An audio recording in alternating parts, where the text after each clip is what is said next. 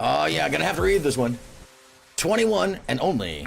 18 plus, people. Adult-oriented content, not safe for work. The following content may be disturbing and graphic and highly unsettling. The use of flashing lights and complex, fast-moving images may affect some sensitive viewers. Viewer discretion is highly advised. And hello, Lita Caproni.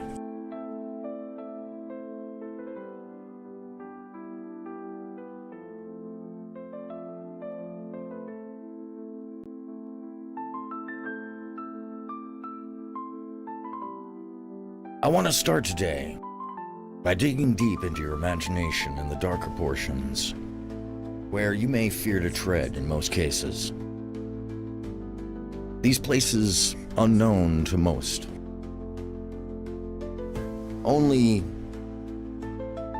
the most dysfunctional, the most harried, scared, ruthless, fear-mongering amongst us know these places. So I ask you, the intrepid traveler, to join me in the darkness. And I hope that you understand, this is not some place I take you lightly. My friends, I take you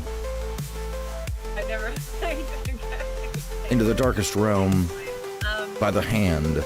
Okay, so to show you lore that you may not be aware of, something that you may have not individually explored. I got 20. And with this, I introduce you, I really appreciate it, you guys. I really if you don't already know, I think you guys like the sock puppet, so to the world of the Thorps.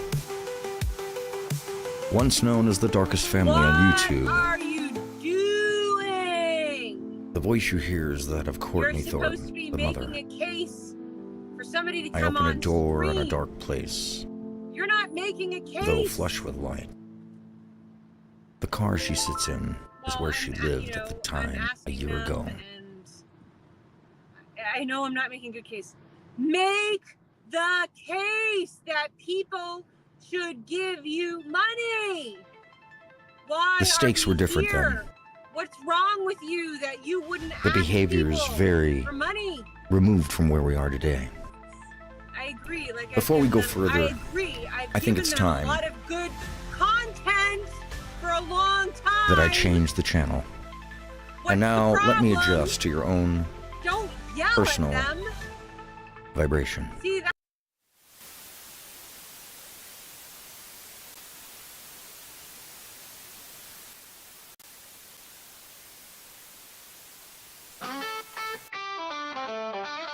when you did approach her to, what is the response? So she was just like taking on board what was saying. It's like, because I think she understood that, okay, I've said something, you know, I've said something that's upset a lot of people.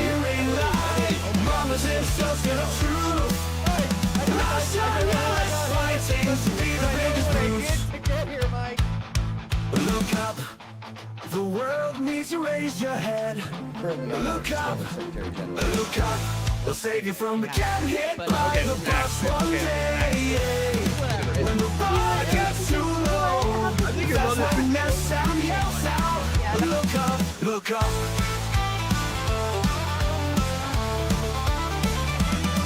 Look up, look up. It'll save you from getting hit by the bus one day. When bar gets too low, that's when MAYYYBEEEE yells out.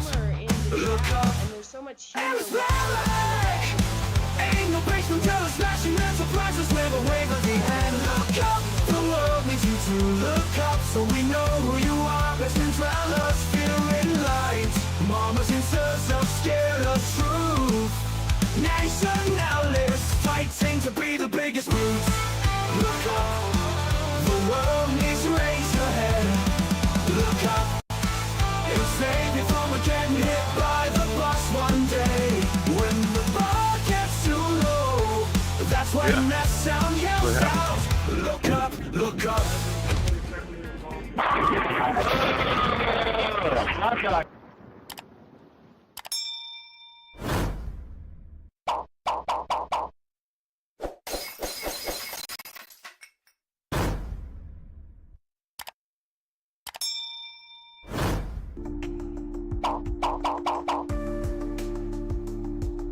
Welcome, Allie. Welcome, Lita. Welcome all to the THORP you don't know. Our journey today takes us deeper into the lore than most have gone recently, and I figured it's time to bring back some of that lore to the forefront, to have a conversation about what may have actually occurred, what the points of view actually are, how much of this is show, how much of this is manipulation, how much of this is dysfunction, how many people are partaking, how many people are part of the show. We here at LOOKUP,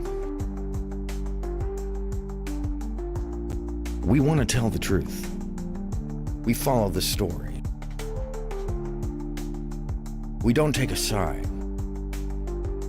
So be prepared. This is not for the faint of heart. I never. Okay, thanks. Once again, what we have here is okay, the mother Courtney we'll Thorpe. do a little bit more of sock puppet. Over a If you year wanna ago donate now. to my Cash App, apparently it's there. 2022, I believe.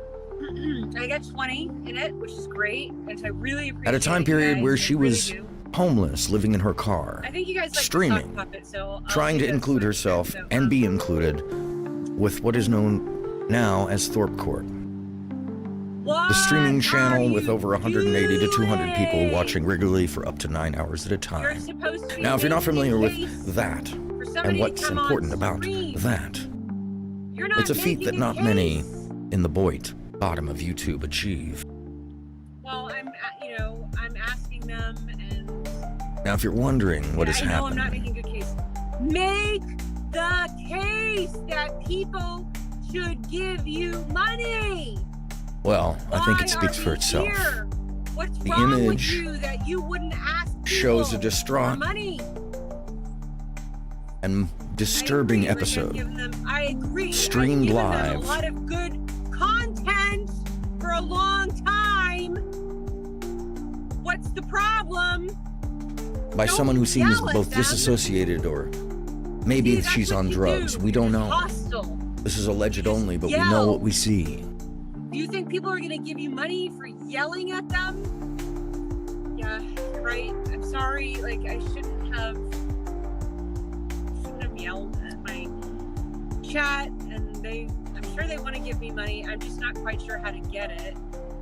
The e-begging in this scenario I'm asking, is out of I'm not- need. I'm smiling. And if you're not familiar with Fireball where the then. Thorpes are Go now, ahead, Ben see and what Grace, happens. Okay, so I'm the just- daughter and father I'm spiraling. They are in I'm the position that spiraling, like, Courtney weird was in at asking this for moment in money time and, like, that you see her I don't know. over a year like, ago. One part of me is saying, like, why did everybody give so much money to Ben and they're not giving it to me? It makes me feel like, that, like, I don't know, that I like, people, like, I don't know, like, it just won't, like, they just won't pay for me. They just won't pay for her. That's the sentiment at this moment. Hello, everybody. I'm AronMSound, and this is the show known as Lookup, where I interject myself into a conversation and by way of which take it someplace most people do not expect it to go. And this evening, I bring you the story of what was once known as the darkest family on the internet. And I would say that there's more to the dark story than most would give credit for. And that saying, I bring you an unfiltered and unflinching review of early videos that still exist out there. I must give credit to those who still have these videos up outside of Shamu and some of the others, because I think most people are very familiar with that documentary work. In this case, we will be looking at old videos on THORP TV. We will be looking at Dr. Computer and several others, but mostly from the viewpoint of Grace herself, because I also have some information and some blogs directly from her point of view during the time period, and it seems to be collected as evidence. I'll let you be the judge. So let's move on to the story. I guess it's like a, what's it called? I don't know, like when you ask people to give you money, it's called mountainous, e-begging. and you say, like, okay, I get it, the rubber hits the road. Like, they actually don't. Oh my God, no, I'm gonna guilt everybody. No. The behavior Not we see guilting here everybody, is somebody not who guilting clearly everybody. No, I'm sorry. is having It's terrible. mental issues, Oh my possibly, God. as well as so struggling went through. Thank you, financially. Phil. I don't know how Now, much you why said, but I would this really person be struggling financially? Let's look at it this way. At this moment in time, the lore goes that Courtney left her family for a period in time after the loss of a restaurant. Now, she went in and out of the house. The father, Ben, tried to gather them together, and she and Ben tried to reconcile. But during this period, there was a fallout. And this was during the beginning of the streaming phase. Now, Courtney was not there the entire time. And most of what Courtney did in the streaming phase no longer exists, at least on YouTube. But what we do have is a shocking and telling tale of somebody who may currently be using this time period as a MO for, well, what could only be called retaliation. Once again, I'll let you decide, because we have a lot of material to cover. appreciate it. You've been very generous. You gave us a camera. You sent some money last night, and like that's super nice of you. That's just really nice of you. I really appreciate it. Let's see. I get $5 for $5, Courtney. Wendy, you could ask. Good to see you, Lori Sue. I am I think when you sorry, guys my chat foundations, isn't popping up. I'm willing I've got to a new do, chat like, thing. Let's see. a lot of stuff. Like, it's fine. I thought when Grace was like drawing yesterday, There it is. that she should have kept going with that, and just drawn a bunch of pictures. I think people would have given money for that, because I thought her pictures were really great.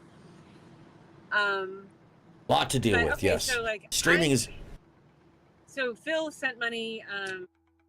the stream. Lori Sue says, "Well, hell, going live, homeless, living out of one's car is a lot to deal with." The streaming illustrated what she couldn't verbalize. It was her extension of the crisis. Yes, I'd agree absolutely. There's a lot of tension and pain going on, as well as a lot of resentment and a lot of feelings, and we'll get deeper into that. There is some absolutely wild footage, and we'll get into the blog as well, because we have several different points of view here.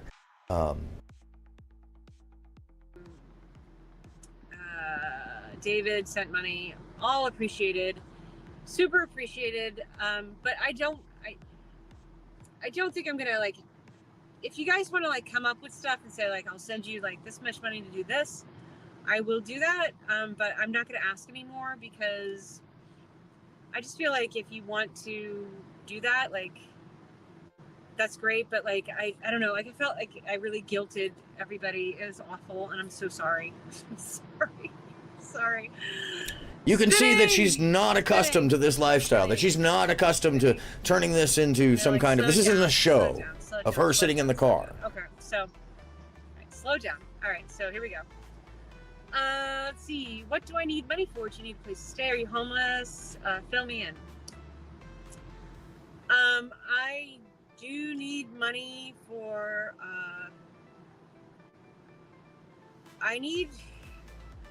it would really help if I had some cash.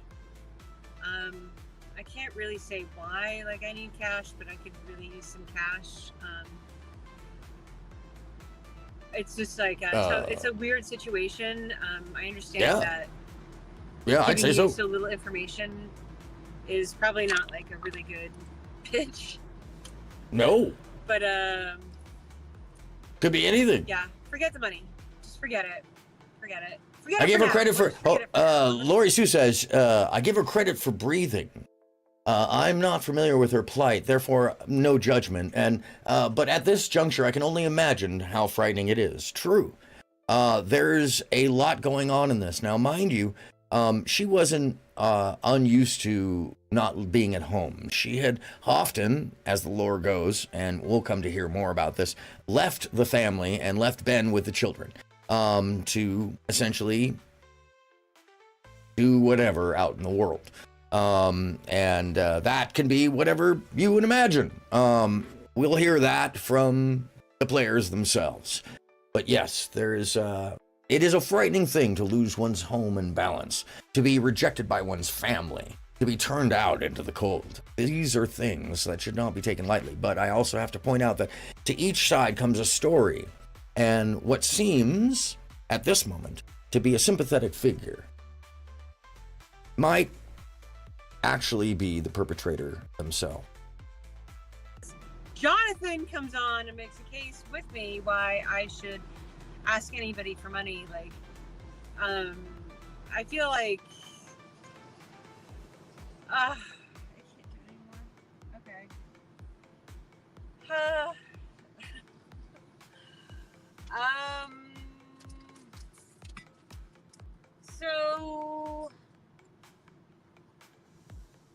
how you guys doing? Obviously very uncomfortable with the scenario. I'm getting crazy. I don't know if anybody else is. I'm getting a little crazy. Starting to not think right. It's cool. It's good. It's all right. We can do this. We can do this. Do Courtney spiraling. It's good. It's gonna be okay. Let's see. Let me think. Like, okay, so sometimes the best way not to spiral is to talk about something else. Like, get out of that thing and like say, like, okay, what else is there? Yes, to talk this is about? very true. What else is there to talk about? What else is there to talk about? Let's see. I don't know, Courtney. What else is there to talk about in the scenario? Well, my friends, there's a lot to talk about in this scenario, because I'm also going to share with you something you may not be familiar with. There it goes. Some of the background of where the split happened in the streaming era of the Thorps. Now, the Thorps are a dysfunctional family with 5 children, 2 adults. They had many properties, and we can look at the timeline from the point of view of Grace, written in 2022. Grace starts with, Ben and Courtney are married in Newport in 2002. Late in 2010, Abyssinia Restaurant starts. Early 2015, Abyssinia Restaurant closed by the health department. 2015, they begin an Airbnb, obviously in the properties they own. Here's the thing. Those with nothing to hide, hide nothing, nor do they need to prove anything. Ah, yes, indeed. She's obviously trying very hard to prove something to someone. Yes. Oh, very, very, very much so. Ben starts talking more to Grace in spring of 2019 and learns about Courtney's abuse and Grace's depression and alienation. It's a very interesting line. So I want you to remember that from Grace's point of view, in her testimony in this scenario, from her blog, she says Ben starts talking more with Grace in 2019 after Ben first brings marital issues to Courtney's attention. Now, the language is interesting here because one could often see, things you learn from your parents in the language used. Which direction?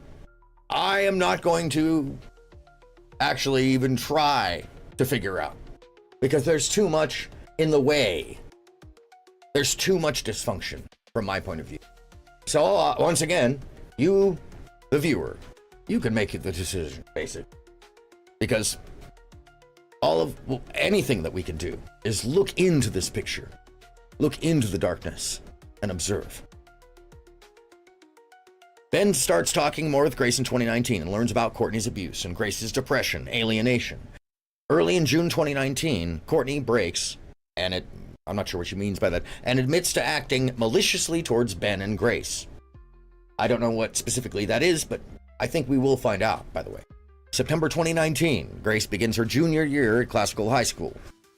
February 2021, Courtney moves into the Warwick mansion. I would have to guess that this is when Courtney and Ben split up. January 2022, the family lists 3 properties for sale. Of how many, we don't know. January 16th, 2022, Ben and Grace leave the mansion, live in a car and hotel. January 30th, 2022, checks hit for the sale of the 3 properties. 2022 proper, they begin streaming. December 22nd of 2022, Grace creates this website. So there's the basic detail of where the timeline goes. Now, I will tell you this. This is a scenario where, one, this seems like an abandoned page. This does not seem like something that is actively kept up with. But what it does very clearly appear to be is a contemporaneous dialogue, a written record of what happened at the moment. So let's start in December of 2022, not long before this website is created, with a page called John Assaults Grace. John being her younger brother. On Grace's younger brother. On January 2nd, 2023, around 10:30 a.m., Grace left her downstairs office in Warren, pick a screen to choose from, and went upstairs to the apartment she shared with her brothers John, Charlie, and Tom to make a bowl of yogurt. When she entered the apartment, she noticed John making fun of Tom for how he was sweeping something up off the floor. She told Tom he didn't have to listen to John's bullshit. And as John had a history of bullying his younger siblings, especially when he was going through something difficult, as he had just come out of knee surgery on his left leg and he had been particularly irate lately. Tom smiled at Grace and laughed it off, but John didn't like what Grace said, and he went into the bathroom and he told Tom, maybe if you're nice enough to her, she'll suck you off. That's some crazy shit. Why would the sibling say some shit like that? Holy bat balls. So the family isn't wanting for money, but attempts to do street YouTube streaming for income.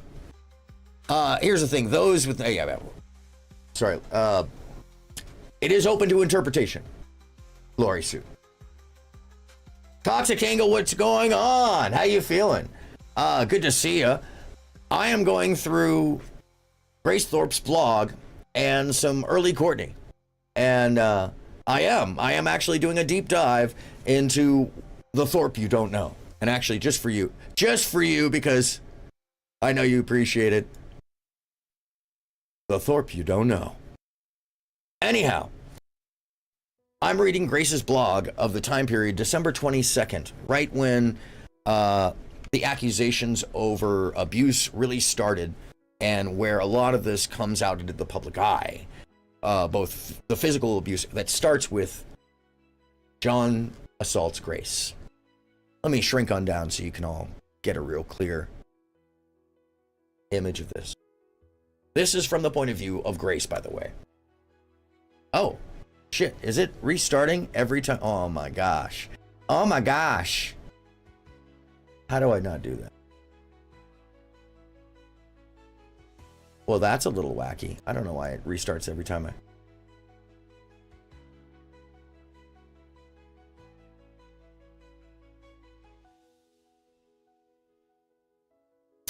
Can one trust the blog or the family members' recounts? Excellent question. Excellent question, Lori Sue. This is why I leave it up to you. We can only observe this and parse what we see from each side, and once we see the videos, we can make our own judgment calls on the third eye point of view and synthesize what we kind of take in. But it is telling, and we do generally believe in the legal aspect that things that are contemporaneous like this, although public, tend to be more accurate for the sake of argument. Whether they are true, we can only look at the video and kind of piece together that there's definitely bias involved with a lot of the parties and a lot of the views. Let's get back to it. On January 2nd, I read this, 2023, around 10:30 a.m., Grace left her downstairs office in Warren and went upstairs to the apartment she shared with her brothers John, Charlie, and Tom to make a bowl of yogurt. When she entered the apartment, she noticed John making fun of Tom for how he was sweeping something up off the floor. She told Tom he didn't have to listen to John's bullshit, and John had a history of bullying his younger siblings, especially when he was going through something difficult. As he had just come out of knee surgery on his left leg, he had been particularly irate lately. Tom smiled at Grace and laughed it off, but John didn't like what Grace had said as he went into the bathroom, and he told Tom, maybe if you're nice enough to her, she'll suck you off. Grace was incensed at hearing this comment and began recording as she knew John usually lied about what he said.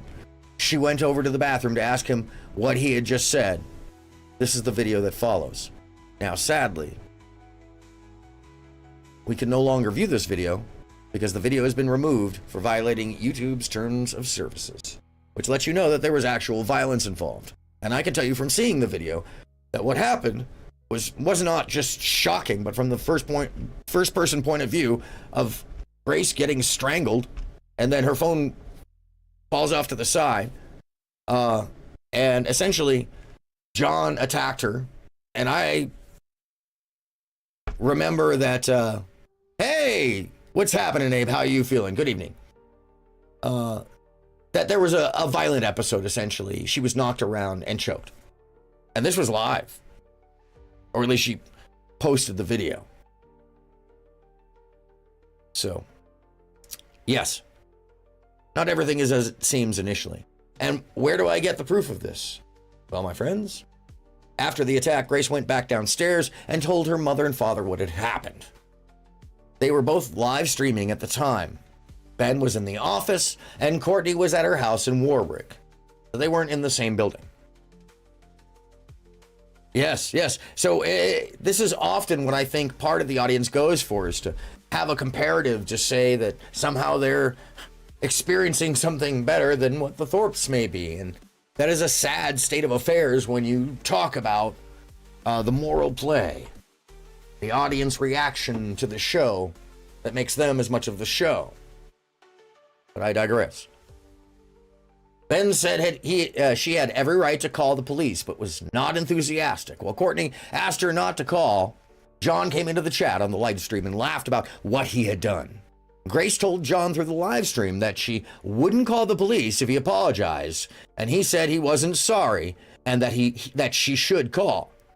So she called Warren PD and showed them the video of the above. He was arrested and charged with assault. They did not at that time have paperwork.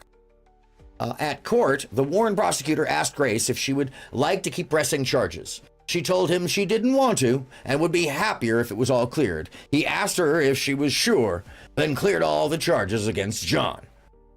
Almost a year later, John tagged his sister in this message on her Discord server. And that message says, "You deserved every bit of that beating, Grace."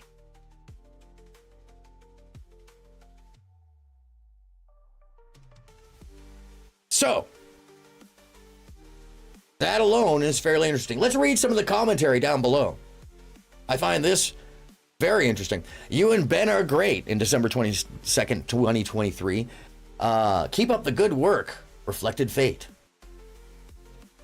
You and Ben are bitches. Not long later, reflected fate. In the clips where you're laughing as your father appears to violently kick John, you seem much worse than you do in the unedited version, where it's clear that you were laughing nervously the whole time. I'm glad I saw this version because it showed a side of things I hadn't seen before. Can you imagine seeing some other point of view? Distinction, what's my angle? It's the story. It's the lore. It's the things people have forgotten. It's how quickly they've forgotten. Nothing more, nothing less.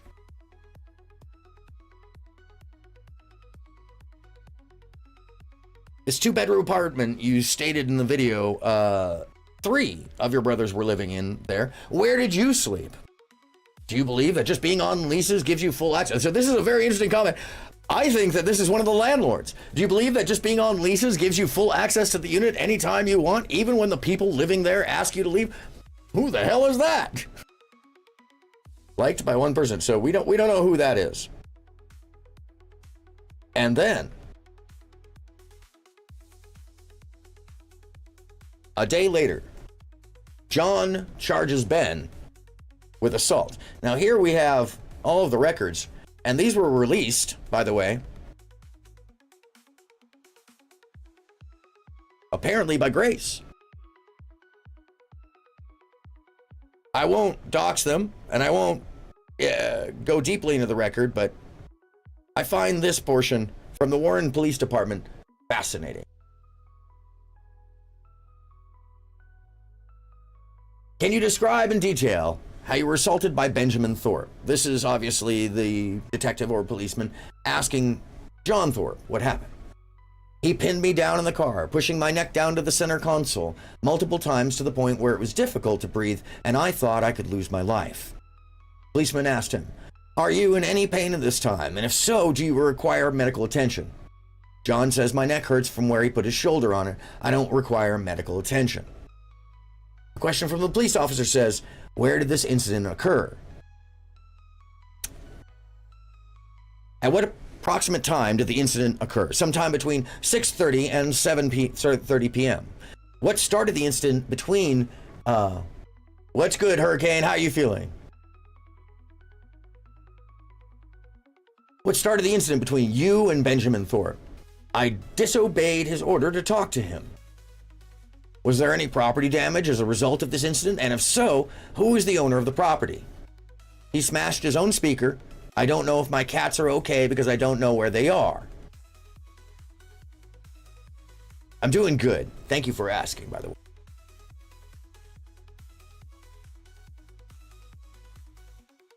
Did anybody witness the incident? Everyone in my family except my 2 youngest brothers.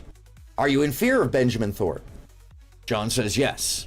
Has Benjamin Thorpe ever assaulted you before? If yes, how many times? Yeah, I don't know if you call it assault, but he's hit me before about 7 times in discipline. Does Benjamin Thorpe own any weapons? And if so, what kind and how many? I have no idea, none that I have seen. Do you have any protective orders in effect, naming Benjamin Thorpe as the defendant? No.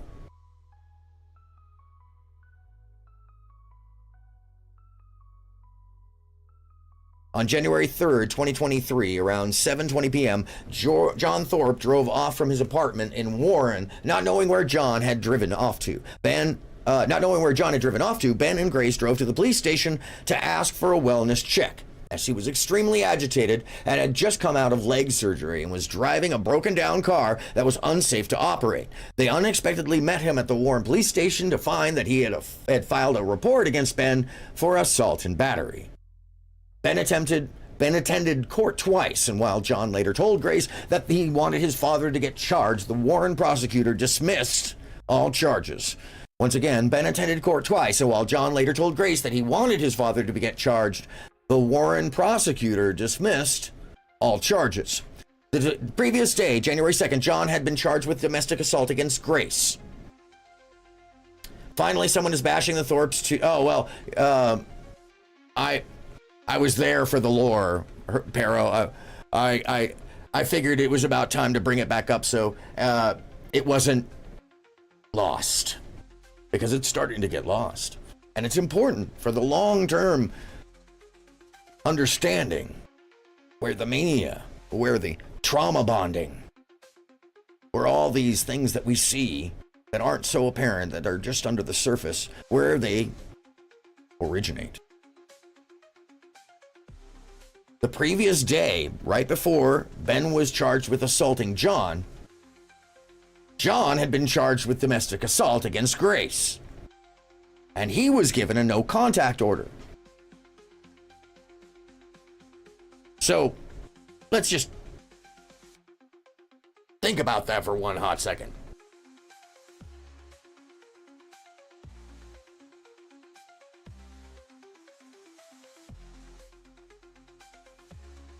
Ow! Okay, so John has a no contact order the day before he charges Ben with assault. And the parents have gone looking for him because he's agitated from the day before, and he has a issue with his leg.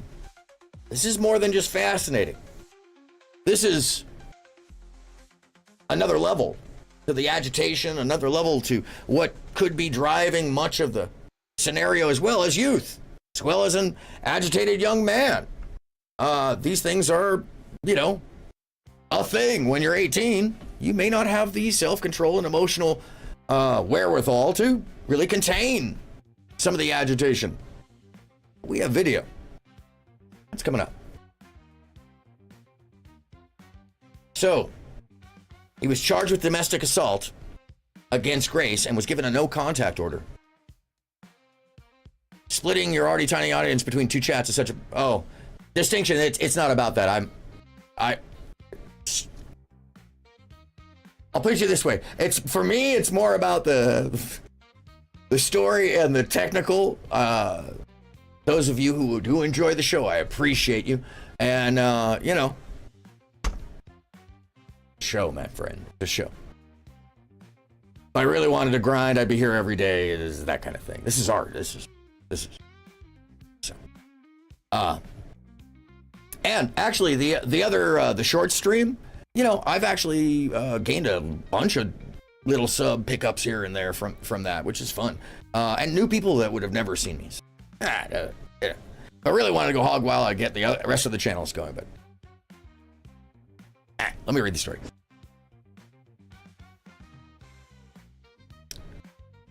So, charged with domestic assault against Grace and was given a no contact order that he was violating by continuing to stay in the apartment that Grace used. Ben had gone up to the apartment on the evening of January 3rd to try to talk to John and ask him to stay at his mother's house or at a hotel for a while to wait out the no contact order. So there's another house he can go to, and actually, my understanding, there was more than one house. So that's interesting.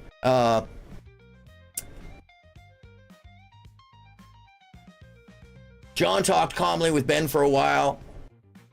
Ben got seriously agitated once his mother, Courtney, joined them upstairs and eventually tried to shut himself into his bedroom. When that didn't work, he left the apartment extremely upset and wearing only his socks.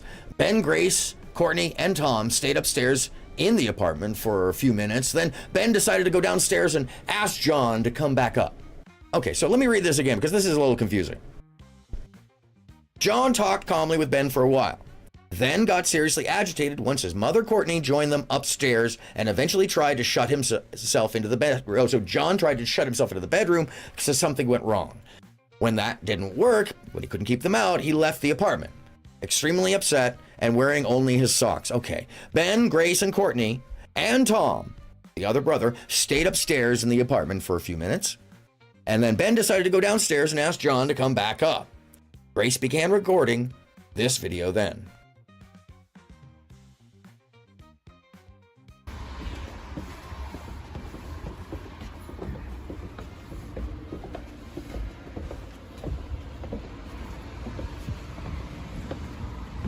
Oh, I'm using one of my like 10,000 pairs of Shure 315s. Thank you for asking, by the way. Really easy to replace. You can find them pretty much everywhere at any music shop, anywhere of the 215s, the 315s. Every once in a while, they'll have like the 5s and 6s, and it's like, well, I don't want it. I'm going to destroy these things. They sound great. They, things sound good here. It sounds great at the high end. It's got a couple of drivers in there. It's not much more than you need. And yeah, I don't feel bad about being rough with them. So yeah, now that I just did hold on a second. I need to turn towards the camera for this one. Thank you, Shure. Shure brand, making the same shit since 1956. Anyhow, I digress. Are you coming back up? Okay, John, the cats are going with your mother. You cannot have them. Oh, I am so glad you said something about an observation of that nature, Lori Sue, because I do believe there is something in the back and forth here. You've never seen this before. You've never seen the antics. Say, wait, well, just wait. Hold on to your horses and your seat. We were just looking at preface forward, the beginning. Oh, am I jigging out? Am I having a hard time? Am I stalled?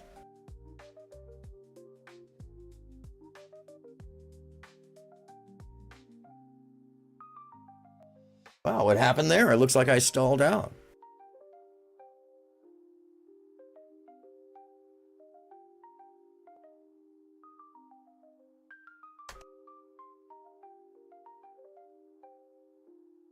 Very weird. Sorry for the folks in the mainstream who are getting a little jiggly wiggly.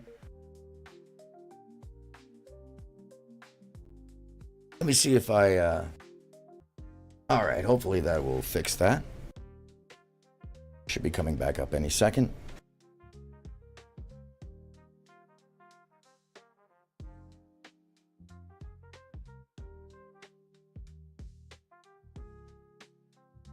Sorry for no image, folks.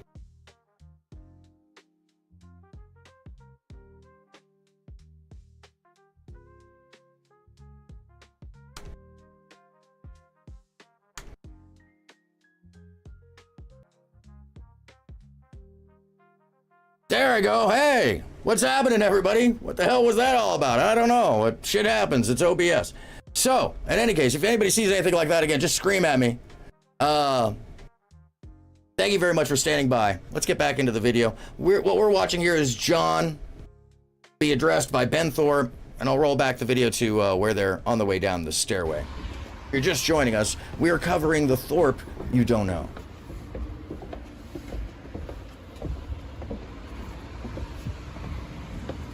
Dollar Store Triple H and Ric Flair. Wow. Are you coming back up? Okay, John, the cats are going with your mother. You cannot have. Okay, so let's fact check John right here. He claims in his statement that he doesn't know what's happened to the cats. He doesn't know who's taking care of them. His dad might have them, when his father very clearly states to him, and he may have forgotten in the things that go on after this, but let's just keep it in mind that Ben says to him, your mom is taking the cats. And then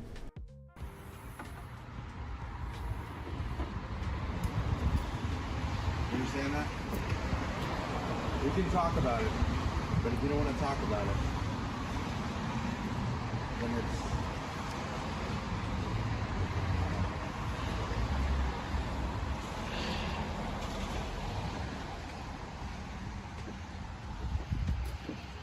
Charlie, can you open the door? I bought this. What are you doing? Don't touch me. You need to talk to me. Not right now. Let go of it. This is mine. I bought this.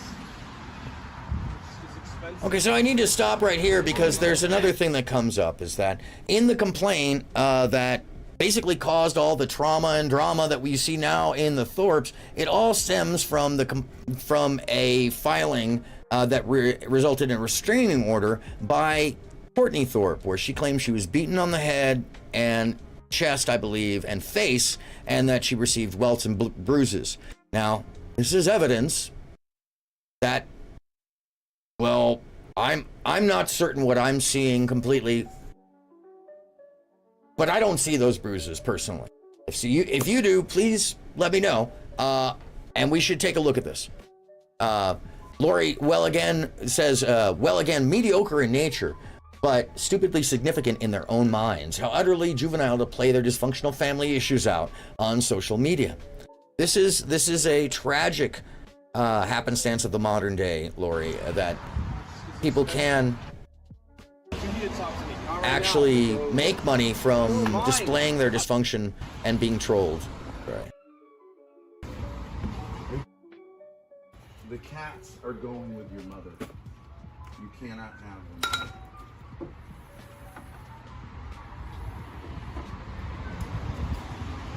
You understand that? We can talk about it, but if you don't want to talk about it, then it's.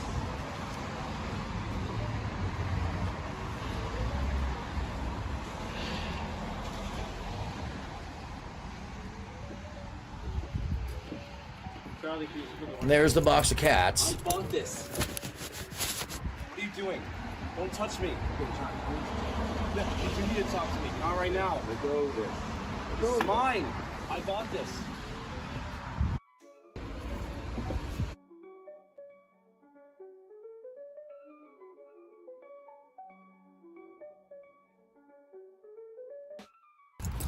I bought this. What are you doing? Don't touch me. You need to talk to me. Not right now. Let go of it. This is mine.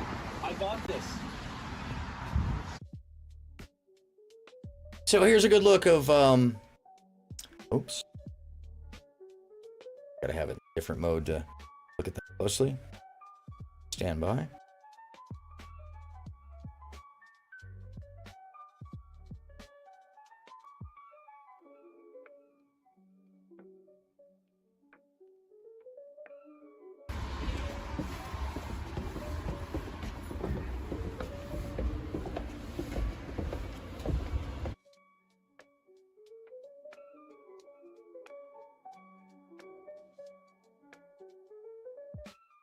So, I'm not seeing bruises, at least obviously. I'll move the image over so get a better look at it. I mean, I don't want to seem biased. I don't want to seem outlandish. But if somebody had been beaten on the head and face, there would be some kind of wounds, I would guess. Nose bleeding or something. Lip cracked. I don't see swelling. It just looks like Courtney looking like Courtney.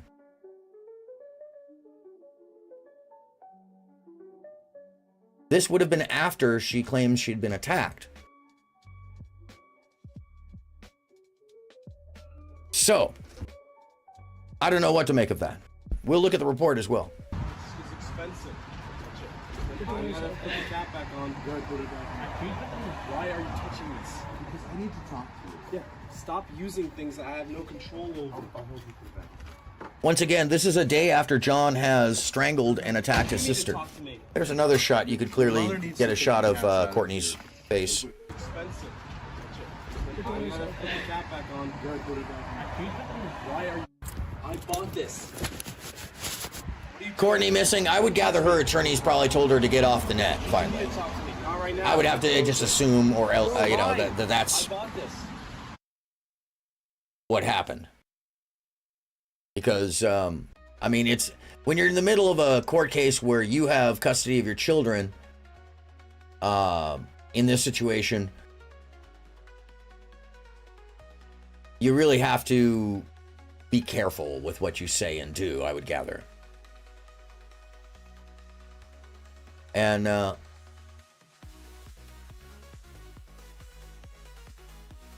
what do you guys think? Does this look like somebody who's been beaten about the face and neck? I don't know. Dubious. It's dubious.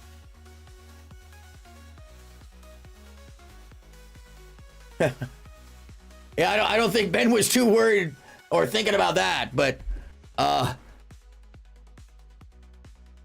there was a lot going on for certain. This is expensive. I'm gonna put the cap back on. Go ahead, put it back on.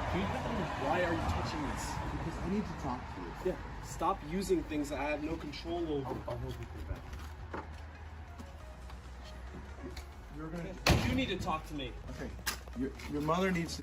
Lori Sue says they're creating dramatic conflict and efforts to continually blackmail each other. An educated judge would find this boring and see it for what it is. Well, I believe that that's been happening. I believe that that's why much of the charges and many of the situations are going up in smoke, and that the judges are looking at the situation and saying, everybody's kind of fucked in this situation. Everybody's kind of wild. Take the cats out of here. We can talk about it. I'm gonna. What is it you want to try? You need Mm. to stop doing this right now. Put my cats back up there. Put them in your car. What are you doing? We're taking them to Greenwich so that they can just be there. They don't. You can't have 5 cats. I'm gonna. You need to fucking. You're gonna what? I didn't Go say ahead. anything. Go ahead. You say it. Good guy. Okay, so let's observe that one more time, because what you just saw there is something that we should think about when it comes to aggression and what had happened the day before, and the fact that this is a young man who at that moment in time has a restraining order against him from his sister. Although she is standing there filming and she is laughing. Do we know that that's humor, or do we know that it's uncomfort with the situation? We don't. We don't know either way. Put my cats back up there. Put them in your car. What are you doing? We're taking them to Greenwich so that they can just be there. They don't. You can't have 5 cats. I'm gonna. You need to fucking. You're gonna what? I didn't Go say ahead. anything. Go ahead.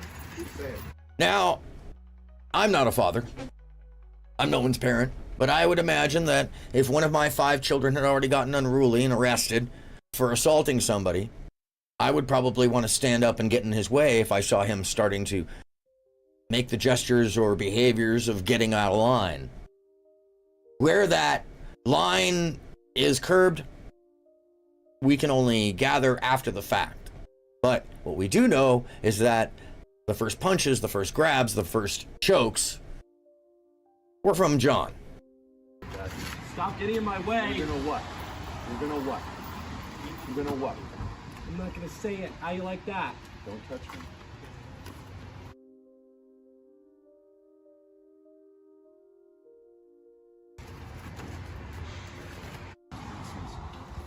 I'm gonna.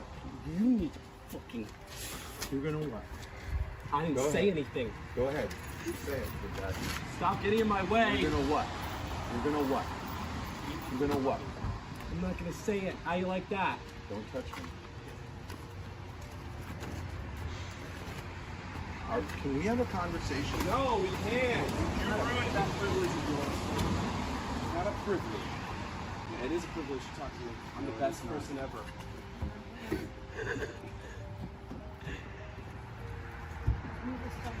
John, you're going to cause yourself an injury here. You're going to cause yourself an injury. Get away from my door. We need to have a conversation. This game. Get away from my door and stop touching my shit! Yes. Stop it! Go ahead. Stop! The aggressor here is pretty clear. The dude flying off the handle is pretty clear. The father is pretty clear. The uncomfort amongst everybody in the situation is palpable. Go ahead. Go ahead. Go ahead, tough guy.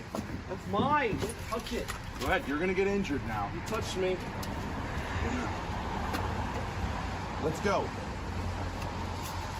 Fine. Go that way. You're going to get injured. No one's going to pick you up. That's some interesting language being used. Kind of cruel.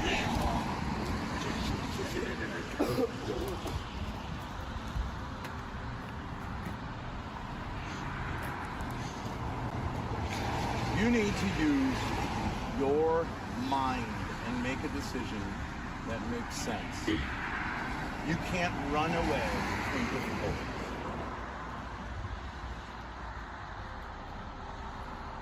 You do not have power over anyone anymore. So I'm thinking this, so I have to actually express how dramatic and film quality this is from this angle and this point of view, standing back in the third eye. Fascinating for so many reasons, both for the macabre and for the fact that there is a framing, even if not all participants want to be there.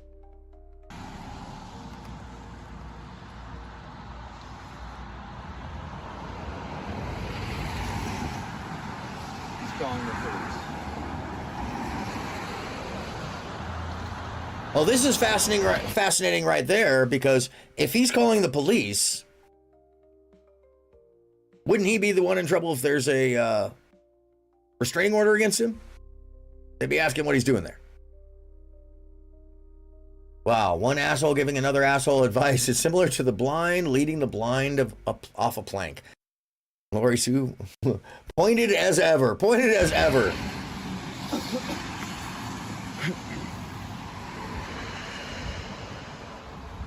No, he ended the call. It's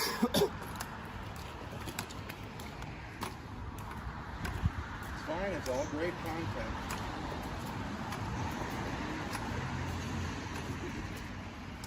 It's an interesting thing right there. Do you think Ben was being cynical, or do you think he was being honest? The call. It's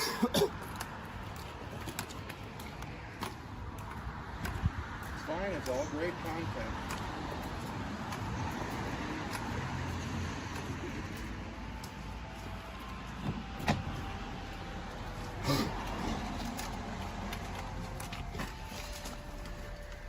Take everything out of there. Threatening. What did he say?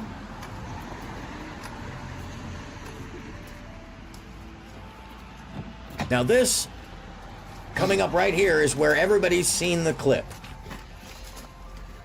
Take everything out of there. Threatening.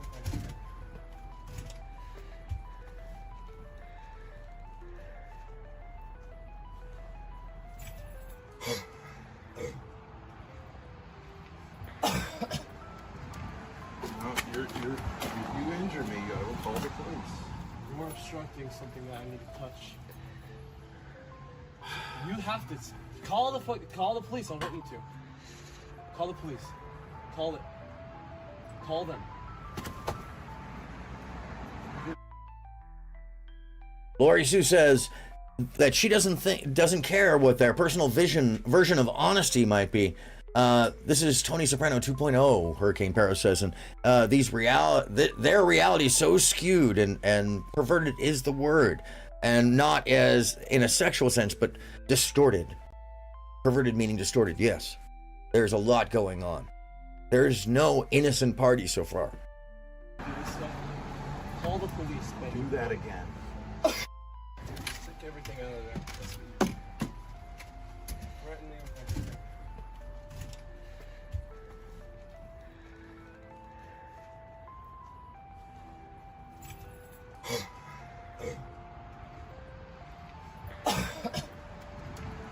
No, you injure me, I will call the police. You're obstructing something that I need to touch. That is such an odd thing to say. You're obstructing something I need to touch. I understand he's in a panic mode or whatever, but that is an odd thing to say, right? I mean, like... Call the police, I want you to. Call the police. Call it. Call them. You're gonna do this stuff.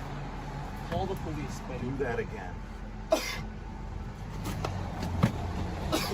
Call the police. The video cuts right there. The allegations of attack go past that point.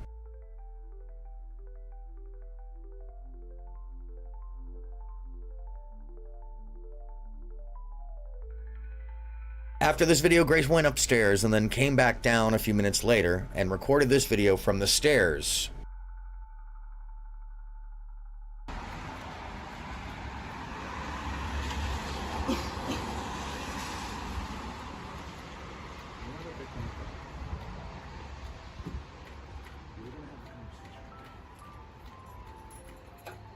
Lobster and Finance, welcome, welcome, welcome.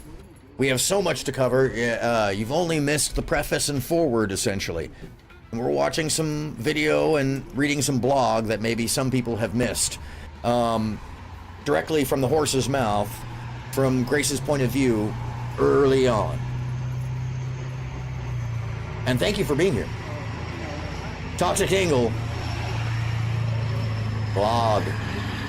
That's actually where these videos are connected to. The only one that's not here is the actual video of,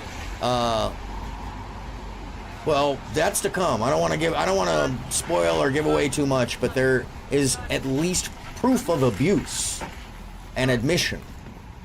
Whether that's, you know, incestuous edible or not, you can judge for yourself. I don't think that we can really know that, other than it's clear that there's a very unhealthy relationship going on between these folks. And I'll just run that back just a little bit further. Or maybe I won't. Oh, hopefully that didn't get taken down. Oh, it didn't.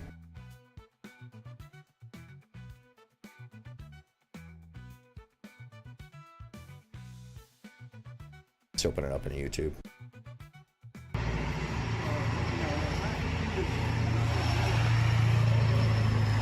No, that is Courtney Thorpe trying to block John in the car. That is also the same evening, what would be just after, Courtney claims in the restraining order that Ben has beaten her, and she claimed to have bruises in the report. Mom, no, no, no, no, get off! Get Mom! Stop it! Lobster, generally a bad call. Generally a bad call to get up on a car with an angry teen who doesn't care that you're on it. And why is she trying to block him this way? It doesn't make any sense to me as far as the situation is concerned.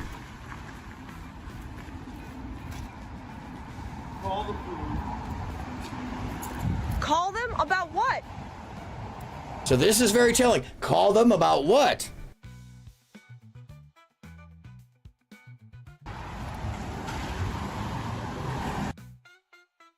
And that's where the video ends right there. This is from, go back to the blog page, from Grace's blog, contemporaneous to the time period. because what I believe this is actually Grace keeping an evidence file. I believe that this is Grace trying to build a case. I could be wrong about that, but it sure does read like that. Later on, she says, John told some friends on a Discord call, voice call, his side of the story. This audio was later uploaded to a video on a YouTube channel called Shamu, who was one of the people on the Discord call. And you might notice that I'm not sharing Shamu videos. That's because his are widely distributed. Most people have seen most of that video. These videos are the ones that are buried, a little harder to find, and more focused from Grace's point of view. So, Lori Sue says, Toxic Angel says, it's one big happy family. And John and Courtney having an affair, can't tell which is worse. Yeah, I mean, this is alleged. This is fully alleged. And it's something that, honestly, when you hear the story and you hear the allegations from Grace, when you hear what's being said, and then the just fabrication of accusations coming from Courtney,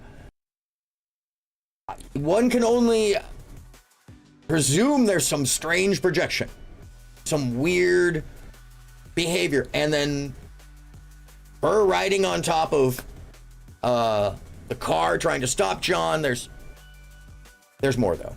There is quite a lot more.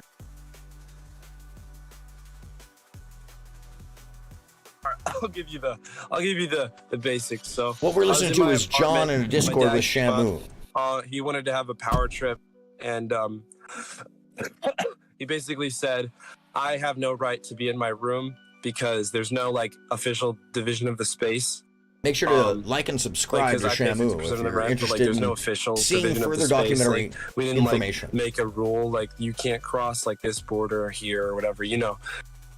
Lobster in Finance says always have one of the wiper fluid nozzles angled at the hood. Good advice, generally good advice, especially if you're going to have clingers.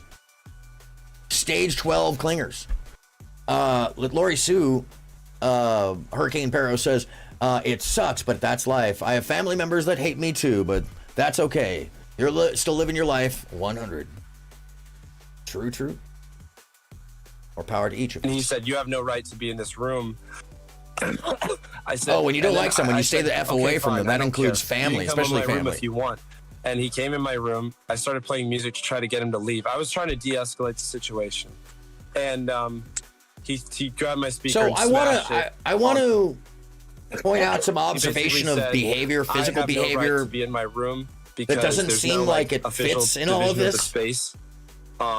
That we have seen Ben act out, but like there's no official division of the space. Like we didn't like make a rule like you can't cross like this border here or whatever. I'm challenged to find the aggression in what this edit is or the cut. I said, and then I said, okay, fine, I don't care. And or the broken speaker. And he came in my room. I started playing music to try to get him to leave. I was trying to de-escalate the situation, and yeah, I was. My room if you want.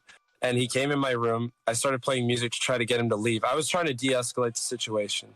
And he grabbed my speaker and smashed it on the wooden floor. And also, he threw a shoe at my kittens. On the wooden floor. Yeah, I was unaware the kittens. On the wooden floor.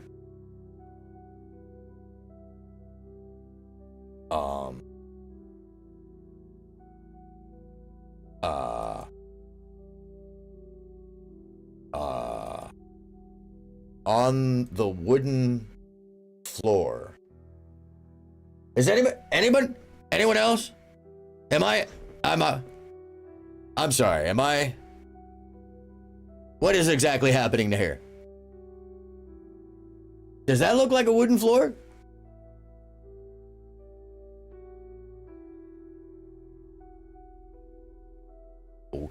Okay.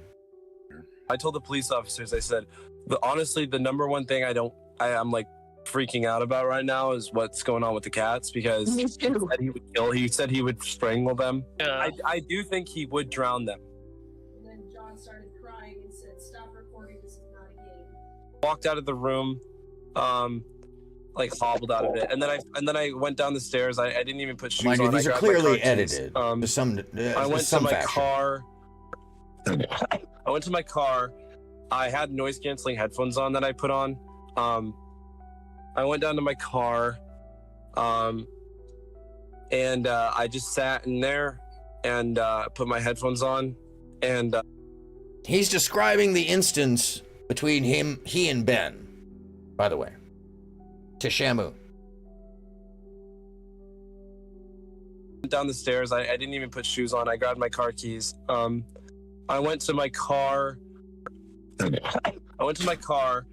I had noise canceling headphones on that I put on. I went down to my car. He did go down to his car. And I just sat in there and put my headphones on and just enjoyed the events transpiring, which was my sister standing behind my car, not letting me back out. My dad screaming at me from So he says, first and foremost, his sister standing behind the car, not letting him back out, and people screaming at him.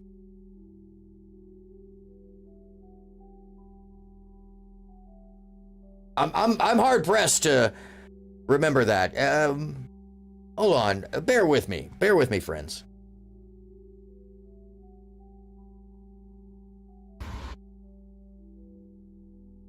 So his sister was behind the car?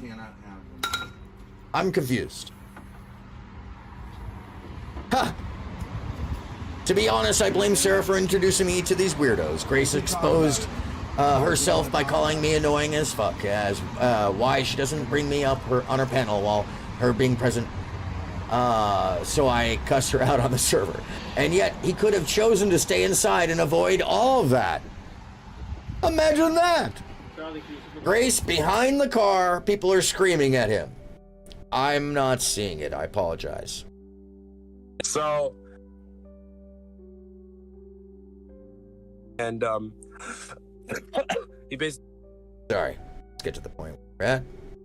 I went down to my car, and I just sat in there and put my headphones on and just enjoyed the events transpiring, which was my sister standing behind my car, not letting me back out. My dad screaming at me from the right window, and my mom screaming at me from the left. And then they left, and I thought that it was the Grace was the one recording. So I took out the engine oil because my car has an oil leak still. And I haven't been driving in or keeping up with the oil. So. Don't forget, we see Grace coming down the stairway from her point of view, and you see Ben coming down the stairway. So nobody was there before this point in time. This is it's fascinating. Just leaked all out, so I had to fill it up before I drove. So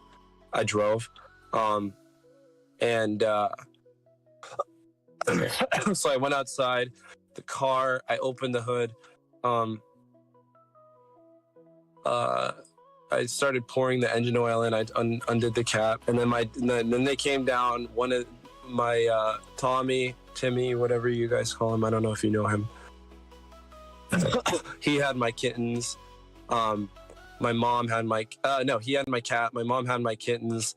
They said they were going to take them if we don't have a conversation right now.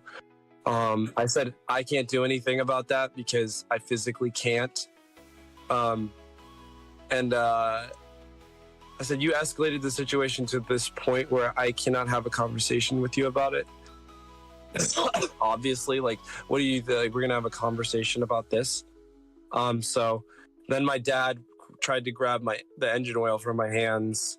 So once again, let's roll that back, because I'm finding a very interesting little escalated the situation split in the story from reality here. I know about all y'all. With you about it. Obviously, like, what do you think? We're gonna have a conversation about this. So then my dad tried to grab the engine oil from my hands. And then he also grabbed he tried to grab the engine cap, the engine oil cap. and I actually ended up screwing it on and retrieving the engine oil that he stole. Then I slammed it and tried to get back in my car, but he was standing in front That's of my a fascinating door, way to describe this situation. I was incredibly frightened that they were going to have the cops called on me because I touched him, which I did. Up to this point I didn't, and I didn't touch him, and I was incredibly fearful of that happening because it just happened to me the day before. Okay, so there's another moment. He said he was incredibly fearful, yet he's the one who got straight into Ben's face. Mind you, John is 6'4", Ben is 6'8", so he's a tall dude too. Fascinating. And they were taking videos the whole time and laughing. Very interesting. And then I walked away and tried to walk to the police station, but I realized that wasn't going to really happen because I was wearing socks, and it's like rainy here, so like there's puddles everywhere. He just realized he was wearing socks, even though he had gone outside before and sat in his car and then gone to put oil in his car. Oh, my head. I'm sorry. This is It's so quiet. Get some help. Yeah, there we go. Good golly. Hold on, let me turn my effects up. That's very ineffective. Very ineffective soundboard. Hold on. Here we go. Stop it. Get some help. There we go. That's much more like it. Let's hear those things. Thank you. Woo. Yeah. There we go. Much better. Oh, hey, spell check sucks.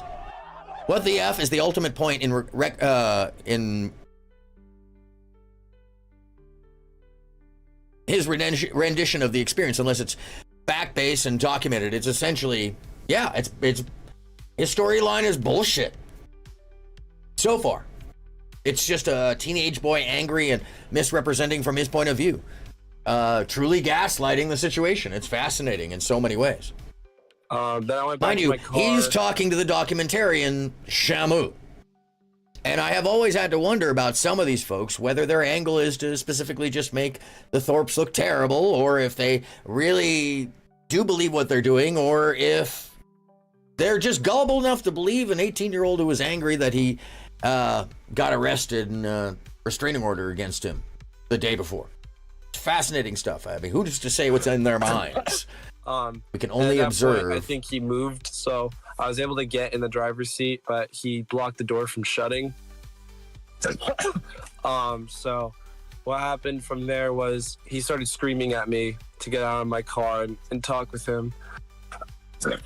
Distinction, you just joining us, you haven't seen the whole rest of this. He put like half his body, you haven't seen, I'm going backwards in time. I was like bashing me against the center console. You might want to hold on to your beliefs. And like pushing my head back so like I could barely breathe, and like putting his elbow. So there used to be complete video of this, and if the Thorps are out there, or Shamu I think has some of it, or the YouTube Schizophrenic has the rest of that stuff, I will happily add this in a later date if you do have that. But we don't have that. So what we can do is take his word and then kind of look at what the aftermath was, which didn't seem the same, and we don't know. We do know what the report says, but we also know what Courtney's report says. And we'll get to that after the phone call. My neck, and like it was like a lot of force. Like it wasn't like he was joking around. It was like, this was like a serious, like this, he was like doing this, like this is what he was doing. Like at first I was like, oh yeah, distinction. Also, just be wary. You just walked into a club bar where everybody else is a bouncer except for you. So just warning. If I can trust this guy's being honest. Oh yeah, I'm going, by the way, this is all preface and forward distinction. None of this is this portion is new. It's just adds context that's important to the story for those who know nothing of this. He's doing like this content stuff, which is destroying my life, because he has like manic episodes about it now. So he's pinning me down, and I take my phone out to try to record it, And he takes it from my hands because I can barely like move my hands at that point because he's like got me pinned in my car, and my car is pretty small. So he takes my phone and he throws it on the concrete outside, and he asks Courtney to pick it up, and she does, and she holds it from me. No, I'm not. I'm telling you because you walked into a private bar and everybody except for you has a wrench. I don't. That's there. The chat is theirs. Yeah, I don't tell them what to do. Just telling you. Especially if Lita comes back. Be careful. It's like a biker bar out there, bro. And then at a certain point, I was like, don't blame me. I thought I just own the place. Like I thought, like at that moment, like he was going to just go for it and kill me. So I started bashing his head with my hand, and like frantically. There was no like rhyme or reason to how I was hitting him. I was just saying like, I don't know what's going on, but I don't want to die right now. So I was like pummeling him as much as I could, and like trying to get him. I wasn't really pummeling him. I was like just trying to push him off mostly. And then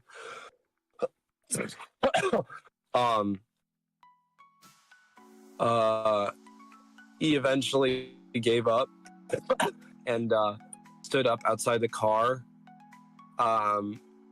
And my sister at this point had not parallel parked. She parked her car behind mine, so I couldn't leave. And then, so they have my phone. They're not allowing me to escape. And then I eventually am able to shut my door. And so I turn my car on, and I do like a several point turn. It was like 7-point turn. I like had to like back up and back, whatever, like retard, because there was not much space in front of me, but I eventually was able to kind of get out. And my mom then decided to sit on the hood of my car while I was driving, and then she got off after like 20 seconds of sitting on the hood of my car to stand in front of it. Memories are terrible things, folks. Especially when you intend to angle a subject towards getting sympathy. And if it's meaningful, because it would play in your favor, because the day before you had been arrested for battering your sister and had a restraining order against you, and you shouldn't have been there in the first place, then you have to come up with a clearly good narrative, if that's the case. And I can hear that narrative coming out here, just to the base that we can see everything except for the actual moment that he describes, but you see the moment before and the moment afterwards, and nobody's huffing and puffing, and nobody's bloodied, and nobody's got bruises on them. Nobody. So I have to wonder what the veracity of the situation actually is, because anybody with half a brain can look at this and go, there's something missing. Could it be that this is just a hyperbolous story from an angry 18-year-old who wanted to get vindictive retaliation against the people he felt wronged by? Possibly. Are these people doing wrong altogether? Yeah, likely. Is this dysfunction? Fucking absolutely. But if you're a thinking, critical human with an eye for detail, an awareness of multiple points of view, a capability to create synthesis from the information detailed and from the things that we see and hear from all parties, we can get a broader picture that this is a form of manipulation on all parts, from the filming to the stopping John from leaving, because if the John has a restraining order against him, so it's counterintuitive 100%. But even more so, his story doesn't match what actually went down. It's close, but it's nowhere near what really happened here. And threatened. And his mom is left out until the very last minute to make her some kind of hero, when very clearly Courtney was just as palpable and doing crazy shit. After like 20 seconds of sitting on the hood of my car, to stand in front of it and threaten me to like knock her over. And then I sped off, and I was like questioning whether to go to the police station first, but then I was like, Like, I'm fucked. I'm By the way, fucked, yeah. Lori Sue, just so you know, some of the true save gracers, some of the anti-Ben stands, some of the Courtney stands, and all of them, they have their divined idea about what they believe has happened, and anybody else is evil because of the false association equivalency of what is often obsessive defiance disorder. So, you know, it's kind of a thing amongst that crowd. Which is kind of the funny portion of doing all this, is just sharing something, looking at the information, having my own point of view as well as yours, and not really trying to draw too much of it other than the obvious synthesis that we can divine. So folks will lob anything they can to basically not be ashamed for the fact that they're part of the moral play, that they are the crazy out in the audience spinning peanuts at the stage, just as much enjoying the train crash. Yeah, that's tough for some people to gather amongst themselves. Oh, yes. Their egos do lead with their opines, Lori. Hold on a second.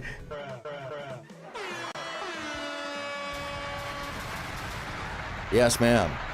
Clearly. That's one of the fun ones. He's actually, Distinction's pretty smart. But, you know, a lot of these folks are smart. In every way. There's no other, like, I don't want to waste policemen's time, but, like, I'm fucked. Like, I'm fucked.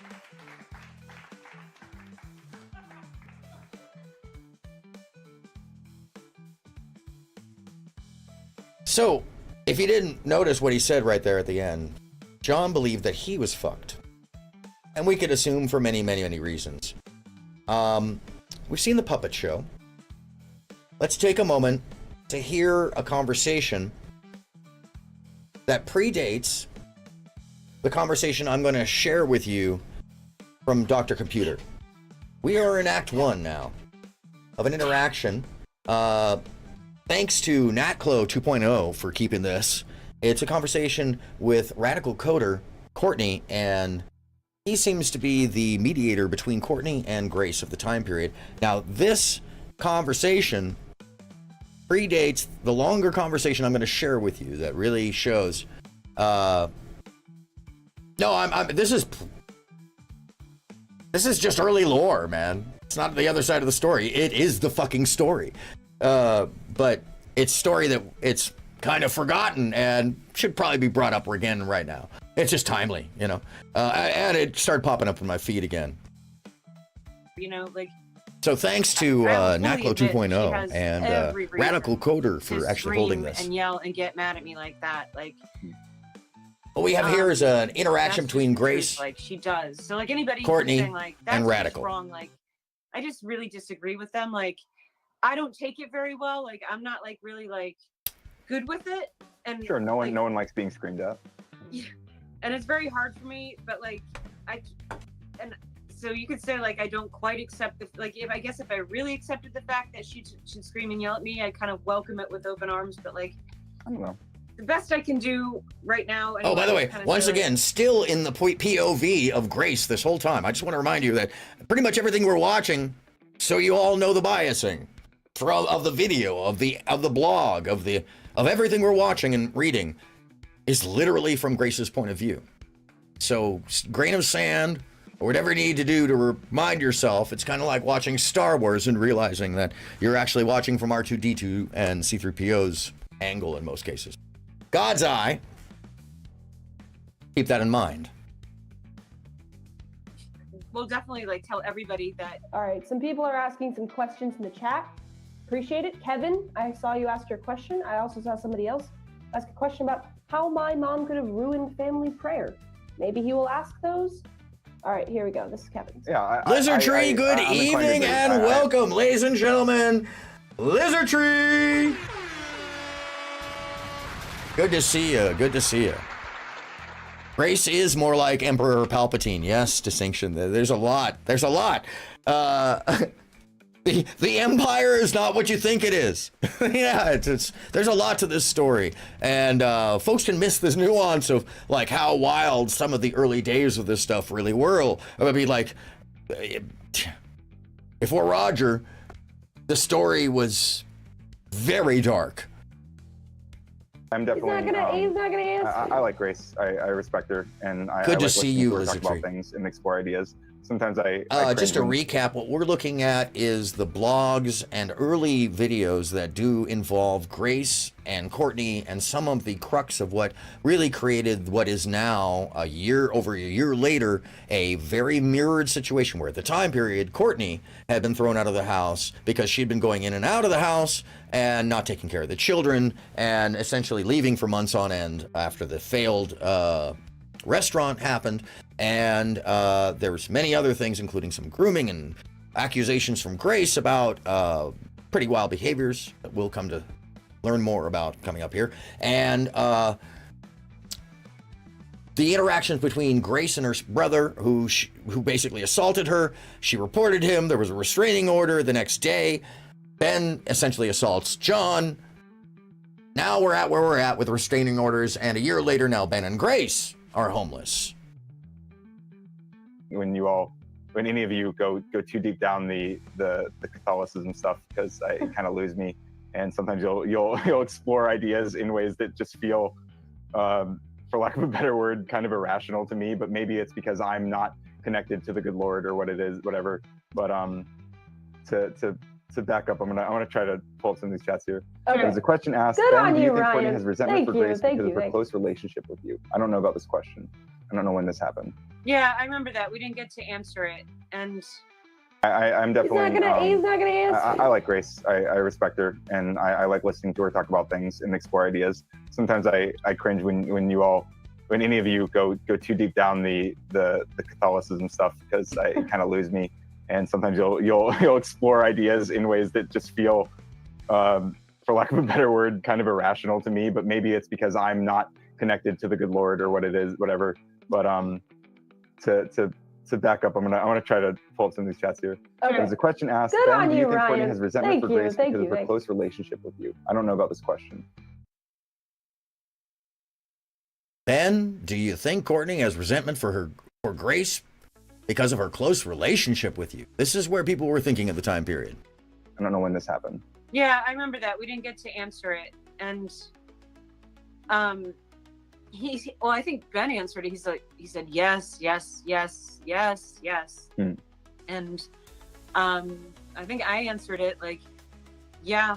I think that I do resent her for, to admit this is like completely awful, because I'm her mother, and like I should want her to have a really good relationship with her father, but like I am resentful about that. I am, so I don't know. That's why she's can understand. mad. Like it seems not illogical or irrational to have a frustration. Like if I can imagine a family. So this is awkward. Toxic, yes. Courtney redirecting, deflecting, and then answering the question when she realizes she kind of has to. It's not unusual. Lizard Tree, what? Yes. She's adding way too much detail. It's a sign of not being honest. I feel very similarly in watching this. I don't believe that what we're hearing is the only thing. And I have reason, because I've seen all this video, to believe that there's way more that we're just not hearing. I've said as much because it's just been so obvious for so long. Right, where the child is much closer with one of the parents in a way that is like frustrating to the other parent who also. Well, why doesn't she tell him about why I'm closer to my dad than I am to her? Probably not very uncommon, and I don't know if maybe resentment is not a good thing to feel about it, but I don't know I mean what's. So Courtney agrees resentment isn't right. I don't think you can decide what to feel. I think you just have to feel it and then go from there. I agree. Yeah. You can control how you feel. So it's interesting. Yeah, I mean, that's like one of the things like that was good that came up the other day. Like somebody, I don't know if it was you, but you said like Ben writes in, I will come on. Oh, that's actually Grace writing as Ben. I will come on if my mom doesn't want to have a chance to tell her side of the story. If she just wants to wrap it up, I think she should use this time to say her side. So that's Grace, 19-year-old Grace. Maybe she would just turn 20 at this point in time. She wanted her mother to share her side, she says. you can't really Is like this manipulative? blame somebody for feeling angry, right? Yeah. And so like Stand by that, yeah. I don't know. I've just been thinking about that a lot lately because Oh, what a cop-out. Why don't you tell him why I have a closer relationship with Dad than I do with you? Why don't you? Stuff. This is a question that goes back to Thursday. He's being a nice guy. He's hosting you. He's trying to cope for you, honestly. He's trying to say, like, well, it's not that bad. I can see how you could be resentful. Okay, I can see how you could say that, but you're not explaining the whole situation, lady. And I guess I could like kind of try to nuance it, but the nuance would be that like maybe at first, like when Ben and I really started having trouble, like I felt like I was able to speak freely. But as like things kind of got worse and worse, and we kind of went further and further apart, like it seemed like I think I was less able to speak freely. Maybe for good reason, but like I guess I am sticking to. I'm still not clear on any of the reasons or why she didn't feel the ability to speak freely, because she's not really describing it. I'm not going to assume because I don't know. Can't presume what you don't know. Hopefully she'll explain it more. That like at a certain point, maybe 2 years ago, I felt like I couldn't really speak freely. So I guess I'll just stick with it and take the consequences of that. But you can speak freely right now, so say what you have to say. I'm not controlling this. Ryan's in charge. Yes, I'm watching it. Courtney doesn't know she's being spoken over. Want. I have no control over what you say. Taking it back. I'm just saying that I just, you know, aside from like what happened or what didn't happen, I don't feel like I've been able to, maybe for 2 years, speak freely. Okay. Interesting. Well, I hope that you do feel comfortable. Like, I mean, I don't want to like, I mean, you guys are all seemingly using your platform as a podium to kind of air these grievances, these interpersonal grievances. Again, for better or for worse. So I don't necessarily feel like I'm like stepping, like I'm doing anything like unethical by giving you a platform to continue to to do that. I appreciate that. So I mean, I'd like to, if possible, I'd like to contribute towards, you know, helping resolution, whatever that means, whatever that manifests as. I want to see you all happy, you know. Whatever resolution is, shouldn't it be the truth, Ryan? Shouldn't the resolution be the truth, not whatever makes people she's feel actually happy? This is a video where she's editing over. Agree. That's what's going on. Happy too, but shouldn't the resolution? It shouldn't be whatever it works out to be. It should be, I want you guys to get to the truth. Imagine. Let's see. Ask Courtney if she could have ruined family prayer. What is that about? That was on Thursday. I think I mean, maybe that's when I screamed myself, but I said that like we used to try to get together, like my whole family, and pray like a daily prayer. And yes, I do think I ruined it. I think I made a good argument for why I ruined it. Like, I don't know and when like I didn't want, like I think Ben called it on the family prayer because it was so tense. There was so much like psychological like insanity coming from me because I was so wound up about the situation that like he just like everybody, you know, it was just an insane thing. And so he just called it and said like, we can't do this. And my point is that I think he kind of preserved the kids' faith and like kind of desire to pray. So at this moment in time, Courtney is being fairly thankful for Ben's decisions or level-headedness in some way, shape, or form. I find that kind of shocking, and admitting Lizard Tree, you'd be fairly correct about that. There has been a lot of observed drinking and, a lot of weed smoking, and it seems like, maybe something else going on in there, because there's a lot of nodding and whether that's drunk or not, it's hard to say. We don't know what people are doing, right? Rather than ruined it by calling it on family prayer. Interesting. Well, I will say for me, when I think about I don't know, when you said okay, so something I have picked up on is that a lot of times, and I saw early on when I started tuning in, I saw a couple of people kind of point this out, and I felt it over time. But the Grace, and she's gonna be livid when I say this. I don't know, maybe she's cool with, maybe she's fine with this. I don't know. But like, I feel like she does appeal a lot to what, like, her dad's positions on things, to Ben's positions on things.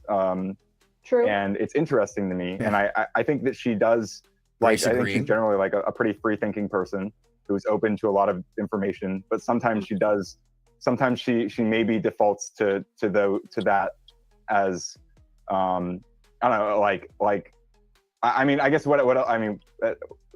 it's not surprising. I'm sure that I also would appeal to things I've been taught, when and I probably still do, to various degrees of self-awareness. So I don't even know if that was, I was kind of exploring that. I think that like people like find that strange or something. Mommy. And then mommy is angry at daddy and manipulates you and abuses you. And then you try to reconnect with your dad. I mean, when you see like a little girl holding her dad's hand, you don't think that's like the sweetest thing? You don't think that's like one of the best things?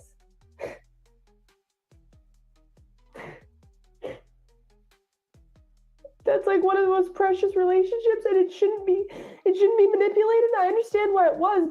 It's one of the most precious relationships, and it shouldn't be manipulated. I want you folks to remember that, because in the video that we're going to watch after all this, it's important to remember that the language is time period sensitive. That since then, 2 years have passed almost now.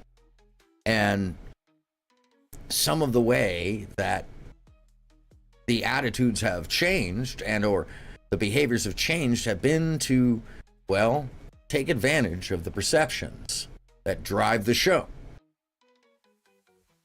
How much truth is here, we can only ascertain in our own perceptions. We can only surmise. We can only speculate. But I would say keep an open mind, because you've yet to see all the information, and you've yet to see these two actually interact. I mean, give me a break, guys. Give me a break. That is important. It's important to women.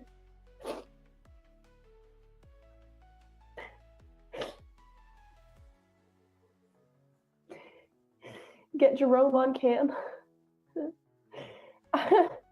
Okay, Jerome, you want to come on? I know I'm 20. I'm not a little girl. I'm saying that little girl. I had a relationship with my dad, and it was ruined. I was sort of put in a position where I didn't trust him anymore. And he used to like teach me grammar and stuff, and we had really good times. And then, my mom's anger got the better of her, and and I kind of trusted her more in a way because she's my mom. And then, sort of that just, and I'm not saying I'm just a victim. I also kind of was angry at my dad. I was angry. I leaned into it. I'm just saying, though, that, like, that is an important relationship. What's important to women? Their relationship with their father. And everybody loves, like, a little girl who really loves her dad. Everybody loves that. Mom is jealous, Lizard Tree says. It's important. Just you wait, Lizard Tree. And somebody is trying to fix that. So we're going to go back to the blog page and just review real quickly that Grace says there are several inconsistencies between John's story in the video and his police report. In the police report, John claims that his father screamed in his face, and I'm going to murder you, and that's where he started defending himself. And John doesn't mention his father in the Discord call saying anything like this to him. He only says that he felt concerned for his life and began to defend himself. Additionally, this is the same night Courtney claimed she was beaten in the head and torso by Ben in the downstairs unit. See her restraining order affidavit. The restraining order. On June 22nd, 2023, Courtney Thorpe filed a temporary restraining order, TRO, against her husband, Ben Thorpe. And excuse me if you can't read this, my part bad.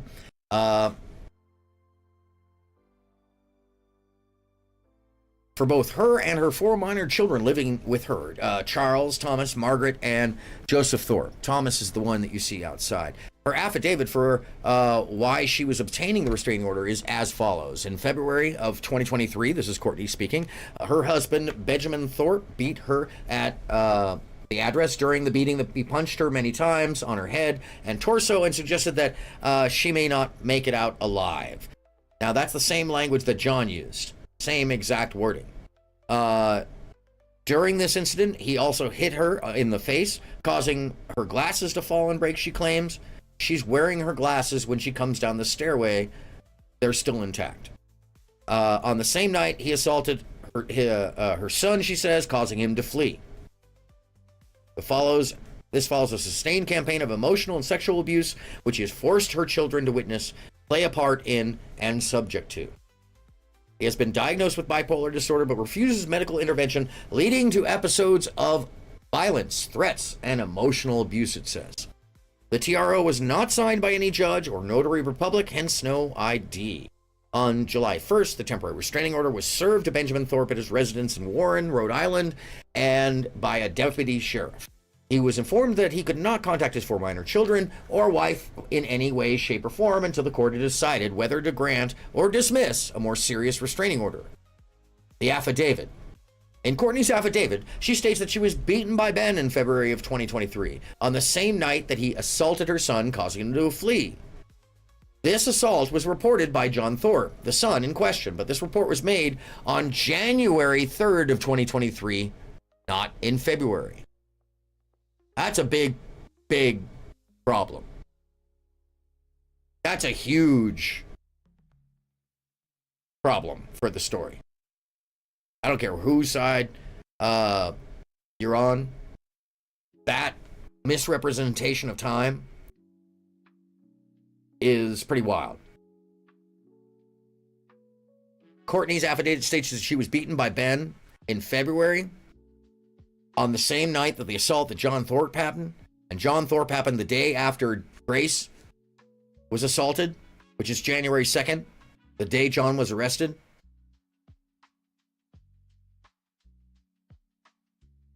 Read this report. On Tuesday, January 3rd, a 17-year-old juvenile was arrested on Main Street at 7:05 p.m. following a disturbance. There were charges with 2 counts of simple assault and or battery, vandalism, and disorderly conduct, and resisting arrest. They were transported to the hospital for an evaluation that evening. Benjamin Thorpe, 51, of Warwick, was arrested on at 7:13 p.m. Following an altercation. He was charged with 2 counts of domestic violence, simple assault and or battery, and disorderly conduct, both first offenses. He was arraigned and released later that evening.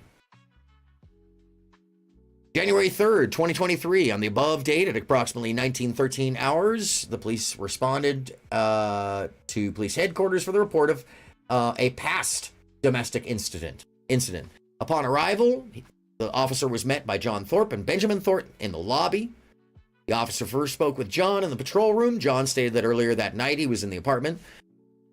In Warren, same report reported that he was in the room when his dad Benjamin walked in and told him that he needed to have a conversation. John stated that his father wanted to talk about the incident between he and his sister, which led to John being arrested by the Warren police.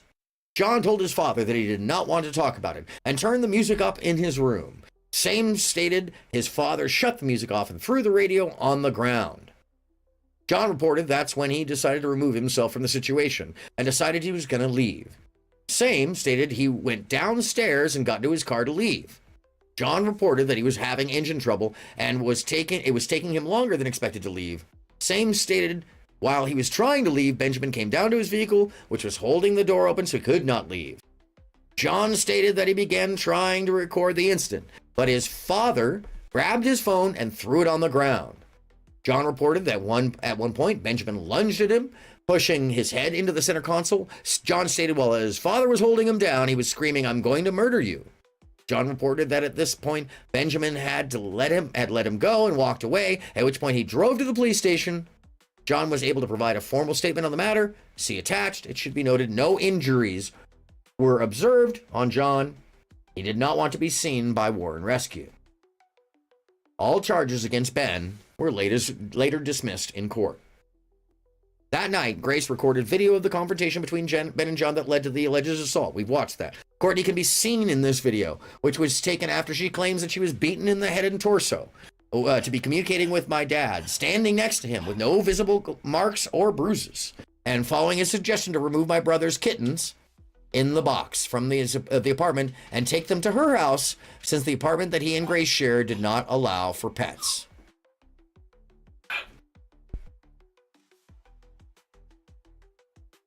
Old dog coughing, sorry. What the heck? We need several interventions. Lizardry? It's been long coming, clearly. That's like saying, I'm gonna beat you in the head and torso. Kinda, yeah. It's very illogical, it's very odd. All of it is very odd. It's very odd language, it's very misrepresentative of what we saw. And this, as you can see, is a clear image of Courtney with her glasses intact after the alleged costing or abuse happened.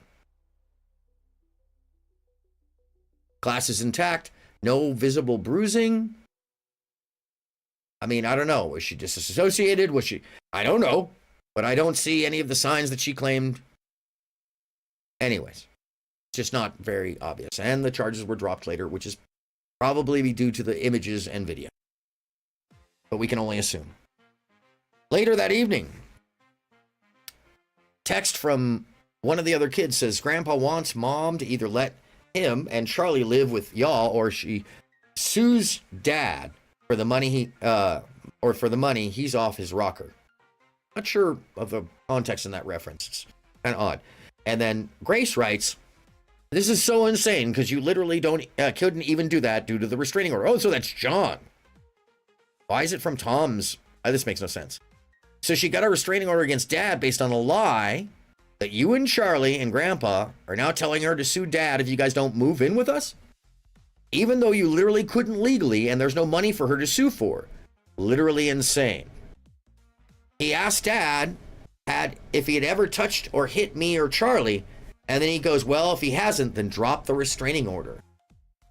On July 30th, 2023, Courtney posted a message on the social media app Discord stating that she needed Ben and Grace on a stream or on a VC immediately if possible, despite having filed a restraining order against Ben only a little over a month ago. VC on Discord is short for voice call. No comments on this page. And now, my friends, I want to bring us to the longest portion of the video this evening, and possibly the most important. But first, a brief bathroom break.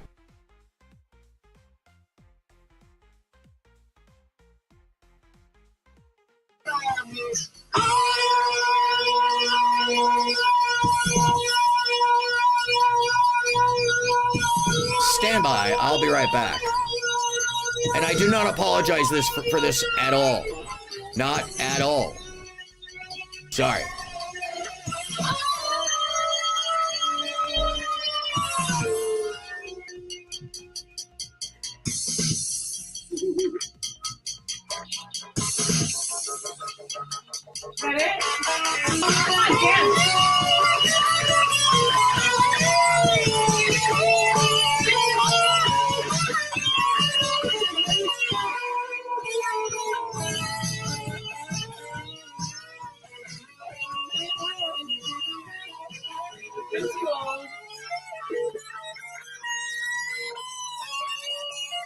It's from the 80s, just ahead.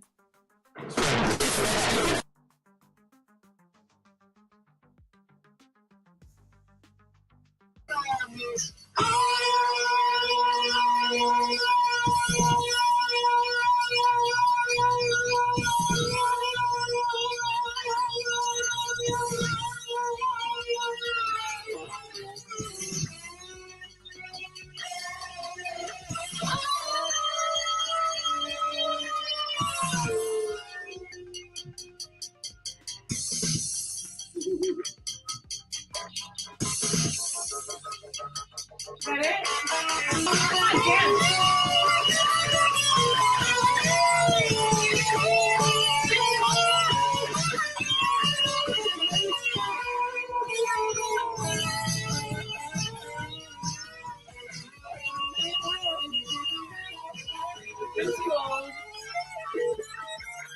I wouldn't do that to y'all. Stand by. When you did approach her, what was the response? She was just like taking a what you said. It's like, because I think she understood that, okay, like, I've said something that's upset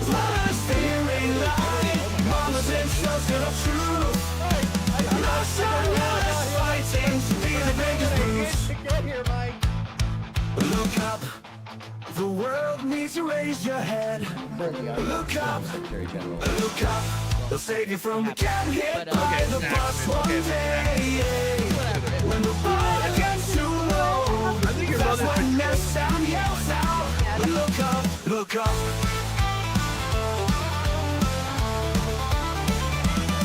Look up, look up. It'll save you from the getting hit by the bus one day. When the bar gets too low, that's when that sound yells out. Look up and fly. Ain't no basement, just smashing and surprises with a wave at the end. Look up, the world needs you to look up, so we know who you are. Best in travelers, fearing light. Mamas and sisters scared of truth. Nationalists fighting to be the biggest brutes. Look up, the world needs to raise your head. Look up, it'll save you from getting hit by the bus one day. When the bar gets too low, that's when that sound yells out. Look up, look up.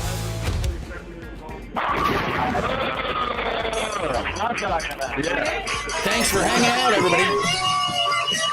I wouldn't leave you in that hell. That's sheer hell. That's just hell. That's literally just hell. Sorry. Yeah, let's get on to the main meat of the evening, ladies and gentlemen.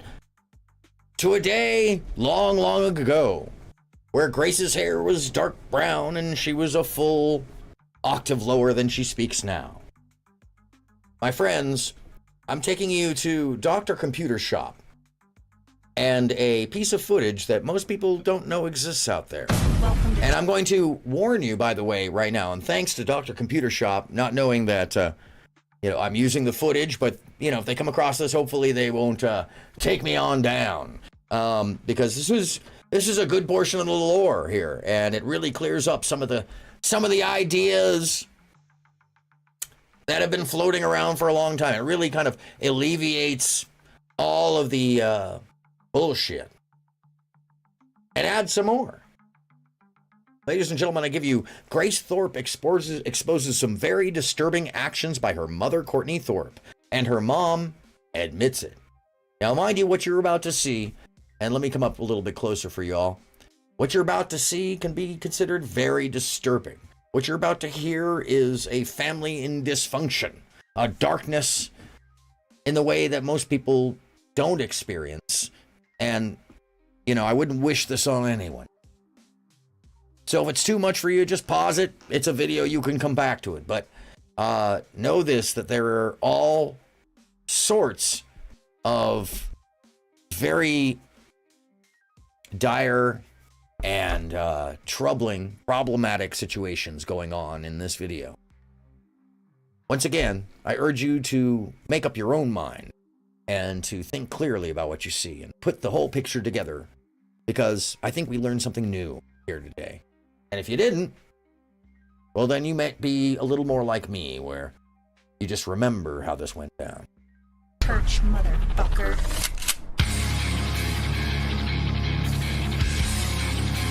Once again, shout out to the computer shop, Dr. Computer. Channel Dr. Computer Shop. Like and subscribe. Plenty of locale wildness.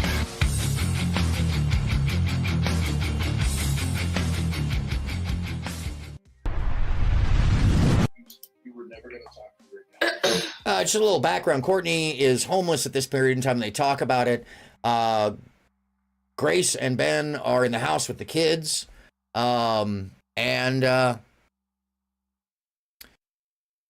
Yes, Courtney, is this the one where Grace confronts her mom? Yes, this is toxic. And Courtney admits to being the one who started the rumor. Absolutely. And it also is Courtney. Well, I don't want to give it all away, but yes.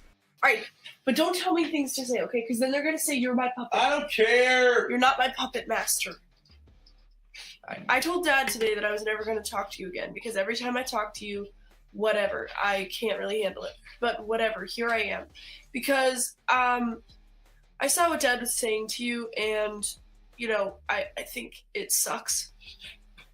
I think he's being a little bit of a wuss, and I just want to let you know about this sort of agreement thing.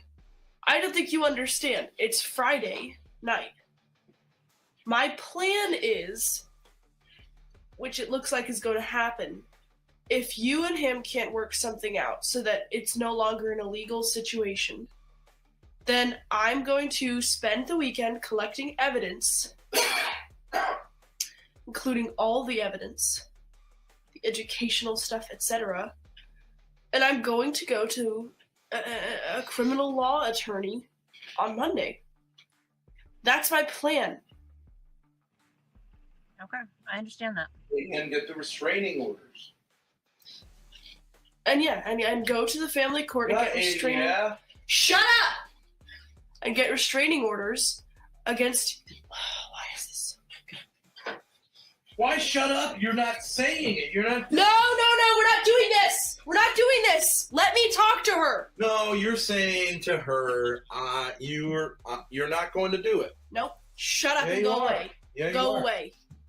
You're just making it easy for her because you're saying, I don't know, whatever. Whatever. Go give up. Fine. Go away. I would say that that's less. By the way, just so you know, Pero, what you just sent me is a well-known factor in the current day. What people forget is that Courtney may very well be doing all this stuff because she's just retaliating because of the fact that she's getting what they did to her when she didn't want to come home. She's getting that done to them. This video is very telling for that. So what you just showed me is just the value of the retaliation, if that's what it is. And we saw the kick on stream.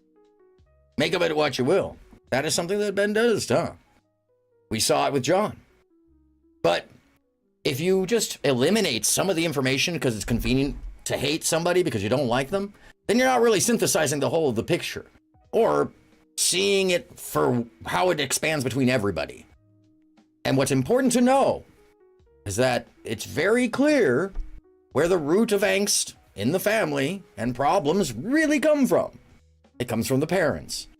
And two very dysfunctional people doing very dysfunctional stuff. And you can try to say, oh, they're worse than they're worse. And that's the mistake a lot of people make. Everybody wants to play a side instead of observing and seeing what's true.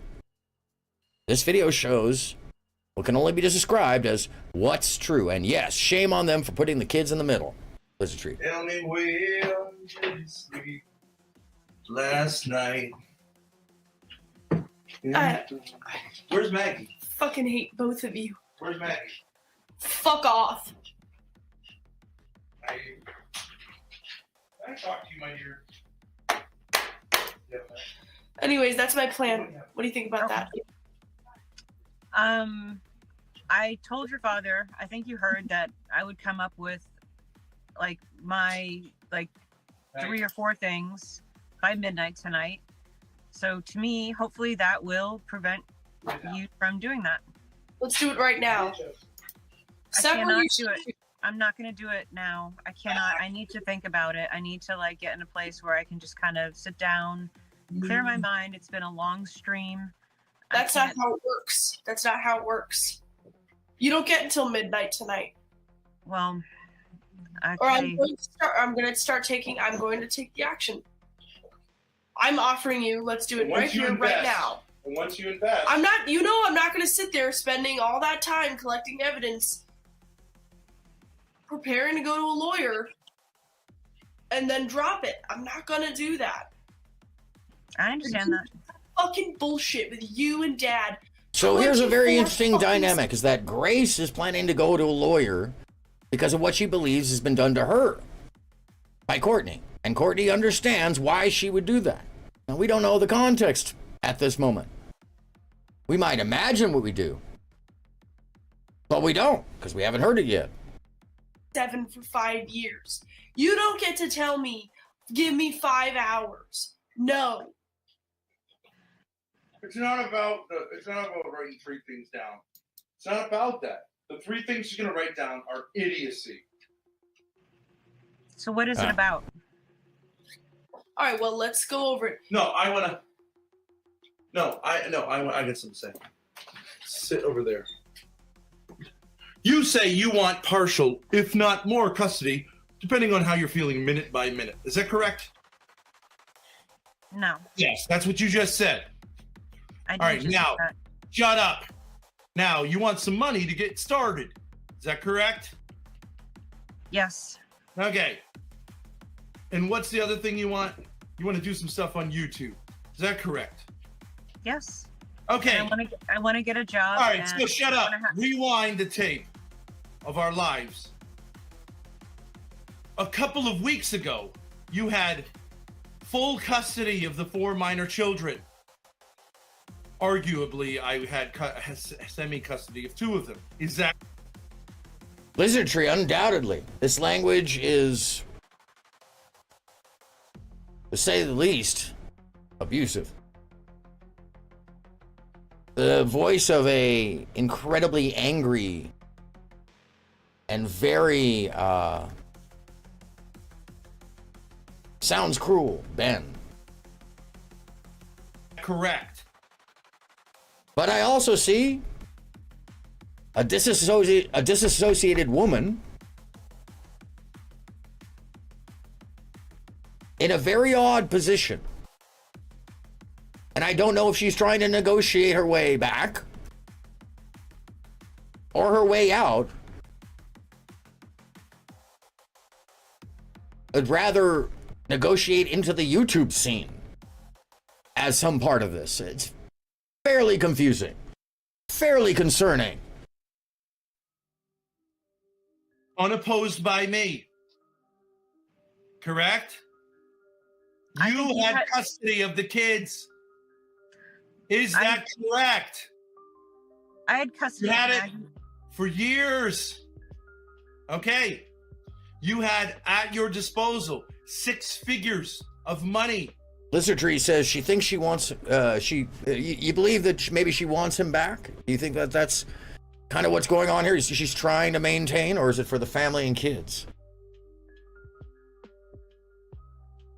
Or is it for something else? Because you shouldn't forget that there's, at this moment in time, there is some money involved. Is that correct? No, that is not correct. That is correct. No. Yes, it is correct. 6 figures of money. That's not correct. And you Stockholm also syndrome. had me telling I can see you, that very well. encouraging you to do YouTube.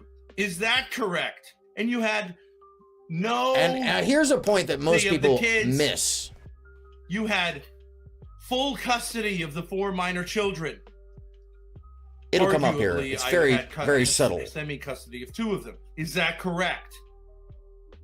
Yes. Unopposed by me. Correct? I think You you had had- custody of the kids. Is that correct? I had custody. You had of it Maggie. for years. Okay. You had at your disposal 6 figures of money. Is that correct? No, that is not correct. That is correct. Lizard Tree says she seems passive aggressive. Yeah, that could be it. I also think she might be disassociated here because of some of the things that come up later on. No. Yes, it is correct. 6 figures of No. money. That's not correct. And you also had me telling you, encouraging you to do YouTube. Is that correct? That. And you had you weren't doing anything. No. For some Yes, time. it is correct. 6 figures. of He was- money. That's not correct. And you trying to- also had me telling you, encouraging you to do YouTube. Is that correct? And you had you weren't doing anything. Toxic other says than he that. feels like I she did not plays very ask you to passive even get a aggressively here. job. Extremely All I asked you manipulative. to do is take care of 2 children who were in school. Isn't that correct? And do YouTube. Isn't that correct? And what did it go? How did it go? And you're not going to say the other thing. Well, I want to make sure that your father and blah, blah, blah. I didn't ask. I said you can. I said I don't want anything to do with you on that level. And I even said you could abuse me in that area, which I regret. I've tried everything under the sun. So if you say, I want that again,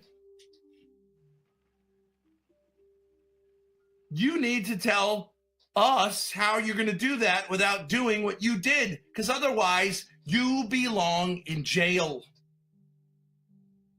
Is that hyperbole? Is that the response of a man on the edge? Is it a man and a woman in a completely dysfunctional relationship, incapable of communicating? Is it all of the above? It doesn't make any sense, Courtney. I think if you gave me some money to get an apartment, I can get a job, pay for the apartment, have the kids live with me. Which kids? Which kids? Well, I would say all 4 of them. You know, half and half. Okay, so we'll rent another house. There is a component I'll of this. give you money.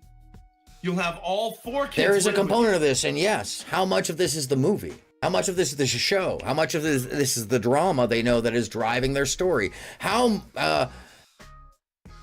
much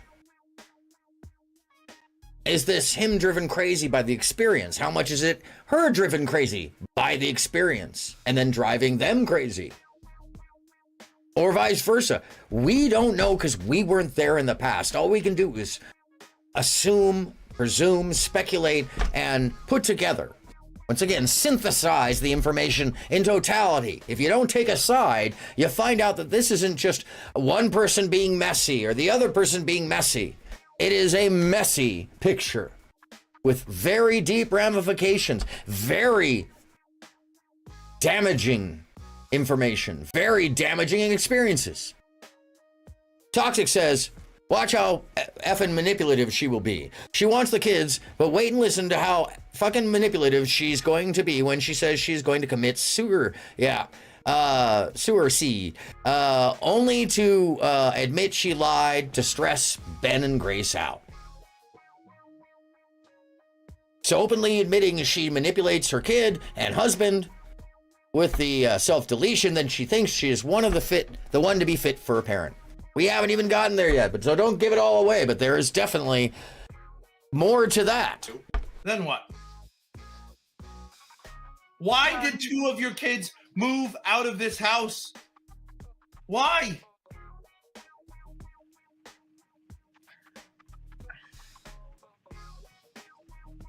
And they've Schizophrenia? never looked back.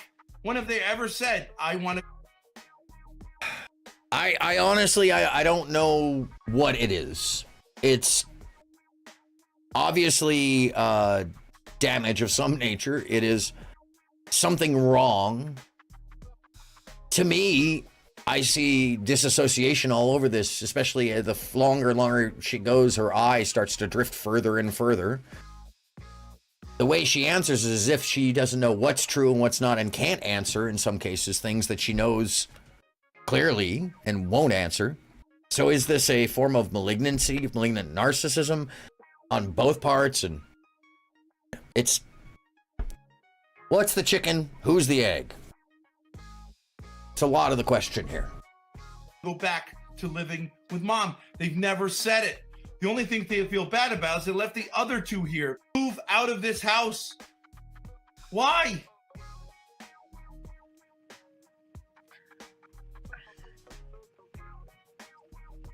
And they've never looked back. When have they ever said, I want to go back to living with mom? They've never said it. The only thing they feel bad about is they left the other two here to live with you, and those kids do not want to live with you. They don't want to talk to you. Wake fucking up, lady! Wake fucking up! You're living in a fantasy world! Now, is she being disassociated and trying to stay calm?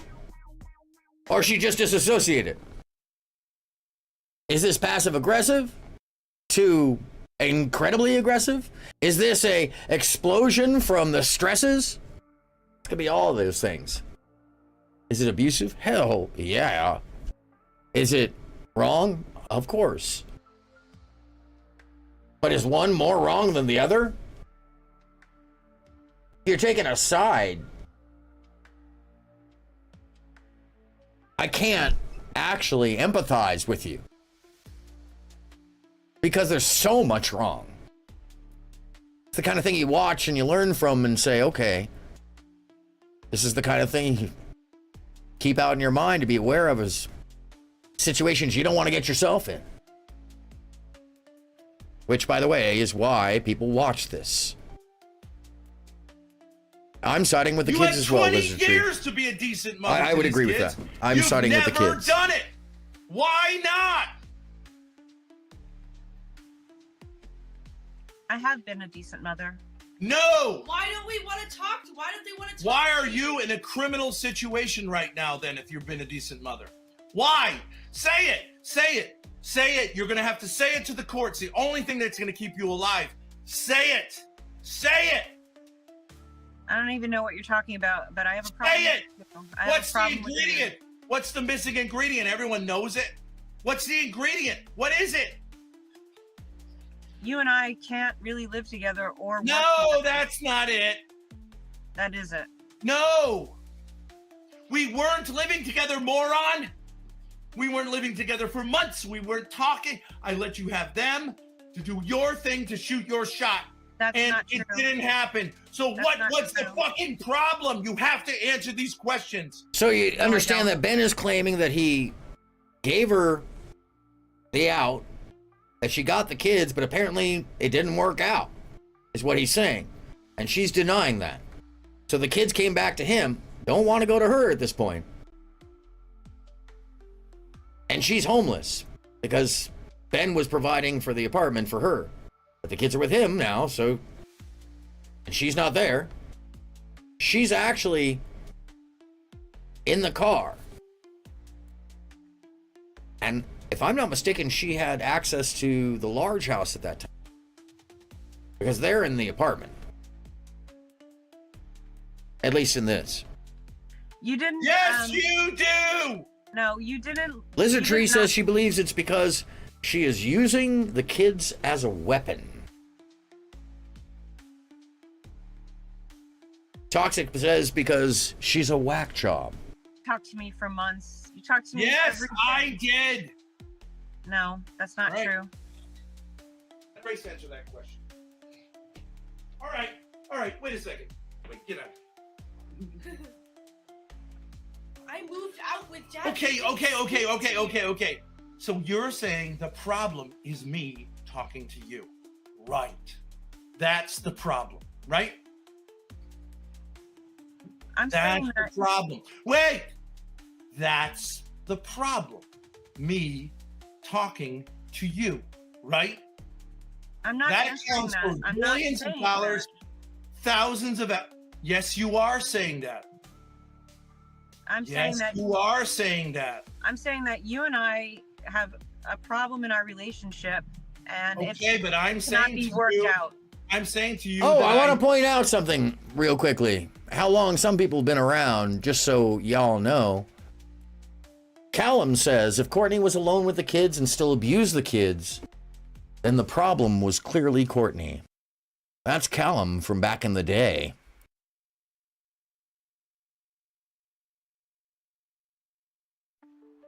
How things change.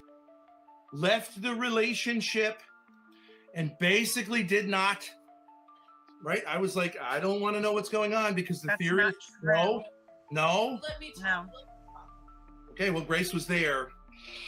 I barely had any contact with you That's not true. from January until April of last year. That's the truth.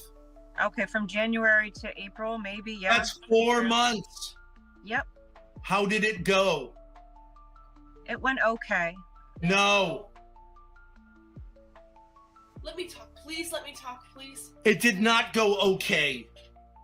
So Did I not- think we see one breaking off point of the parents coming to a stone wall, a barrier, a hurdle where they can't get crossed between their beliefs or experiences. What they feel is just not going to cross the divide. And that causes everything else. It's a difficult situation because the kids didn't have their father around. They didn't know what was going on. But that's So I think because in- you said In the you needed that. circumstances, it was as good as it could be. No. You're saying it's my fault. Someone. I'm not is at saying it's your here. fault. Yeah, Courtney, someone is at fault here. Someone is at fault here, objectively. Wait, let me Someone is at fault here, objectively. Let me talk. It's not both of us. Which, let me clarify, he's incorrect about that. The fault and blame in what is problematic relationships is never just one or the other. These things feed off of one another. Now, if somebody's abjectly the abuser, aggressively so, and it's clear, that could be that thing. On either side. But observably so. This is beyond problematic from both angles. Once again, go back to, I support the kids. It's one of us or the other of us. This is what you're going to be able to, the only thing you're going to be able to ever say is that you fled the house for fear of a maniacal blah, blah, blah, blah, blah, blah, blah, blah, blah. So shoot your shot. It doesn't hold up. You are wrong about that. Okay, I can speak to this because So one of the things I have to point out is what can only be called sociopathic. She has no emotional response. She doesn't see anything other than logistically. Maybe she's trying to keep herself calm. I just don't understand the behavior going on the right side of my screen. It is disassociated. It is strangely uncompassionate. It is oddly deadpan. It would take longer than 4 months to recover. True. And she is currently, at that moment in time, living in her car because of the decision she made. in January of 2022, and I lived with him in a car, and then in an RV, and then we were at a hotel for a little while, and that went on until probably April. And I don't think I texted you basically more than once or twice, and we saw the guys a couple times and had. So, Ben and Grace being in the van has happened before. And it wasn't during the period that most people are thinking about. Because this is pre-Darius. It happened without being on camera. To give Courtney space, apparently. Over at the hotel. That's right. Okay, Charlie my 16-year-old brother, I've asked him what happened when we were gone, because I didn't really talk to them either, because I was just like, all right, it's been too crazy. I'll just give them their space. He goes, that was one of the worst times of my life. It was totally crazy. It was so depressing. I never want to do that ever, ever, ever, ever again. Maggie. How do you explain that? You say that that's because their father... Lizard Tree says abuse survivors need at the very least a full year of therapy. Fun fact, abuse survivors are more likely to be re-victimized. The truth of this cannot be understated. That is a very real thing. Some people who start out as the abuse victims, well, they feel it's their right to abuse back. And if there's anything we all know in this world, there is no righteousness to hurting others. No, Toxic Angel, there's 2 streams right now. There's the main stream and the short stream. And I have a compiler that's putting both the chats in one. Yeah, no, you're good. She didn't block you. Oh no! In a world where you can't see the other stream's chat because it's the shorts chat. Anyhow. wasn't there, but then why were you upset? If you wanted, if the problem was Dad, wouldn't you be happy if Dad was gone? Okay, but you know, it was a huge shift, and we had such a tumultuous time before that like it was just kind of like just trying to kind of stabilize and like get something going. It wasn't like strange. I can understand the kids being sad because their dad isn't around, but not you, because you claimed that he was the problem. So why were you moping around? You should have been walking on air. You should have been free. That was your whole thing. I can't do with him, unresolved. or to be honest, me. If I had stayed, you would not have been okay with that. It was unresolved. Therefore, it was unresolved. Therefore, there was like, it was difficult to just dead. You want me and Grace dead. You want me and Grace to never have existed, and that will allow you to be a great mother to your remaining children. That is the logic of what you're saying. No, it is not. You are bananas. It is not the logic. By the way, to me, you can tell when she's taking a moment seriously because her eyes refocus, because they come back to center. And what seems to be otherwise a disassociation, that one of the her eyes, and I hate to point this out, but that it's a physical affectation, both of sociopathy and of disassociation, to have her eye move off. Yes, he did just triangulate. Thank you for pointing that out, Lizard Tree. That is true. He did just triangulate. Why did you say that I had to leave this house? I'm sorry. I didn't. I already explained that. I'll explain it again. You said, please, like, I'm so tired. I just want to go and rest. And I really, you did on stream. You said, I'm so tired. I just would really like to do that. And I was like, I'd like to be well, here are 2 witnesses if you want. But I'm going to talk to them. But they can tell you how great it was here for 4 months. And I wanted that to happen for you. So much so that I said something that I shouldn't have said and made it worse for you. So much so that she said something that made it worse for Grace. Now, what exactly was that thing? I was tired. You told me to get in my car and drive half an hour to a different location. And then lied to me and made me drive half an hour back over here. Is that correct? That's how you took care of me being tired and sick? I don't know. I can't really explain it in any other way. I can't really explain it. The way I just explained it. Because it doesn't make any fucking sense.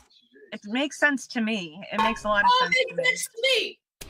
What the fuck does that mean? It doesn't make sense. I made a poor decision because I really wanted you to get some rest. No, you didn't. Then why would you tell me to get in my car? Why would you say, no, Grace, stay there or just go? Why did she have a problem with you calling me and texting me? Why did you say, Ben, I don't want you to contact her, and Grace, I want you to leave that location, drive half an hour when you're sick and tired to a different location by yourself? Tell her what it's about. So you could get some Why? rest. So you could get some So rest. that I could be alone by myself in a garage that's cold? So that you could get some rest. Yes. I And could. take a break from all of this stuff. Yes. But then you didn't follow through, so I had to come back over after you endangered my sister. I had to drive half an hour back over here. I did not. It's not true. You do not care about me like that. That's a lie. Now, what exactly does she mean by endanger her sister? What is exactly going on? Because she knows he's abusive. Possibly. It's not. I'm sorry that I made that decision, but I did it in a moment of just like not thinking clearly. When you asked me to leave, why did you say you had a problem if Dad talked to me? If he texted Because her, I wanted you to get a break from this drama. I wanted you to. But you know that I appreciate what Dad. Because Courtney wants Grace to get a break from this drama. Now, what is this drama? We're coming up on it now. They're speaking all around the topic at hand, at what actually caused the rift, and what had been causing the rift. And I'm going to just warn you all, this is shocking and brutal and unusual. It turns the story quite on its head. Texts me and calls me and says it's going to be okay. Why did you say? Yeah, that's fine. I just didn't want you to be like in like hour-long conversations with him and me. Of course, I didn't mean that he can't say, "Hey, it's going to be okay." You know, of course But not. if you don't want me to be in long conversations, why do you do this to me? Why? You're such a liar. You don't care about that. You're such a liar. It's totally fabricated. You wanted me out of this house because you think that I've stolen your husband from you, and you want me out of here so that you can get him back. That's why. That's not not because true. you give a shit about me. That's not true. Because why wouldn't you have told me? Of course, Grace, you can stay there and go to your room and take a nap. Now, why would Grace be saying such a thing? Why would that come up? Liar! It's totally fabricated. You wanted me out of this house because you think that I've stolen your husband from you, and you want me out of here so that you can get him back. That's why. To me, she comes across as earnest and pained right there. And Lizard Tree says that she still says that Courtney is jealous of Grace. I think it's becoming more and more clear that there is some form of issue like that. That's not not because true. you give a shit about me. That's not true. Because why wouldn't you have told me? Of course, Grace, you can stay there and go to your room and take a nap. I'll bring you some nice food. And I'll bring you some nice food and I'll take care of the guys. Why would you tell me to drive half an hour away? Why? And say that my father, you're. And if I may say, the leading behind, the scripting, the directing, you can take this a lot of ways, control, and all sorts of things. But one of the things that does strike me is the term trauma bonding, where folks who experience the same kind of trauma both elicit that onto others and also have irregular or unusual behaviors that they essentially share a similar mind and codependency. This doesn't make it okay. It doesn't alleviate or let people go off for their bad behaviors, but it does in some way explain why there's a commiseration between dad and daughter, both angry at mom, and dad wanting to get his say because he hasn't had a chance, he feels. Unless it's a movie. Lizard Tree? Oh yes, for sure trauma bonding, unless it's a movie.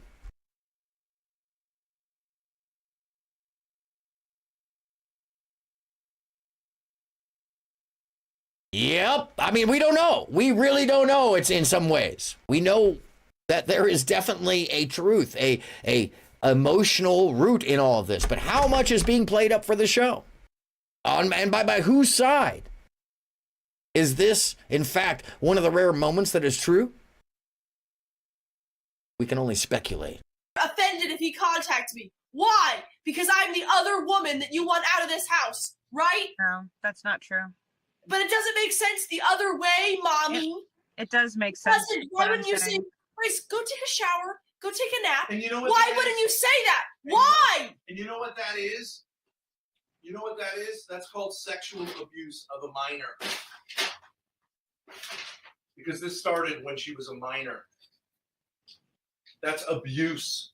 You're crazy. She never did that.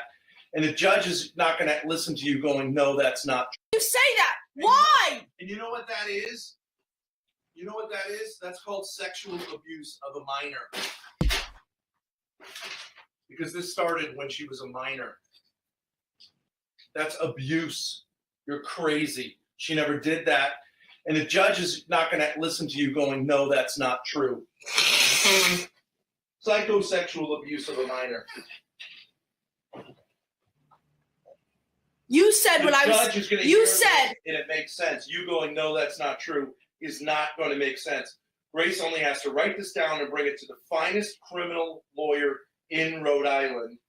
You said Monday when I was. morning, You and then you can keep saying, no, that's not true, all the way to the slammer. And then you came up with these disgusting. Lizardtree says that she really thinks that he may be part of why she went crazy. I think that it's very plausible that they fed into each other's malady, that they have driven each other crazy. And I think that's a very real possibility, as people with dysfunction will do that, you know. And once again, we do come back to the question of chicken and the egg, because there is a whole lot to the story before we ever saw them, where she left after the failure of a restaurant, and we don't know who or what or how that went down directly. We only know the stories. Allegations about what my father and I have done. You are a disgusting person for coming up with that stuff. You said. And this is where it gets finest criminal pretty important in Rhode Island. You said when I was. Morning, You and then you can keep saying, no, that's not true, all the way to the slammer. And then you came up with these disgusting allegations about what my father and I have done. You are a disgusting person for coming up with that stuff. You said when I was 16, you said that I had stolen your husband. You wanted me out of the house. I left. And then you said you wanted me dead. You admit. I think we all have some kind of biasing of how we see these things, whether we've experienced them or haven't experienced them, or our gender, plays a role in this, our suspension of disbelief, or suspension of belief.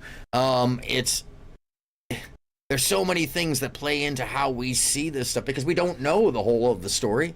We can only get it from synthesizing what we see amongst the people. And we don't get clear and 100% context out of everybody. We get pieces of suggestions and behavior that we can interpret in lots of ways, if we're honest. You said, I wish she killed herself. So don't blame yourself for having survivor's bias. It's a very complex situation to parse in any way, shape, or form. With these disgusting allegations about what my father and I have done. You are a disgusting person for coming up with that stuff. You said when I was 16. So I have to play this over again, because this is the crux of the Thorps.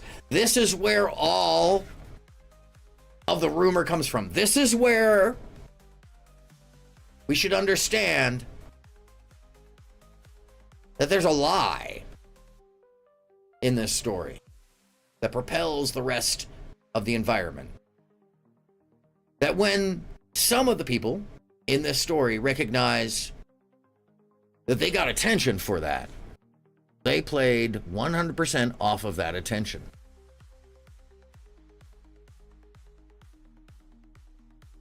Wait, she told her to bye-bye herself?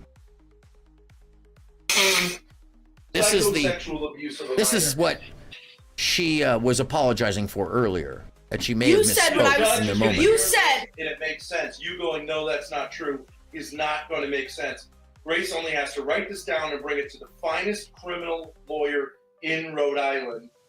You said when I Monday was morning, you and then you can keep saying, no, that's not true, all the way to the slammer. And then you came up with these disgusting allegations about what my father and I have done. You are a disgusting person for coming up with that stuff. You said when I was 16, you said that I had stolen your husband. You wanted me out of the house. I left. And then you said you wanted me dead. You admitted. You said, I wish she killed herself. You said that when I was 16. We've gone over this many, many times. I'm not speaking to it now. Go ahead. Don't speak to it. You'll have to speak to it when I bring it to a child abuse, criminal abuse lawyer. One more Dead. You time, admitted. just for posterity. You said, I wish she killed herself. You said that when I was 16. We've gone over this many, many times. Is that the normal response of guilt or empathy or even sympathy for the situation? I'm not reading that. And once again, her eye shifts off to the side in a disassociative sociopathic behavior. A physical manifestation of malady. I'm no psychologist, no psychiatrist, I can't even say it. No psychiatrist, no therapist, but I am a fucking educated human. And frankly, that's some crazy ass behavior. And Lizard Tree says mom's a psychopath. And if anybody watched my special on sociopathy and psychopathy, you'll recognize many of the actions going on here. Mystery, holy shit, Mystery Sky, what? What's happening? Good to see you. We are knee deep. You just came in at just the most pertinent time period, long into the stream. We've been covering the forgotten THORP lore of Courtney and the effect on the early days and why things are the way they are. So there's a lot to catch up on, but stick with us because this is where things get really gnarly. And I'm going to play it one more time. Did that, and the judge is not going to listen to you going, no, that's not true. Good to see you, by the way, Mr. Sky. Psychosexual abuse of a minor. You said when I was. You said. And it makes sense. You going, no, that's not true, is not going to make sense. Grace only has to write this down and bring it to the finest criminal lawyer in Rhode Island. You said Monday when I was. Morning, You and then you can keep saying, no, that's not true, all the way to the slammer. And then you came up with these disgusting allegations about what my father and I have done. You are a disgusting person for coming up with that stuff. You said when I was 16, you said that I had stolen your husband. You wanted me out of the house. I left. And then you said you wanted me dead. You admitted. You said, I wish she killed herself. You said that when I was 16. We've gone over this many, many times. I'm not speaking to it now. Go ahead. Don't speak to it. You'll have to speak to it when I bring it to a child abuse, criminal abuse lawyer. Okay. Because that is what you did. And you're a liar. And that is sexual abuse. And Let's say that's what you did. Should you go to jail? Should you go to jail? I left. I lived on my own. Oh, Courtney has joined us. When I was Courtney, 16, we'll go ahead and you watch came the up with rest of this this. If you crazy want to idea, hop in the because I was Discord for friends with after, you can Dad, answer that some I'm questions. stealing I'm sure your Lizard. man. Hold on a second.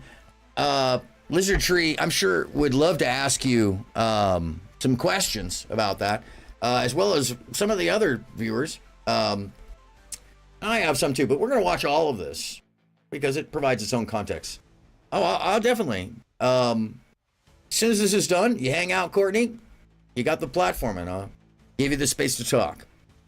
When I was 16. We've gone over this many, many times. I'm not speaking to it now. Go ahead. Don't speak to it. You'll have to speak to it when I bring it to a child abuse, criminal abuse lawyer. Okay. Because that is what you did. And you're a liar. So Lizard Tree believes, well, she's been abusing too. French Toast seems, even though she just came in, to believe that I'm confused besides all of the context that I've just brought to the forefront of this exact time period.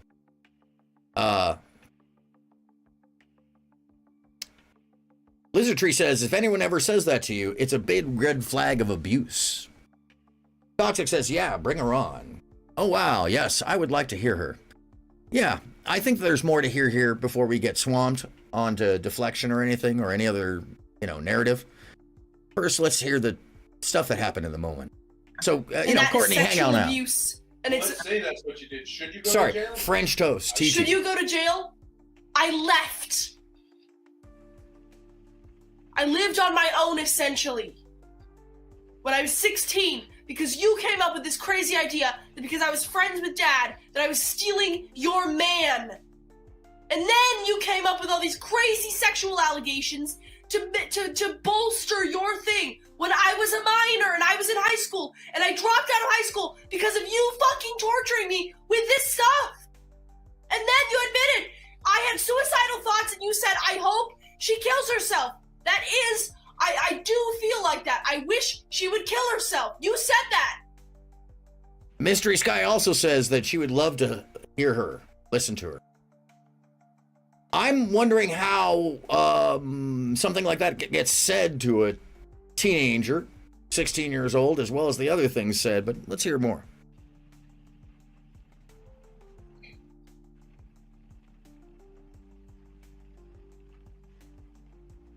We've already gone over this many times. I've explained why I said that, and there was a reason why I said that, and it was kind of brought out of me, like I didn't, it wasn't something that I was thinking about all the time. You don't think maybe you're a little fucking crazy? Maybe. Maybe? To do that to your 16-year-old daughter? Yeah, I'm sorry, I Grace. put up with it for 5 fucking years. That's an admission.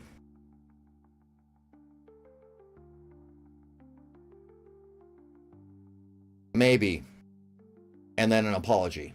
That's an admission of any of, I mean, I'm sorry. I don't know how daft any one person could be, but so no, 5 years, she's actually probably talking about 15.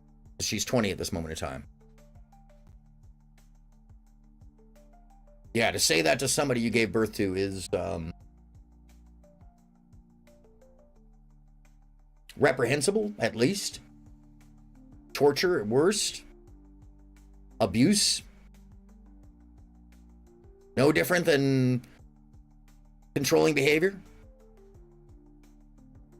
Yeah, I would have to, Toxic Angel ask the question, if you wonder how French Toast can clarify anything, do our ears deceive us? Dude, you have no idea how evil the daughter is. Look deeper. We've been looking at this for quite some time. I've been there since 12 viewers. So, I see clearly, as you will notice, Courtney has a camp of folks that are supporters. They don't care what the context is or what's been seen here before. So, although you are all welcome, it's obvious. So French Toast, Courtney says she never actually said that. Ben told her she believed that and she knew not to talk back. Courtney, that makes no sense whatsoever. I'm sorry. Titus, just claiming that doesn't mean you do. But we'll continue to watch. Because what you guys want to do is stop the video. Sorry. No. We'll watch the context. I put up with it on the internet too. Yeah, it doesn't make any sense. You started saying this shit, and people ask you questions, and you tell them your lies about your fucking allegations about gross stuff, and I sit there and tolerate it. Because you've got the power. Also, Titus, if you're saying that, you're suggesting that the rumor that she said is true. Yeah. So say Courtney believed Grace was a victim. No, of sexual XB, abuse. I'm a person who follows the story from the beginning. I take no side. If you had been aware of what I was doing here, you would find that I just tell the story and I point out the obviousness of what's going on.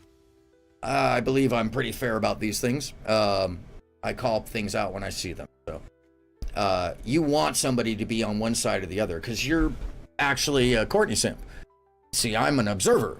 It's a difference. Big difference. Yeah. But as you notice, folks, she needs these people because otherwise, just like any other person who may have done wrong, they need substantiation, I would gather. I do, Lizardtree. I'm surprised it's on her side. I've been talking smack to the Thorpians for a minute. Yeah, not really taking sides. I think both Ben and Courtney were not acting like the adults in the room, and the kids paid the price, 100%. Once again, hashtag I support the kids. Because taking a side is, like, insane. Say you believe that. Why would she want her child, who was the victim, to kill herself? Because she knew I wasn't a victim of sexual abuse. She made that up whole cloth because she had, when my dad and I started hanging out more when I was 15, she came up because she's got a screw loose with this idea that I was stealing her. Well, see, that's where you get this wrong, XP, because this suggests that the PDF isn't Ben. And if you believe that, then you believe the lie that she admits is a lie here. So I'm not sure where you can even get your reasoning. Ben said something like, just tell the kids you never wanted to be their mother and you want Grace dead. So you repeated that? And Courtney knew not to talk back since then both... Oh, so now you're going to talk in the third person. That's really insane. Since the both of them have been using it for manipulation. That's just fucking wild. And you're admitting it? Ben is a PDF, zero question. Only idiots... No, only idiots believe the lies of somebody altogether. You don't have any evidence of that, and you do you not know the bottle story of why Grace sucked on the bottle and who directed her to suck her dad's dick? You'd have to be an idiot to not understand that that's an extension of what we're seeing here. Yes, I know. I was watching, taking notes. They thought there were people. Yes, the bottle story, where the whole sucking of the dick thing comes from. It was not a dick, it was a bottle. An aggression and a show of some kind of repressed acting out. Trauma bond shit. Clear psychosis. Because one of the parents had been saying incredibly inappropriate things to their daughter for a long time, and the other one was manic. Doesn't make for a healthy situation. You know what, XP, that's the thing, is you're kind of psychotic in that you're just not listening and you only want to support who you're in a Discord with. That's fine. But you make yourself an idiot. Yeah, likely generational. I would agree, Lizardtree. And also, just a heads up to everybody who doesn't have a wrench. This is like a biker bar. I don't control out there. XP, I couldn't care less. This is clearly not for you. Hans! Yes, absolutely. Good to see you, Hans. Glad you're here. Absolutely. But once again, not taking sides, because it's all shitty. Yeah, the virtue signaling trolls. Yeah. Actually, they did drive them closer together in the second arrest. But the first arrest stuff has been proved to be manufactured. So to trust these people with things that have to do with honesty, that's a mistake on folks' part in general. Yeah, both of them. You'd have to be kind of out your mind to not take it all with a grain of salt, to not synthesize the whole picture. Let's save that. Yeah, sure. Am I denying that? No. You're trying to say one is worse than the other. Sexually manipulating your daughter over years? That is fucking horrifying. Yeah. Well, most of the people who are trying to take part, well, unlike you, XP, I don't take a side. I just point out the obviousness of what's being seen, what people are saying. But it's manufactured that you told her to suck his dick, that you told both your daughters that they should learn sex early, that both, I mean, like, I've read the tweets. I've read, yeah, two wrongs don't make a right. Thank you, Lizardtree. You know, it's the insanity of you thinking that you can pit yourself as a superior person in the situation. That's insane. Yeah, XP, why are you here trying to change my mind? Yeah, no, I'm not, my mind isn't, it's not about my changing the mind. I'm telling the fucking story as it presents itself. So apparently you have to have a binary X or Y. No, you're not warning anybody, XP, because you don't actually understand the larger synthesis of what happened. You just want to know one side. And Lizardry is laughing at you because it's so absurd. Her sexual partner, her husband, that I ruined her marriage, and she has wanted me out of every house that my Oh yeah, I mean, if she's still here at the end of this, I will definitely bring her up. I want this to be seen in its totality because it's, you know, just kind of missing currently in the never been hiding in the welcome. lore. Never.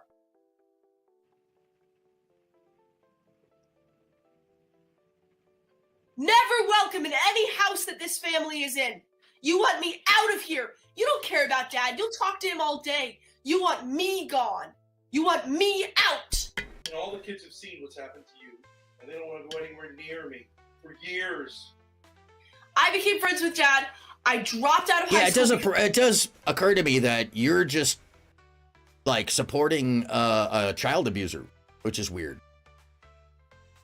That you're openly saying that it's okay that she did these things. That what Grace is saying is just a flat out lie, and that you only believe the person who's acting in a sociopathic manner and clearly repressing how she's feeling about the scenario. I mean, that's the obvious. Shame on you. The fucking abuse that you rained down on me for doing that. I got sick. I'm sick a lot. I'm tired a lot. I'm smoking. Whatever. Okay, you gotta give Grace some acting points. I don't know. There's clearly she uses that, but this is once again Lizardtree's great point. How much of this is show? How much is this a dramatic show for each other? Because the dysfunction will do this. I don't know. I guess I must have been crazy, but you did that. Third person again. Courtney doesn't say she was completely innocent. She let Ben control her life for years and sat by while he abused their children. That's an easy claim to make, but it stands in contrast to what the children say, to their behaviors in the episode, to what Grace says, the eldest child, to the mother and the mother's behavior. It's contrary to everything. Yeah, what part of telling Grace to off herself is missing in their mindset? Because they think they got some in with Courtney, or they want to hook up with her, or whatever, because there's a whole other portion of that. I don't know. It's simping. It's weird loneliness stuff where it's like you can't see that the whole situation is fucked up. That it's not just one person or the other. That it's a terrible fucking thing for everybody. But that people are doing bad shit, and what that bad shit is, you just want to ignore one side because you don't like the other. Fucking L on y'all. Shame on you fucking every day. Get it together, people. You're assuming that she didn't by leaving. You're assuming that there wasn't power play between the two, that she's not manipulating, that they aren't manipulating each other. Red flags for all. It's fucking disgusting how folks will try to substantiate, well, that's not as bad as that. Fuck off. And you made the kids feel like if they did it, you were going to ruthlessly punish them. Like you got punished, right? Yeah, and you made all of my siblings fucking believe that I was some kind of sexual weirdo. That I was doing something weird. So this is a good question. I would lay it down to trauma bonding. That's where I've kind of come to with it, is this people do wild shit trauma bonding. And it starts with her becoming closer with him, apparently. We hear more about this. But yeah, it is a blurring of the lines of the authority figure as well. But it seems to be kind of a thing in the scenario.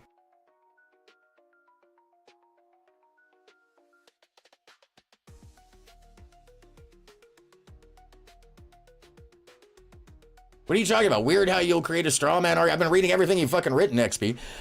It just depends on what I'm paying attention to. Weird how you create a straw man argument to argue against, but you won't read my actual... I am right now. Grace is an unreliable narrator. True. Blindly trusting everything she says is a mistake. No question. I pointed this out earlier. I have seen her to-do list, which she had points like black mouth Courtney in front of a landlord and stuff. Sure. I agree that we've seen that too. I do not believe he has been essayed to her, says Lizard Tree, but isn't her dad, which is supposed to be her authority figure? Sorry, had to reword. Yes, he is. He is. Nope, you left out my main martyr. I missed it. Totally ignored and made up a straw man. No, I just fucking missed it. Jesus Christ. Weirdo. I've seen this screen recorded. You can't lie. I'm watching the whole fucking thing. It's not a... You think I'm lying, just observing and pointing out what's happening? You're a fucking moron, XP. Hey, just keep in mind, the longer you're a moron in chat, the more likely you're going to piss off one of the chatters who has a wrench. So just keep that in mind. Keep it constructive if you can. My fucking dad. You gross person. Gross. Yeah, I'm sharing the whole thing. There's no edits in this. It's straight up through.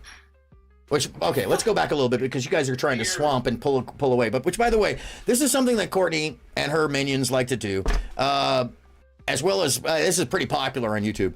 Get in and one-man the scenario. It's what we call it, which I welcome some of this, but I'm not going to let that just override what the story is. Oh, Hurricane, you just came into the good port. You just came into and guess who showed up? Maybe. Maybe? To do that to your 16-year-old daughter? XP, I'm about to actually do something I don't tell chat to normally do because you're just an idiot. So, if you get booted, I'm not going to stop people. Yeah, I'm sorry, I Grace. put up with it for 5 fucking years! Actually, since 15. But 5 fucking years I put up with it on the internet too. When you started saying this shit and people ask you questions and you tell them you're lying. That's funny.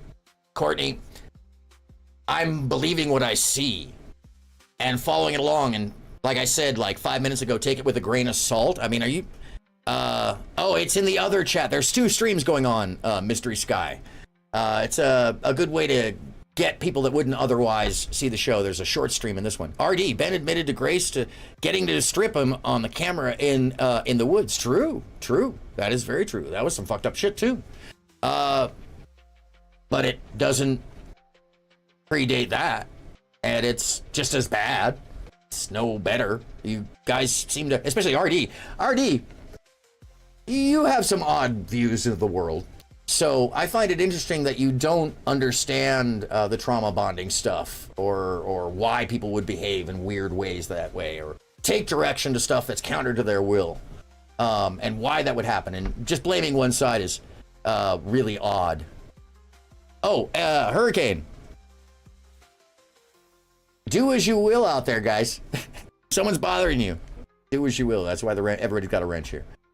We're here to keep the show rolling. About your fucking allegations about gross stuff, and I sit there and tolerate it.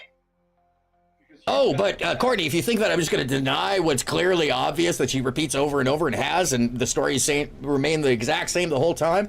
And by the way, the recording of the bottle was on Twitter a long time ago. It has since been removed, but it was there, and I heard it back in the day. So, you know, lie all you will. I know both sides. They're wandering the street homeless and sleeping in bus stations and airports. It's true, Ethan. But mind you, so was Courtney at this time a year and a half ago. We're actually watching Courtney in the same situation. It suggests that she has a motive for retaliation before she actually has a motive to feel like she's attacked. That's something there too. So pointing that out, it's just very obvious in that the evidence earlier shows that on the night that she was supposedly attacked, she wasn't, and then she uses a date a month later to claim that her son was attacked on the same night. She's not credible. Neither is Ben in the situation, but like she actually in writing is just not credible for the situation. And that's just how it is. Hey, you guys do you. That's why you guys got the wrenches. It's your club out there. Yeah. So say Courtney believed Grace was a victim of sexual abuse by Ben. Let's just say you believed that. Why would she want her child, who was the victim, to kill herself? Because she knew I wasn't a victim of sexual abuse. She made that up whole cloth because she had, when my dad and I started hanging out more when I was 15, she came up because she's got a screw loose with this idea that I was stealing her sexual partner, her husband, that I ruined her marriage. and she has wanted me out of every house that my family has been in ever since. I have never been. I'm going to play that again because I think we need to rehear that also with the I going into disassociative, whatever the hell is going on there. She's just not there. By the way, sociopathic tendencies, clearly of some nature. There's psychosis happening. She's just drifting off of one eye, going the other direction. And by the way, F and Cray Cray Lizard Tree says, or it's a movie. How much of this is the drama being played up? How much of this is the 19-year-old playing into it? From being abused or abusing, the same behavior happens on both sides. The psychosis of sociopathy looks like that. I just covered it in a video last week or 2 weeks ago. It's atypical. That's not sociopathic, goddammit. She doesn't even come close to having a big 5 character temperament. That's not even, no, you're thinking psychopathy. You don't need a temperament. In fact, you don't have a temperament, Hans, for sociopathy. Or at least the majority of it. She's not high in agreeableness, and she's not a psychopath. She's sociopathic in this case, caused by likely psychosis. Some kind of trauma going on with herself, and also because she's disassociating. First and foremost, it's clear that she's just, her eye starts drifting off, bro. Fuck. But why has she felt like that for so long? Hasn't she spoke up before? You always can't speak up in school. She could have gotten help if it's true. Everything she's saying. True. True. Where is the disconnect here? Yeah, just one. Yeah, just one. Where is the disconnect here? These things should have been mentioned, right? There's the grain of salt. How much of this is the movie? How much of this is played up for each other? How much of this is drama to inflict upon each other? Is dysfunction of one nature and another, being cruel to one another, any better or worse? No, it's all bad. Welcome! Never!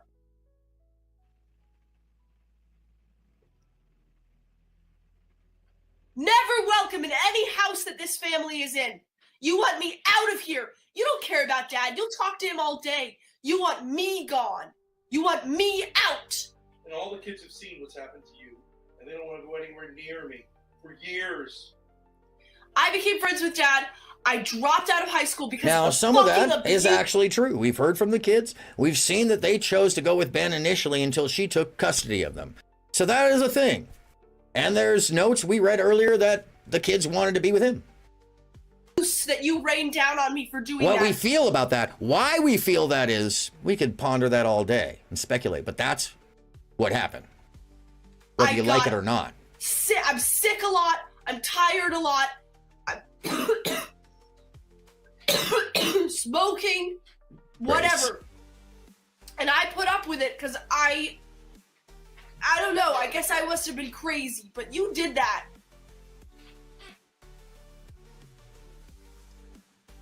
And you made the kids feel like if they did it, you were going to ruthlessly punish them. Like you got punished, right? Yeah, and you made all of my siblings fucking believe that I was some kind of a sexual weirdo. That I was doing something weird with my fucking And this is dad. where she's not in denial. She's not saying anything about it. She's literally disassociating from the conversation. And Grace is making accusations that are gnarly, that are very fucking over the top. Most sensible people would respond. We don't see a normal response here. I'm sorry. This is not a normal response. This is not a normal situation. This is not something that somebody just makes up. It comes from somewhere. I'm sick a lot. I'm tired a lot. Secondary victims. Yeah, true. That's a whole other thing. Smoking, whatever. And I put up with it because I don't know. I guess I must have been crazy, but you did that.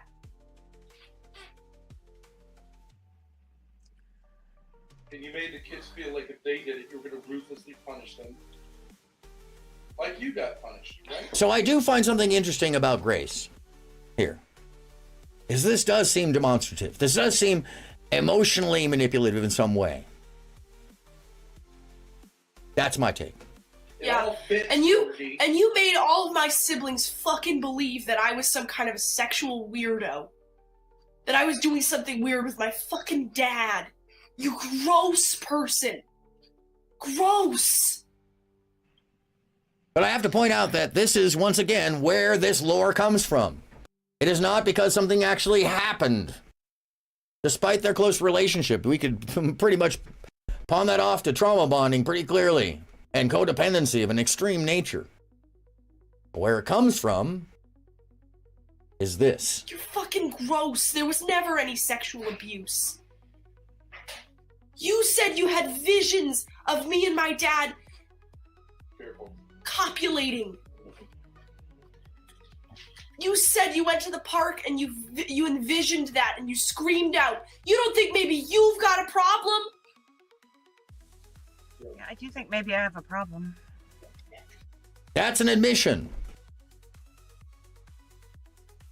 Ride, check out this.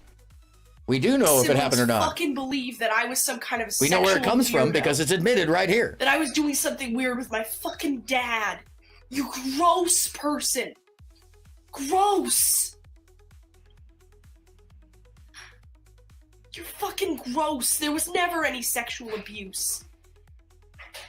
You said you had visions of me and my dad copulating. So before you all start, trying to deny this moment, have you ever listened to her? Have you ever listened to what's being said and then looked at Courtney's response? Because it's pretty fucking clear. This part is true. This part is very true. This is a person yelling out, her denying it once when all evidence points the other way doesn't prove either side. It's not once. It's a lot here. We're only halfway through the video.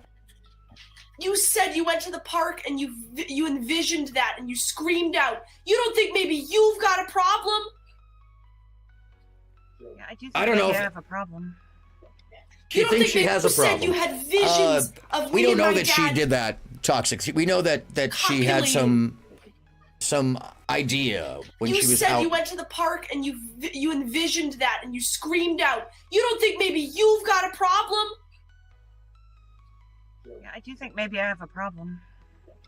You don't think maybe you should put the fucking gun down? And I said this earlier, Ryan, just so you know, this isn't an either or stream. This isn't a this one's worse than the other. This is just pointing out lore in the portion of the story that is here in front of us.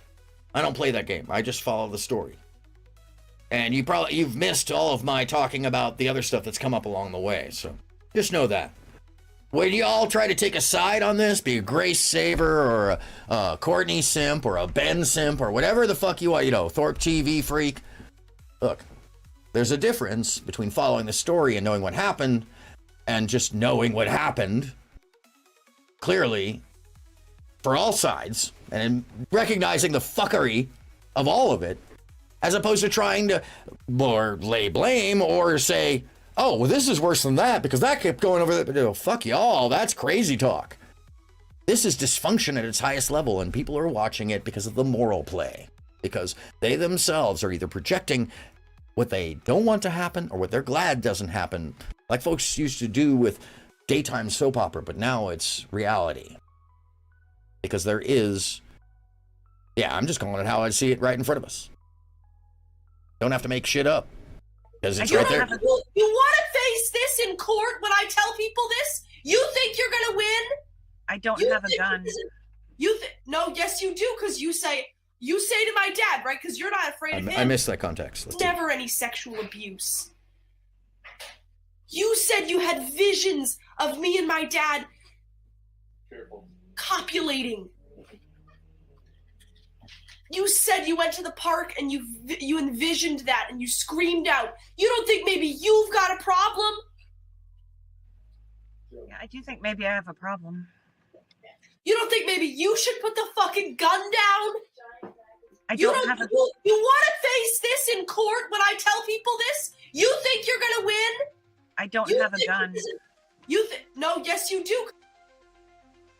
Did I miss the context there again? Where does a weapon come into play? we actually don't know if that's real.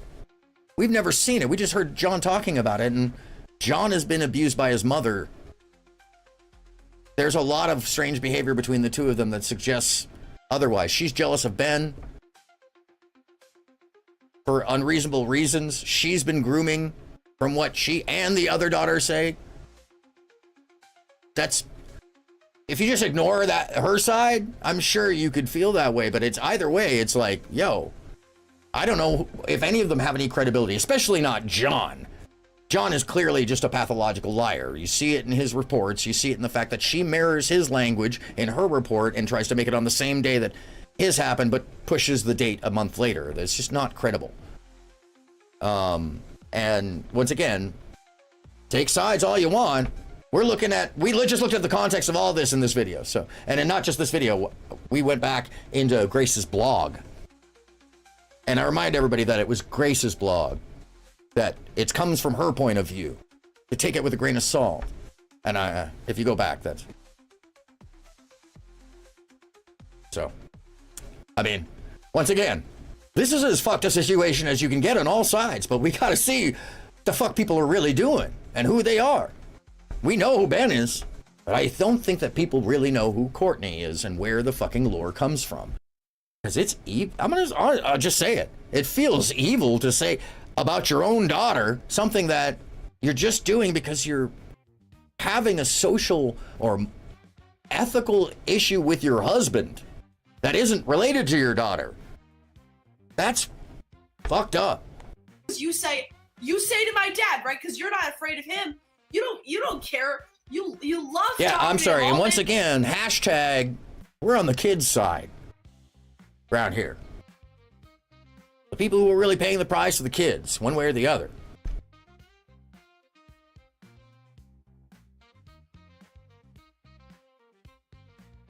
Long. You say to him, I don't have to come up with an agreement. I didn't say that. I said I would. And I said, let's get some mediation. And I said, okay. You say I need until midnight. No sense at all. Makes no sense at all. You say I'm going to use off talking to him all day long. You say to him, I don't have to come up with an agreement. I didn't say that. I said I would. And I said, let's get some mediation. And I said, okay. You say I need until midnight. No sense at all. Makes no sense at all. You say I'm going to use. Yeah, don't forget that some of this conversation, by the way, it's very important to remember that some of this conversation has an effort of weight from Ben and Grace's side, where they're trying to, and Grace is trying to get her mom to agree to separate and agree to that separation on behalf of Ben. That's odd as fuck. But I do believe that that is because there may have been plans for financial adjustments due to the fact that they had sold several properties and were waiting on that money. That's what at least the blog suggests. So I do think that at this point in time, it's quite clear that Grace was trying to take the reins and create that split on behalf of her dad. Inappropriate to be put in that position. Had they already gotten the money ride? It's hard to tell time-wise on this. The blog suggests that it came in either somewhere around this time or right afterwards. Yeah. For a mediator, so that I can write a couple things down to make an agreement. For a situation which you were already in and utterly failed in. And you say maybe I want to have joint custody, and maybe I want to have some money, and maybe I want to do YouTube, which all of those things right here. you had. Ask them if they want you to have custody of them. They don't. You got to solve your problem. They don't want custody. There's no custody dispute at all. The kids are going to say, I feel unsafe around my mother. So I have to wonder about when the number and also whether that money is all gone, because that's a lot of money to really blow that way, and we don't really see that kind of expense. So as somebody who spends a lot of other people's money, I have a hard time seeing it. And Han says it's all gone, but do we know this? And could it just be a play or ploy for horrible management? Oh, Jesus Christ, if it is. But couldn't it also be a ploy to keep the money out of the court's hands or knowledge. And that's honestly what I think it really is about, but we can't really know. They bought a boat, an RV, rented a house for 3 months, had several apartments and studios. That's not 600 grand. Not at all, especially where they live. That's not even close. It's maybe 100, 120. Once again, I spend a lot of other people's money. So. Because she's crazy. Yeah, but I mean, even at that, that's 35 grand. I guarantee you 600 grand they walked away with. Yeah. There's something else. And every one of my spidey senses tells me that there's something else that we just don't know and can't see. That said, there's a lot of talk that there's no money, but it may be practice. We don't fucking know. That's the other thing. We don't fucking know. Joe, come up here.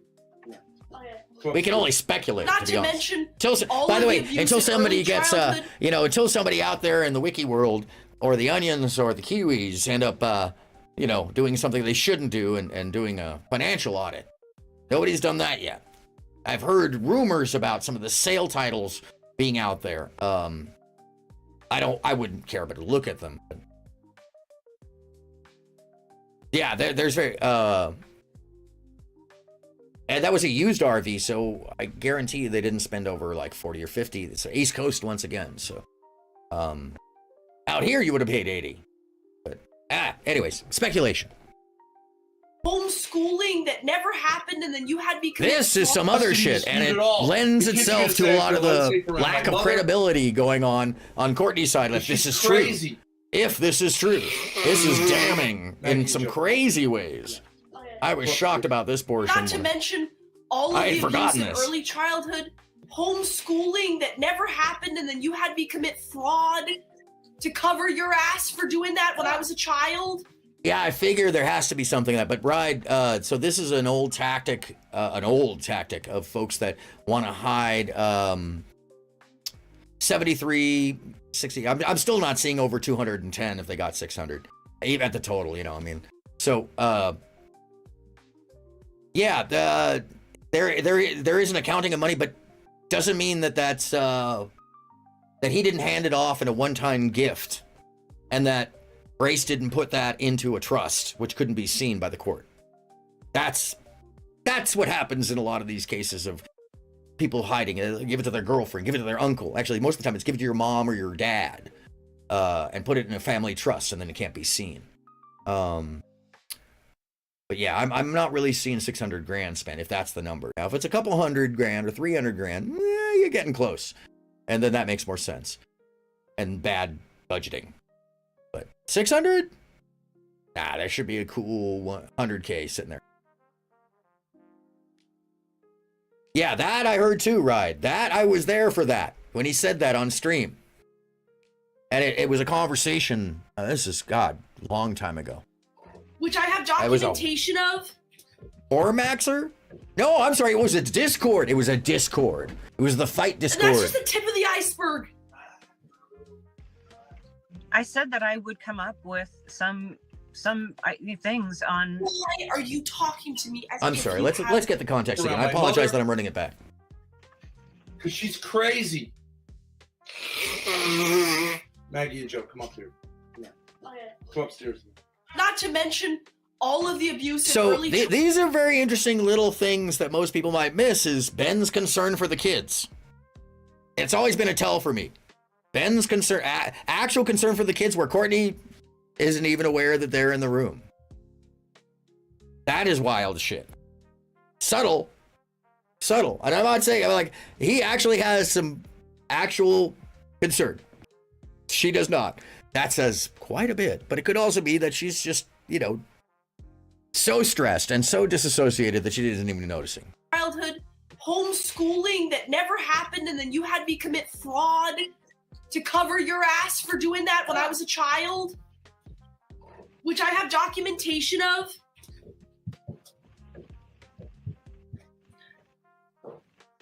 And that's just the tip of the iceberg. I said that I would come up with some things on. Why are you talking to me as if you have the power? Why? Grace, Why? I really want to resolve this. I really do. I really do. Why? Because you realize what you fucking done? No, I just think like you guys all need a break from this, and if your father and I can work out a separation agreement, I think we'd all be a lot happier. All right, let's work it out then. Let's work it out, because I'm pretty sure the testimony that I just gave here, it's not even the tip of the iceberg as far as the rats, physical, sexual, emotional neglect and abuse that you fucking 5 years of fucking calling your daughter the other woman, and you think you're gonna get custody? Whoa. I didn't write that note down. 5 years of calling your daughter the other woman. What? The fuck?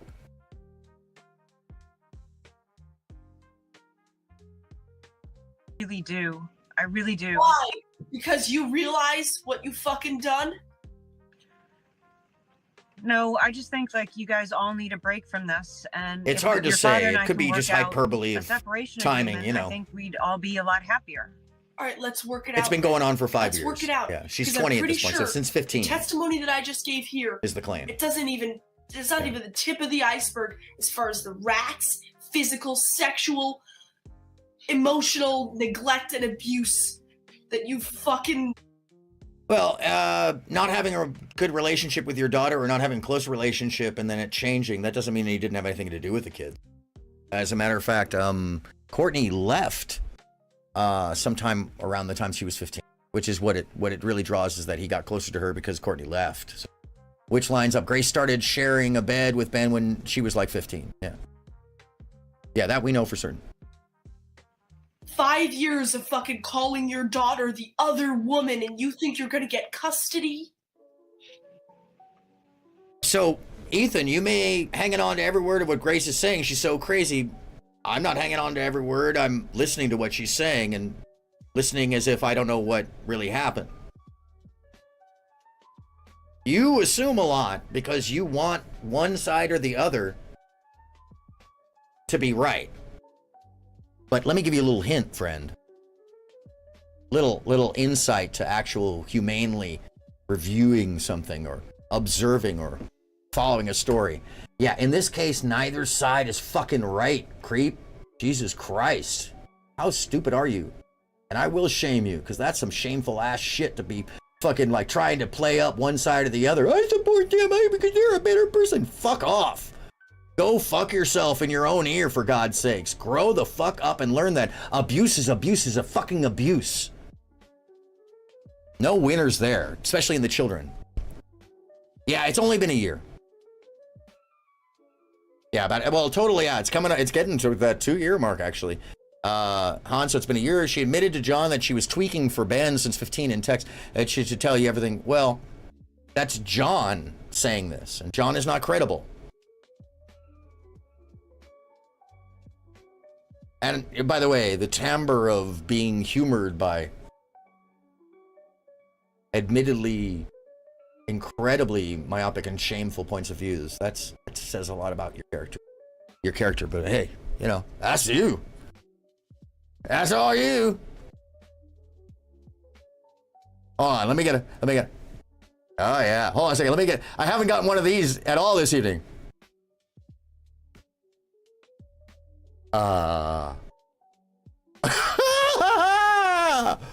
Yeah. Keep it together, kids. Keep it together. Twerking. Yeah. Your own daughter? You realize? Do you think do that's you realize spurning? that there is? Do you know what a performance or a show is, or a character? Do you have a problem divining the suspension of disbelief from the suspension of belief? Do you know the difference between watching TV and not? I don't think you do. But hey, keep on going. I love it. No, Spurting. you don't have Go suck a anybody dick. on your side with that one. Even if you thought that I was being abused, Piece of shit out nobody there. is on your side for blaming the victim of this supposed abuse and saying that Fucking you want weirdos. her to kill herself. and getting sexually jealous of these supposed things you think is going on. Nobody in their right mind is on your side about that one. Even if you thought that I was being abused, nobody is on your side for blaming the victim of this supposed abuse and saying that you want her to kill herself and getting sexually jealous of these supposed things you think is going on. So these are things that she's already admitted to, and she's not denying, and she's going to now admit to them. Nobody in their right mind is on your side about that one. You can be angry at Dad if you think something happened, which you're crazy, so you make up all sorts of things, but nobody is on your side about being sexually envious of your daughter. And by the way, Para, let me ask you this. Do you know why John would be retaliatory and make up crazy shit like that? Do you have a clue why he would do that? Because Grace tried to send him to jail and then put a restraining order on him. First and foremost, before he started sharing that information, before he shared that, which never came out before then, he attacked Grace. Before Ben kicked anyone, John attacked Grace. It's so violent, by the way, it got taken down from YouTube. Stealing your husband. I know. Nobody. But hey, no, I guess John is the real hero. Is that what your point of view is? John is a hero here? Fuck out of here. Jesus. But you did that. Sorry, not you, Para. I was just riffing on it. Sorry, I forgot I was talking to you. I do want joint custody. That's pretty weird, Hans. That's pretty fucking weird. But if you have a link on that, I'll pull that out. That's pretty weird. I want to see that. I never saw that. Joint custody. You could I want legal about being sexually envious of your daughter because you think she's stealing your husband. I know. Nobody. No, that was we're talking about the one where he strangled her and bashed her against the wall. And then they had to take it down. Not the second time where she went into his apartment. That was after. But you did that. Yeah, send it in the Discord, right, if you want. It's in the about.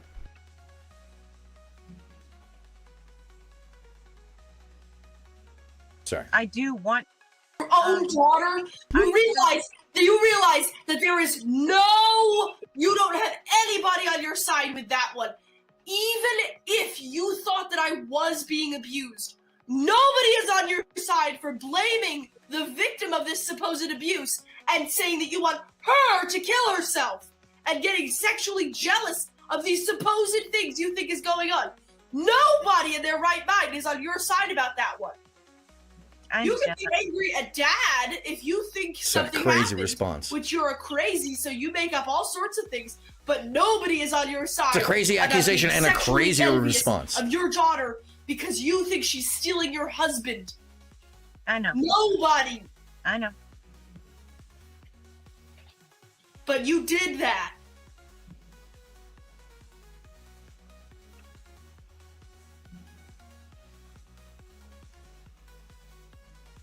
I do want joint custody.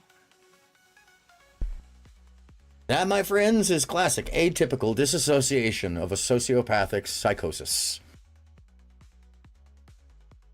She wants something out of it, so she'll manipulate the emotion and the situation, and she has no remorse. She has no sense of the other person or the emotional attachment to the situation, and whether she cares or not, we don't know because there's no emotional value in her response. You don't understand that that's a tell of the situation, that is clearly, and once again, her eye is way off in yonder. Which one is looking at us? We don't know. No, actually, it's just, I point out where you're just absurd and obtuse and one-sided because you want somehow Grace, to the victim in the situation, in this particular situation, to be wrong? And you'll ignore me saying that everything is wrong about this? No, that's you being a fucking moron. Like low IQ, low reader, mouth breather. Chat, feel free to bump this pitch.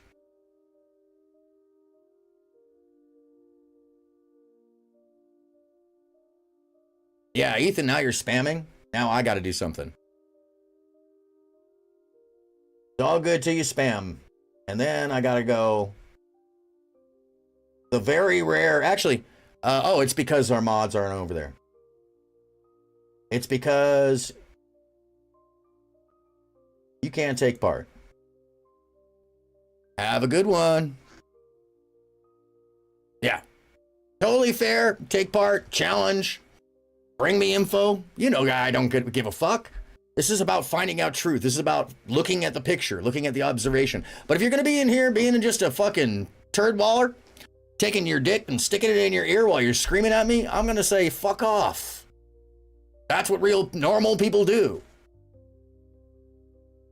Probably not. She left her minions which is, by the way, very telling that she had to run over and bring some people to defend her. I don't see the Thorps over here defending themselves. It's fascinating. I would. If she's still here at the end, I am totally willing to go over what we just saw with Courtney and talk about it. But I also am not going to just placate her because it's obvious there's some problems in this scenario. You had joint custody. About 20 minutes. You could I argue want legal joint custody. Okay. You want it, but you had it. And then you committed a crime by abandoning your children. You endangered your daughter. You have not contacted your children for weeks on end. Not told them your location. And your children have said that they experienced emotional abuse and neglect, as well as physical in terms of food and stuff, while you were their custodian. So I don't know if it's a question of what you want. I believe your father was okay with I joint agree, custody. Okay, so this is really weird because she's not actually engaging with what Grace is saying to her. Physical in terms of That's food and really stuff, weird. while you were their custodian. So I don't know if it's a question of what you want. I believe your father was okay with joint custody. Is it just me, or that was just totally non sequitur to what was just being said? Am I missing something here? Somebody tell me, ladies. And Mr. then Sky, you Lizard committed Tree. a crime by Did I miss abandoning your something? children. You endangered your daughter. You This is the have second not non sequitur contacted we've your got. children for weeks on end. Not told them your location. And your children have said that they experienced emotional abuse and neglect, as well as physical in terms of food and stuff, while you were their custodian. So I got to point out as well, you know, you may not believe what Grace is saying right there, but that story never changed. That story is consistent. It's consistent with the kids. It's consistent across all of the time period. Just what it is. So some of that has validity, has veracity. How much? We don't know. It could very well be, as Lizard Tree's pointed out, part of the movie of drama to drive and manipulate. No question. But I don't believe at this point that it comes from nowhere, because Courtney is not acting as though it's an unknown. So I don't know if it's a question of what you want. I believe your father was okay with joint custody.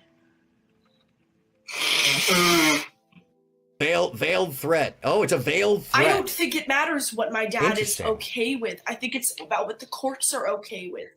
Well, I thought we were trying to stay out of court. Not if you're gonna act like this, we're not. I'm talking. So once again, if you're wondering, like, what happened, well, the motive to catch Grace and Ben in a problematic situation is what happened, it looks like. That the act of retaliation couldn't be done with John and Courtney, so they waited until they caught Ben and Grace doing something that they could sick the law on them for. Because the original restraining order is fabricated, clearly based off of what we saw in the videos earlier. At least some part of it is. The general verbal abuse, obviously, that's a partition of their daily lives. But it's not honest of what happened in the evening or the timing of when it supposedly happened to her. Because if it did happen to her, we don't have evidence of it, because the evening she says it happened is a month after when she claims it should have happened, because she says it happens the same night that John got beaten up. Oh, the act of retaliation? Oh, she's homeless? This is during the restraining order period against John? She left, so they kicked her out, essentially, and took the kids? And then an exact year later, she's doing the same thing to them. That's kind of an obvious retaliatory move, especially when John is there with her, when he's the one who first got, you know, charged with assault. Which we earlier looked at the restraining order from her and read it. And we looked at, and the fact that it's the same and similar language that John's is, but after the fact. You know, I mean, obviously this is all from Grace's point of view, but the facts do remain in the video. We see before and after any assault, and the fact that a year later, John says you deserved every bit of that beating. I mean, there's evidence that everybody's doing something fucked. Oh, Ethan Biltz is just, you know, apparently one of Courtney's simps that came over to defend her without watching to see that this is just an observation of the story. It's probably because none of this looks good for Courtney, much less anybody else, but it really doesn't look good for Courtney's, like, lore, in the sense of the rumor that she started about the sexual stuff that John then carried on. Because John is the one who's getting abused. Talking about, like, the exact thing that very clearly you guys wanted in the to language talk that about, happens here. And you'll I see don't it comes see up how soon. I'm acting any. So you just sit there and say, I want joint custody, even though you had joint custody and you abused the kids and admitted you did. But now you want joint custody when you are living in a car and actively committing a crime of abandoning your spouse and children. And I've just worked out this. There's no winners here, Hurricane. Hashtag I support the kids. Because there's no winners. This is dysfunction against dysfunction. Yeah. We could work out the separation agreement, then it hasn't been that long that I've been in the car, and I don't think I abandoned them. I don't think I did it like in a way that, like. So how does that make the assault on Grace okay? Or the aggro behavior or the rumor? It doesn't. Once again, Hans, I know you want one person to be a hero so they'll pat you on the back or something. I don't know what that is, but follow the story as it lays, which is that there's a whole slew of fuckery. She invaded his apartment. Well, the truth is that that's not what the video shows. He comes into her space and chokes her out and shoves her into a fucking closet, bro. I wish I would have actually brought up the video. I went to the link, but YouTube took that shit down. I was actually trying to get in touch with a couple different people that might have had it, but you know, everybody's very. I just found it an impossible situation, tricky and with I that. left without any plans. And I don't think that's like. It's called abandonment. I don't really think that's like. Oh, Lita, you've missed the majority of them. I don't think that's really what that law, and I could be wrong, but I don't think that's really what Hey, that welcome law back, is Lita. talking about. Leaving and refusing to support in any way your spouse. I just found it an impossible situation, and I left without any plans, and I don't think that's like. It's called abandonment. That is the most honest thing this woman has said or done in the whole time period, despite it being non sequitur from the actual point of the conversation. Look at, like, both her eyes are pointed forward. She's looking at the camera. She's actually engaged. That, my friends, is one of those things that let you know when it comes to psychosis and acting in sociopathic behavior. That's kind of the sign. She's there when it's a point that she wants to make, and she's not when she doesn't want to pay attention to it.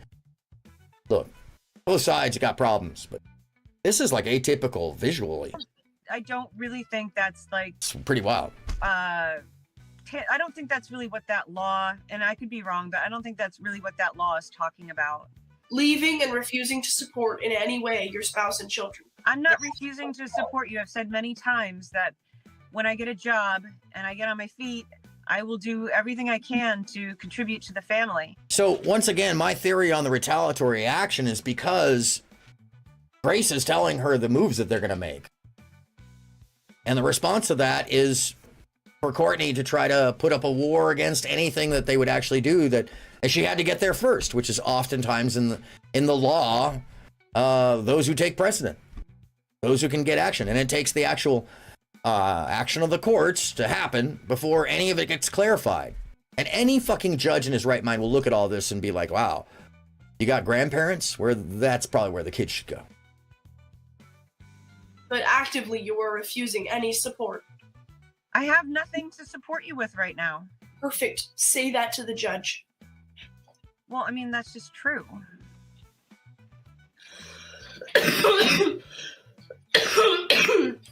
You refuse to cook for your kids. You refuse to take care of them. You refuse to drive them if they need a ride somewhere. This is not looking good. I don't really know what to say. I can't cook and clean if I'm going to be with your father, but like if Okay. I don't know about you, but all this sounds pretty wild. I don't know what kind of a response that is and why that would be. The controlling of Ben, does that mean that she can't cook and clean? I'm confused by that because that's kind of Ben's whole thing of getting Grace to be house mom. Which, by the way, that replacement of one's parent is a form of trauma when the eldest daughter or somebody in that case has to replace a parent, which is where it allegedly this jealousy of Courtney comes from, because Grace was taking the place of her roles, taking care of the other kids, the house. I think that's a valid excuse. You better say he's an abuser then, because if you're just saying, I just don't like the guy, and so therefore I abandoned my children, that's not gonna work. I didn't abandon my kids. Yeah, we also know that one of those two was manufactured and developed as a dramatic play to gain more viewers, Hans. You recognize that one too?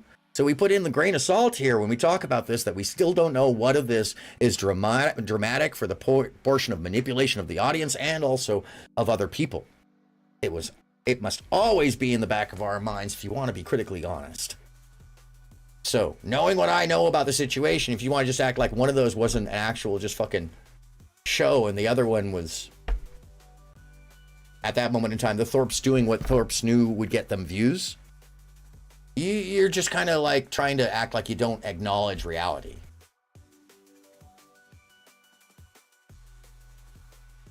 It was a prank, so it wasn't real. Okay, there you go. So it's part of the show.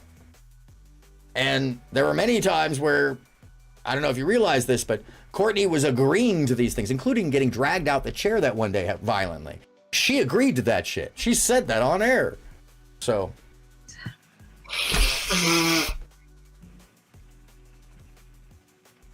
You did. I didn't. You're not providing for them. You're not cooking for them. You're not supporting them in any way. You do not talk to them. Oh, you're trying to say, oh, it was a prank. No, man, that was one of them was real and one of them was a setup. This is why I keep reminding you that some of that shit you saw was agreed upon without you knowing about it. You know, so it's not like I've just like tell that to the judge. And you, being in the Discord then around Jess and the rest of them, should fucking know better, Hans. Unless you're just being cynical for the case of the storyline. And then, you know, sorry I'm fucking up your narrative, but the Jannies are gone, friend. The butler's gone. You won't answer their calls. That's not true. Nobody's called me. I would totally answer their calls. You haven't contacted them. I've talked to them. You want joint custody when your relationships with those kids are. And by the way, I didn't. If you would. You're not. I don't mind being one guy, but let's not swamp the actual context that's going on here. You do not talk to them. That's called abandonment. They don't know where you are. I've been on stream and I've also talked to them in. Well, hold on a second, Hans. Chat, you know where the bits are, so you're inside their head. You can know what nobody can know except for them. You realize how insane that is, right? How insane. Unless you've been told by them what a bit is. Which we've been told what those bits are. So we have to assume that some others that we don't know are. But we don't know what they are. You understand? They do. Exactly. It's called suspension of disbelief. It's called a healthy recognition that you never know what's inside people's heads. That you don't know what's real with the show because it's on a fucking camera. You can take it as real, but then you're buying into what could be bullshit. It's actually most of the fucking focus on my show. This is part of why I'm watching this. Because it fills out a portion of the story that people seem to be very angry that I'm even sharing. Clearly. It's not like it hits a nerve for some folks here. Tell that to the judge. You won't answer their calls. That's not true. Nobody's You will called not. me. I would totally answer their calls. You haven't contacted them. I've talked to Yeah, them. you want joint custody when your relationships with those kids are currently severed. We don't know. Tommy, See, that's the thing. Is it a bit? No, what she's saying there is pretty honest. Is it dramatic for fucking hyperbole because she's 19? Or 20? Probably. Is it all true? We fucking don't know. But what we do know is true is the things that Courtney admits to. That's not a bit. She's not agreeing to any of this. If you're going to ignore what she admits to when there's really terrible things that Grace is saying, you did X, Y, and Z, and she goes, yeah. I'm sorry for that. I wasn't making good decisions. That's admission.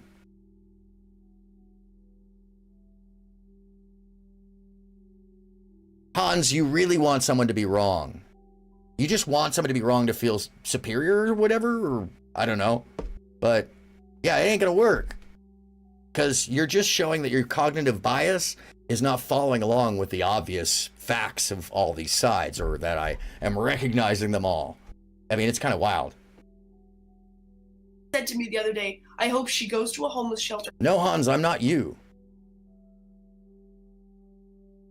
Well, that's the other thing, right, is what they admit is a bit half the time is a cover when they aren't admitting the things that are bits.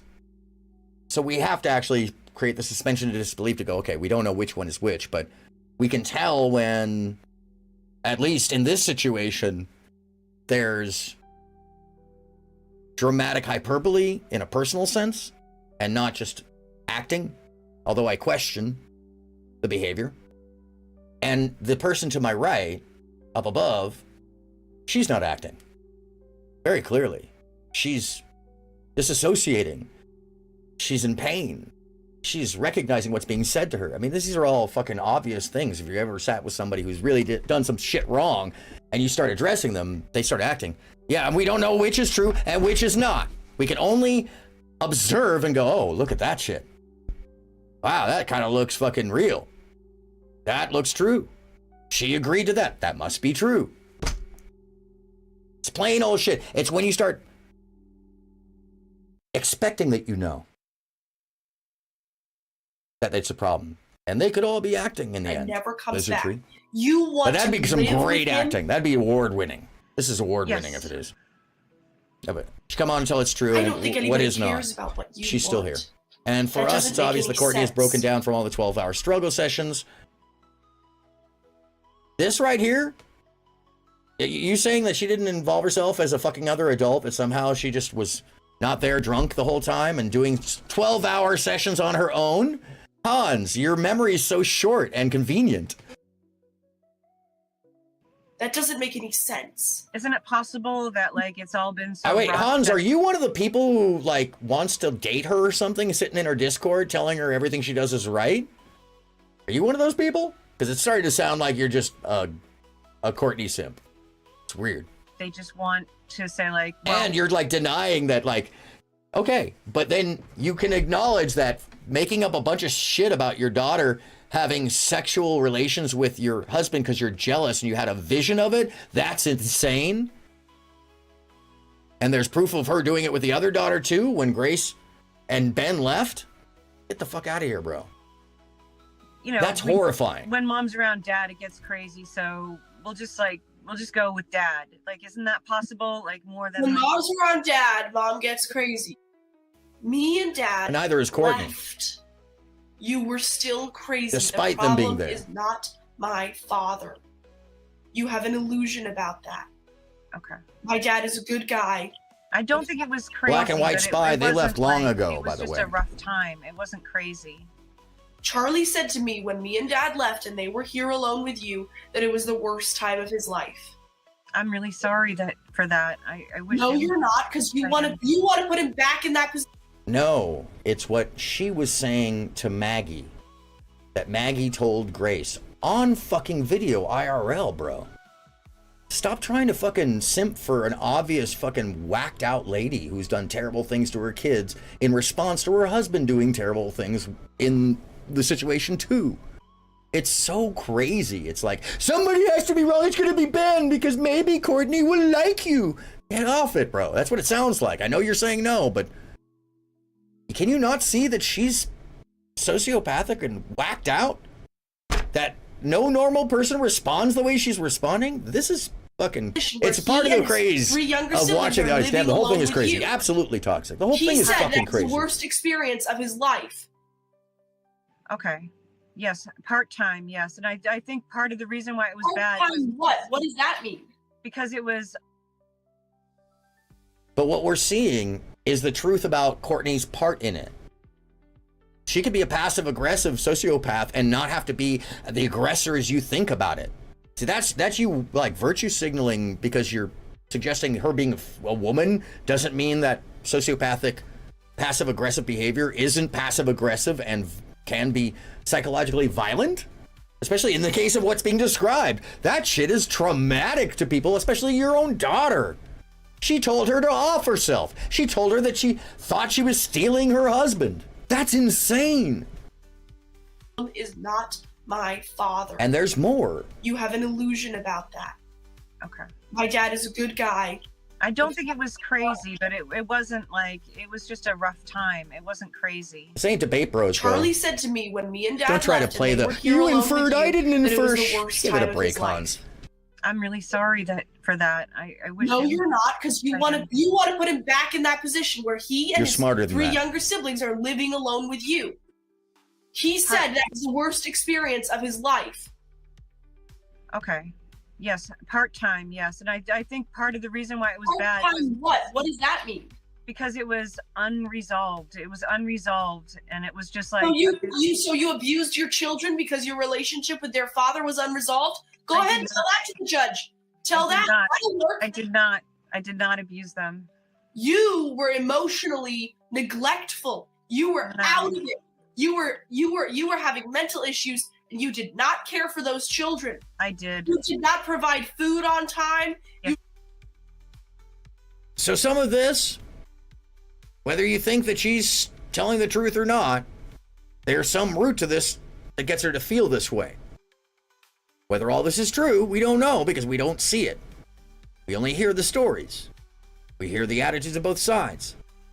And I actually think Courtney is being, in her own mind, obviously earnest. She's engaging with this topic, but she's still not really there. It's odd. You did not provide them with hygiene. You did not take care of them.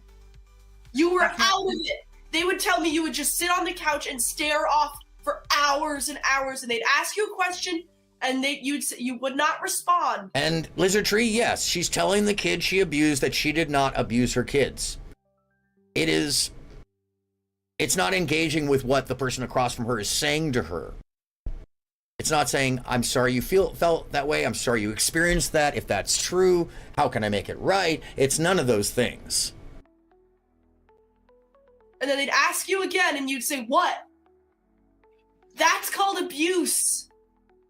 Sometimes, yes, they would ask me questions when I was texting or even like just sitting there, yes, and I didn't hear them because I was really deep in thought. But I did not sit on the couch for hours and hours staring. I did not do that. Well, you did that in my childhood. You did that. So I believe I did. Well, Mom, I don't think you understand. They are old enough to say that we don't want to live with our mother. I understand that. And if I go on Monday with them to the family courts and get a restraining order against you, then nobody's going to let you have custody over children who want. Right here is the MO and the reasoning for retaliatory behavior on Courtney's part. She's being told that they're going to keep her away from the kids. pretty clear. By the way, if you're going to take legal action against somebody, don't tell them. It's a good rule. A restraining order against you. I understand that. But you're just going to sit there and say you want joint custody. Yes. Mind you, she's living in her car right now. It's fairly delusional. Well, I have nothing to say to She that. doesn't have a job. She I don't know what that doesn't could cook for the possibly kids. mean. She won't pick them up when they call her. That's like somebody. And she's like, living out of her car. And she wants joint custody. It's a very hard Grace, sale. weren't you saying like, hey, you know, take the, and your father was kind of like, yeah, take the RV and you can have the kids visit you there, and like, you know, like you're, it's not like you guys weren't saying You that. said Like, no thanks. Okay, You so said- she admits that Ben said, why don't you take the RV so you have somewhere to stay so the kids can come visit you. That's not something somebody who's being vitriolic or vicious does. Once again, concern about the kids from one side, and I'm not sure what to call this other than a lack of sensibility on the other. Nope, I don't want it. So the offer's off the table. no, but what Glasses I'm broken saying here? is like, you were okay with me being around them then, and they presumably would have been okay with being around me then, but now, no. What's the difference? It was like yesterday. Yeah, the old RV or the Visiting is oh yeah, this is different when than they just custody. got that RV. That's right. And The engine okay, was your dead. father really didn't say much when I said joint custody. He didn't say like no. So By the I way, assume- just because the RV engine didn't work didn't mean she couldn't plug it into shore power. So any excuse for not being able to use the camper at that time, you know, get a battery and or just plug it in. I've owned more than one RV, so the engine is not always necessary. Even the Jenny isn't always necessary, especially because he's talking about putting it outside of the big house. So there'd be power and access to the facilities. I mean, it's reasonable. It's what it suggests is that he was at some point reasonable that he to a was like, degree, okay, yeah, whatever that is. sure. How it came out, we don't know. That could have come out as a Benism of being insane, so of course it wouldn't sound reasonable. So. I heard what you did to Maggie. I've seen what you do to my siblings. I am not going to allow you to have joint custody over them. And neither are they. They're going to say, we don't want to live with our mother. You think they're just going to force kids to live with a woman they don't want to live with? All 5 of us, and maybe even John, come to the court and say, like, this woman, like, here's what she's done to us? You think they're just going to say, like, well, screw you guys. You have to live with her half the time. What? I don't really know. I don't know what's going to happen, but I do want joint custody. So, do you guys understand from the point of view of anybody who's thinking clearly that this in itself is an action of a sociopathic intent? She doesn't know how, she doesn't know why, she just knows she wants the custody, which sets up the MO for retaliatory behavior to get that custody, because she can't at that moment in time. She has no job, she has not living anywhere, and the kids want to be with the dad, from what Grace was saying. And actually, we find out later on that the kids do say that. Okay. You want it, but can you admit that you are not going to get it? I don't know if that's true. In what scenario do you see yourself getting this joint custody? I really don't know, but I think the lawyers could figure that out if it had to come to that. But I would rather I'd rather have a mediator and go a much cheaper, easier route, and, you know, have a discussion about it with somebody. I would like this to be all the mediator is going to say is, what do you want? You're going to say joint custody. And my dad's going to say, that doesn't make any sense because of da-da-da-da. And the mediator is going to say, okay. And see, I find this interesting because this is where Bannon Grace is talking has convinced Grace of something she doesn't really know at the time. Neither of them do. I do suspect that Courtney does know that if the evidence that was currently available at the time of the behaviors was put forward in front of a judge, that she wouldn't get custody, and that likely neither of them would. That something would be taken care of. They might have been given to Grace because she's an adult. But she mentions there were the lawyers, so she was already getting ready to enact something, it seems like. Oh, am I frozen? Uh-oh, what happened?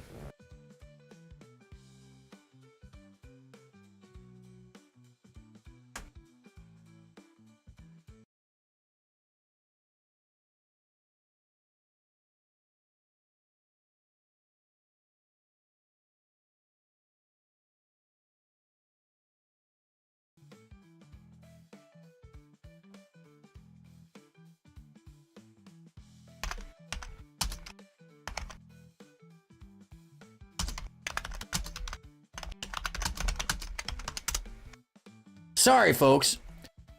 Give me 2 seconds.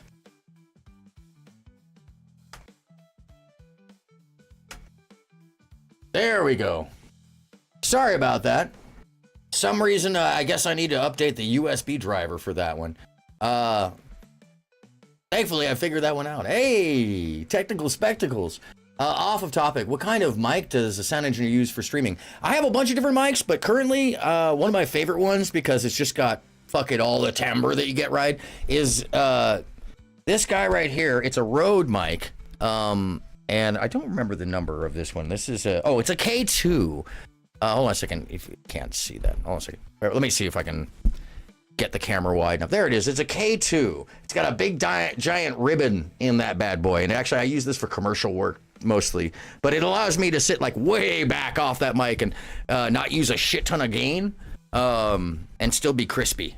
And if you sit in its good zone, if you sit in its good zone, you can tell it's just like because if you think I really sound like this in normal life, I do not. The fucking character. Anyways, I've been pretty open about that. Thank you, Mr. Sky. I so appreciate you being here, by the way. All right, let's get back at it. Yeah, I can see how that doesn't really make sense. And apparently, you're just gonna sit there and say, "I want joint custody."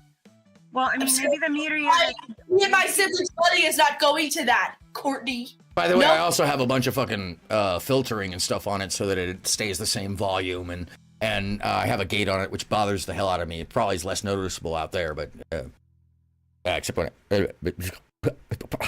like that shit. But it's because I have air conditioning that as soon as the air conditioning kicks in, it's like anyway. Way. I fucking mediated enough of your fucking bullshit. Fuck you and mediation. See, that's the stuff where it's like, okay, Grace is 20, now she's being hyperbolic, and she gotta get at her mom, and yeah, okay. As an adult, this is where you go, okay. Now make it better. Fuck you. Fuck you. I think it's normal, like, to have a mediator sit down and help out with an arrangement. I don't see why that's such a threat. We get 2 hours free. Why not even give it a shot? Because it's going to be the same thing. There's just going to be another person. No, she's there right. Who says, they should have tried that shit. Courtney is right in that case. What do you think they're going to offer you? Well, maybe, Courtney, you can't get joint custody, but you could get partial custody? They might know, like, what, like, generally What kind of secret way? They might know more about, like, the laws in Rhode Island and what generally happens in these situations and be able to kind of smooth things over. A mediator? Okay, so there's something there. What does she mean by smooth things over? And what about the laws? Because she's concerned about how the laws affect her case, obviously, but I think it's a good first it's interesting. step. Interesting language.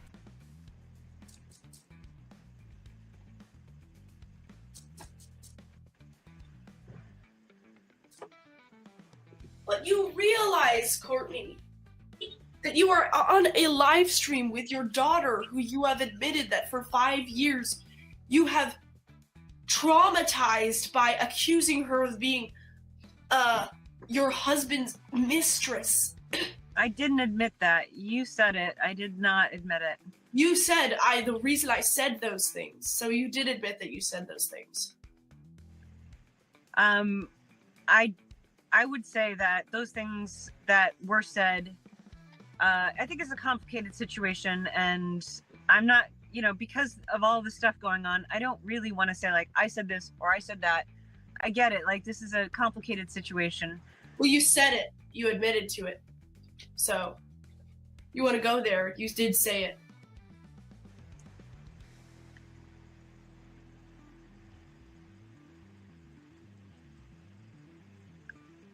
I don't know what to say, Grace. Like, Wow.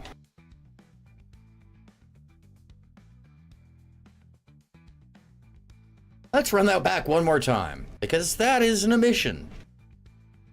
Even if you don't say something, that's pretty clearly an admission. You are on a live stream with your daughter, who you Denial have and then admission, for 5 which is years. so You have wild. Traumatized by accusing her of being your husband's mistress. I didn't admit that. You said it. I did not admit it. You said Why would the you say reason it, I then? said those things. So you did admit that you said those things.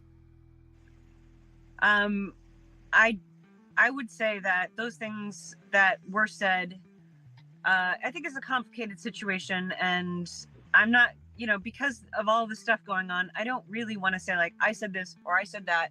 I get it. Like, this is a complicated situation. Well, you said it. You admitted to it. What does that exactly mean? That you didn't say this or did say that? That's a very, very deflective response to what should just be you know that's not true.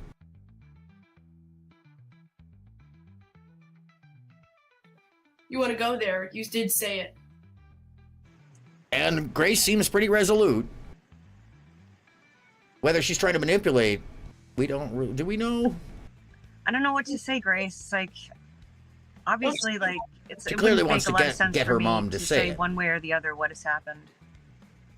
Wow, that's No, it would make sense for you to say the truth. But Well, if you when don't want to say the truth because you're afraid it'll get you criminally prosecuted, when litigation is being threatened, it's not wise to tell the truth. Say all kinds of things. Not wise. No, It's not wise to tell the truth.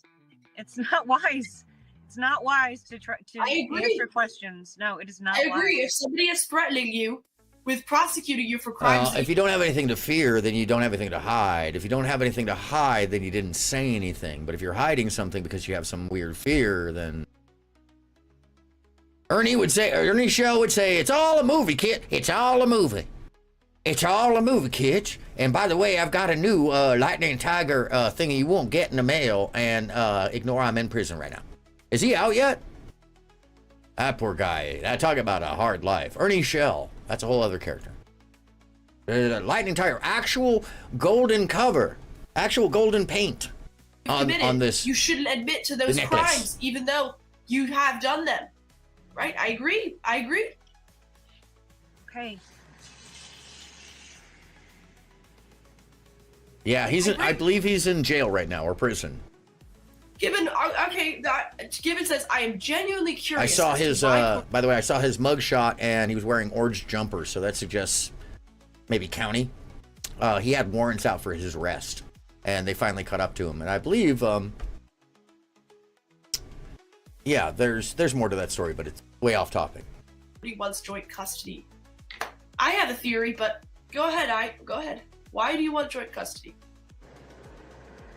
I want joint custody because I think I can provide my kids with the time that I have with them with a stable, good life. In a car. No, not in a car, obviously. Well, you're in a car. Right, which is why it would be nice if I could get some money to get an apartment. Why should you get money for an apartment? So that I could take care of my kids. This is a problem right away. That's not how that works. If you go off on your own and you're the other adult, you got to make a life for yourselves and set yourself up. It's just how it is. You can claim that Ben didn't give her this or no, at this point she's off on her own. She's another adult. Ernie, help me pick your name. His women tigers are not liking labia. I don't know. What? I don't understand. What? What? Huh? Why wouldn't they let? What? What? I don't get it. What's not to like about labia? Come on, people. Anyways. But why? You have there's an established line of you abusing your children.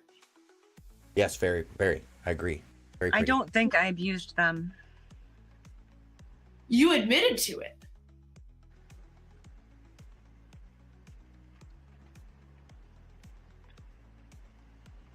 You can say all you want. I mean, it's on tape. You admitted to it. Yes, I understand that. It's on tape. You admitted to it. And yes, she understands it. That's an admission. That's a fucking admission. The body language, too. Run, Grace, run. That's why this is why they're saved gracers, by the way. I have an audio recording of you saying, I don't want to be your mother anymore. Goodbye, kids. Yes, you do. There's a lot of stuff against me. I understand that.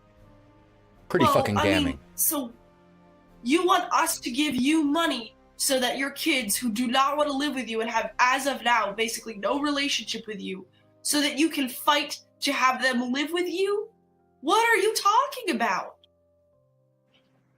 Yes, it's abuse.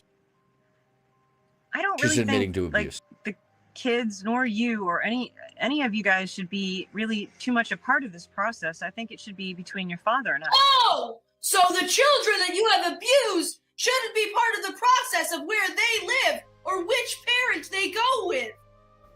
They will be in the court. Yes, they will be in the court. They will be asked that. Yes. They haven't as of That yet, is by part the way. of the process, I think. So the kids should be involved in the process. They have to be, and I wish that would never happen. Well, that's a refreshing point of view that we haven't heard so far, is that there's concern from Courtney about the children being involved in experiencing this. That's a first in this whole conversation. That it coming this late is pretty wild. With Dad for 5 fucking years! I'm your child! I know that, Grace. You're such a fucking, you are unbelievable. You know that? You are an unbelievable person. You are unbelievable. You hate me. No, I don't. You hate me. No, you I don't. make me ill. I don't hate you. You hate me. The meaning of hatred is to wish somebody harm. I You don't wish wish you me harm. harm. You're happy when I'm sick. You're happy when I leave in the rain, driving half Let's an hour. just think about for a second the fact that Grace feels this way. Whatever the reality is, the fact that Grace feels like this, that's a horrible thing. That's nightmarish. How much of it is acting up to manipulate the emotion? Does it really matter at this point? Feeling that way would be unthinkable. That's a terrorizing situation in itself. Away, and I'm in a cold garage by myself. You say, because you're demonic, you flip it on its head and you say, that's because I want you to get some sleep, Grace. And then you don't even come over here to take care of the guys, so I have to drive all the way back. I'm Who cares sorry. so much? Why did you come over? I'm sorry that that's what happened. I'm sorry I said that. Well, and you made don't do give that. a shit, obviously. I do care. It was a bad decision on my part, and I'm sorry that you had to drive all the way over there and come all the way back. I'm really sorry about that. No, you're not. I am. Why? So why would you be torturing me right now if you're so sorry? Why would you be sitting there saying, I want joint custody, even though there's no way that you could possibly get joint custody? Unless, of course, you created a situation where that would just be a given. How would one do that? Oh. Make sure that you get Ben in as much trouble as you possibly can. Make sure that Grace and Ben are separated from the family. That'd be a way. And look at this.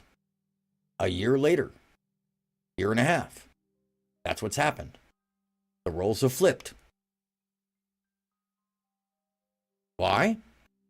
Not because Grace has complained, but because Courtney complained about something that didn't happen to her.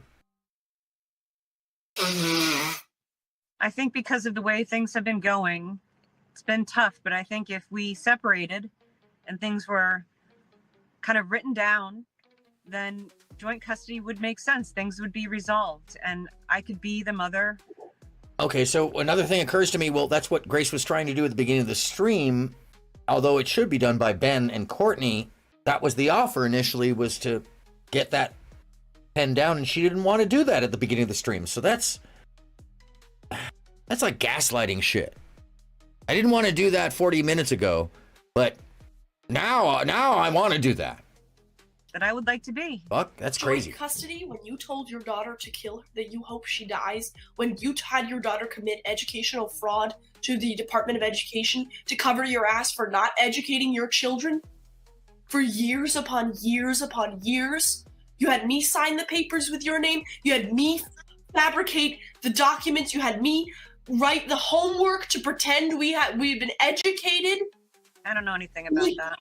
You don't know anything about that? Well, What a fucking crazy response. I don't know anything about that.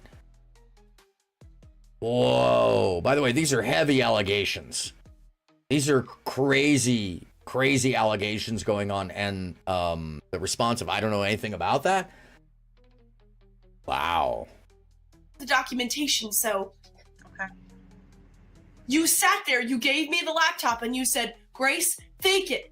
Fake that we did homeschooling this year for each of the guys. And you promised me. You know what's the saddest part? I don't remember that. It's not a denial. Why wouldn't you remember that? Wow.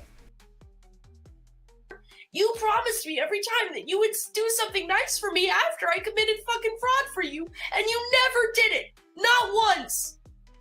You never actually did something nice. And I gotta point out the pain in Courtney's face and the lack of, well, engaging with the topic at all directly. Holy shit, that's some foul shit. Take me somewhere. You just fucking used me. And you'd make me go in and hand them the documents because I was a kid, so they'd take them from me. And you made me fucking scramble around, coming up with all of the reports for my fucking 5 siblings. And fake the grades and fake the books that we read and fake the math and write the reports and I would have to write with my left hand to fake Charlie and Tommy's childish writing, right? And you said, yeah, do that. Year after year, like for 6 years straight at least. You did that, and the attendance cards, I remember I would print them, and I'd have to sit there filling out, oh, maybe we missed 16 days this year.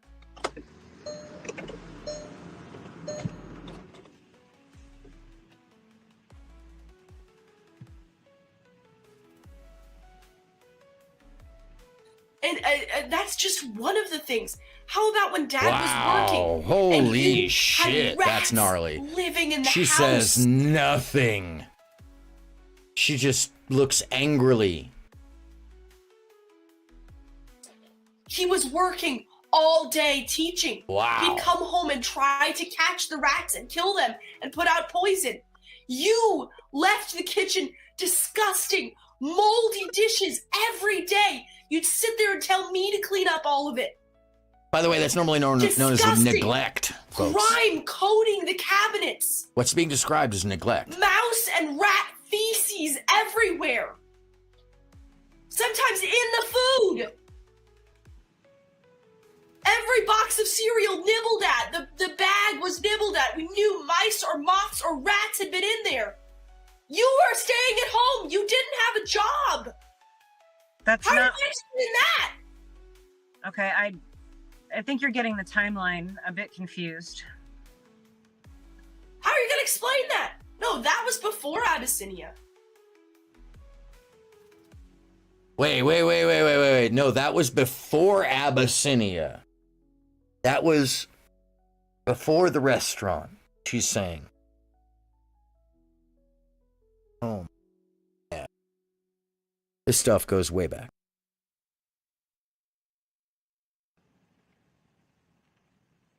How are you gonna explain the rats? Why didn't you fucking clean the kitchen? Why didn't you tell your children? Why didn't you have chores? Why? And you want custody? Yeah. What the fuck are you talking about? What the fuck are you talking about?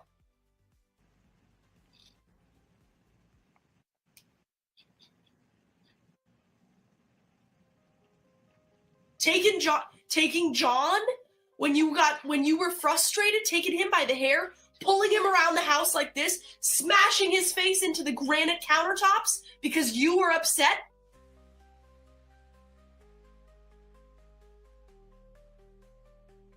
One more time.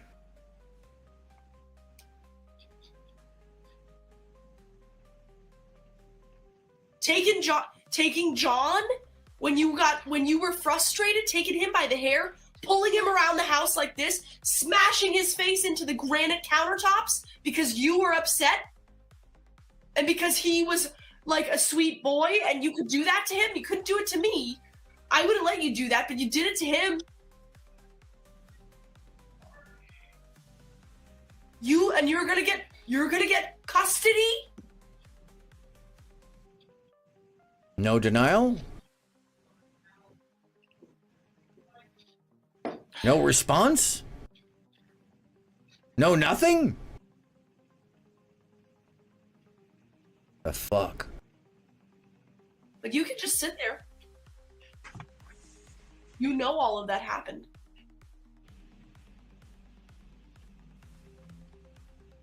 How about shoving me upstairs in an attic for 5 years during the restaurant and having me watch your children for 10 or 12 hours every day when I was 8 years old till I was 12 years old?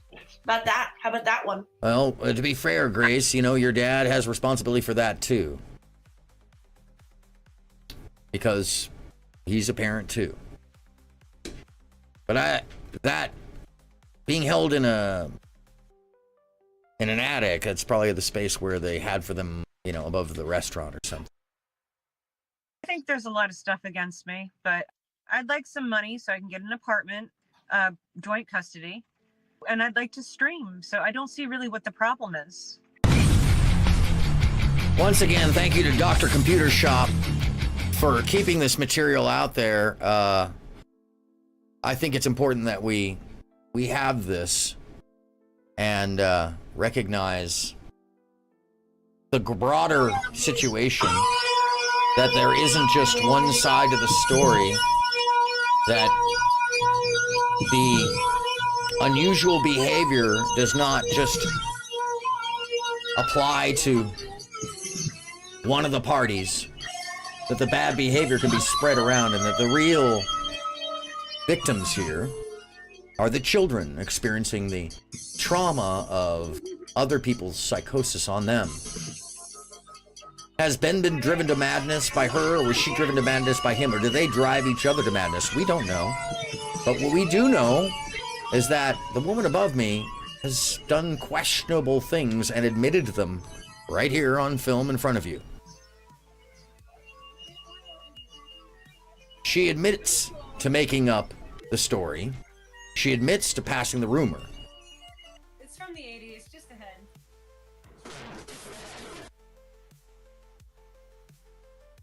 We shouldn't take light of that. We should recognize it as something important in the course of the story.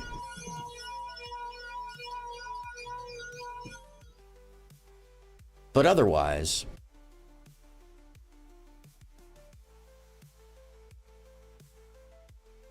the real question here, the real issue comes in when we start talking about the toll on all of these people.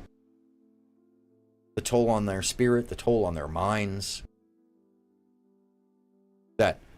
The folks in the audience want somebody to win. As we saw here. When there are no winners, there is just trauma, psychosis. And right now, Grace and Ben, homeless, trying to make their way out.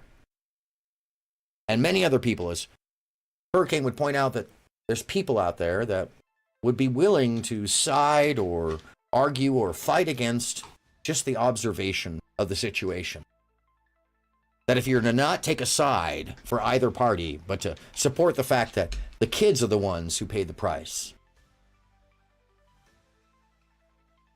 Oh, we can all believe what we want to believe about that. I would say that these two fairly unwell people drove each other to a form of madness. That's what I see. I see trauma and trauma bonding. I see a lot of people doing wrong. And I don't see an innocent person above me.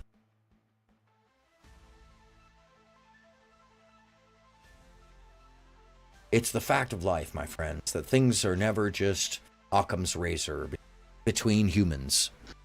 As a matter of fact, most things are very complex and complicated. There is nuance and agenda. But to take what is in front of you and obvious is the only thing we can. And with that, I remind you, my friends, that we are the only ones who stand in the way of obfuscation, of lies, of story, of the separation from, well, the idea that everything you see is real, when some of it is manipulation, and some of it is show, and some of it is real. That the suspension of disbelief no longer exists in our world. Rather, the suspension of belief first. And that's the unhealthy portion of this. That rather than having empathy, then rather than having a sensitivity to the larger system or subject of the matter, we would take sides like a team and bury our head in the sand. My friends, you know what I say about this. Because when you see somebody next to the tracks, their head down, and that bar is coming in real low, there's simply only one thing that any of us can do. I hope you know what that is. It's pretty simple. You raise your head, you raise your voice, and you let them know. Look up! When you did approach her, she was just like taking a look what you said. It's like, because I think she understood that, okay, like, I've said something that's upset a lot of people. Mamas and stuff's gonna truth.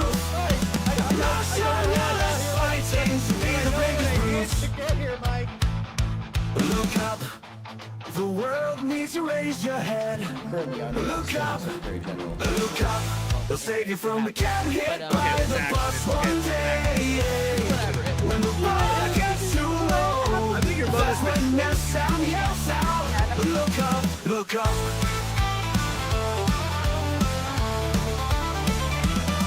Look up, look up. It'll save you from the getting hit by the bus one day. When the bar gets too low, that's when that sound yells out. Look up, So much humor. and fly. Ain't no basement, just flashing red surprises. Never wave of the hand. Look up, the world needs you to look up, so we know who you are. Best friends round us, fearing light.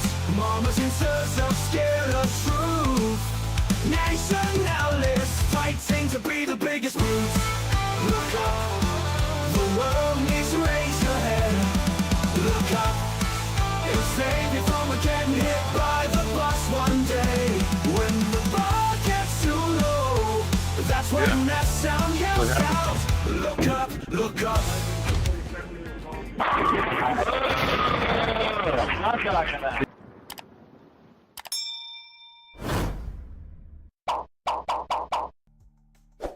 Thank you so much for joining me. If you wouldn't mind hitting the like on your way out, and if you haven't subscribed, please do so. Thanks for being in the shorts chat and over here. Thanks for engaging. Clearly, Courtney didn't stick around, so didn't put the call in up because I hadn't seen her in a while. So in any case, I would love to get further information if she would like to call in on another show. Tomorrow I will be doing an editing stream, so the call-in line will be open to talk about what you saw today, as well as other stuff. So yeah, hope you're all doing well, and thank you for being here. Don't forget the most important thing, my friends, keeping our head high and never forgetting to look up.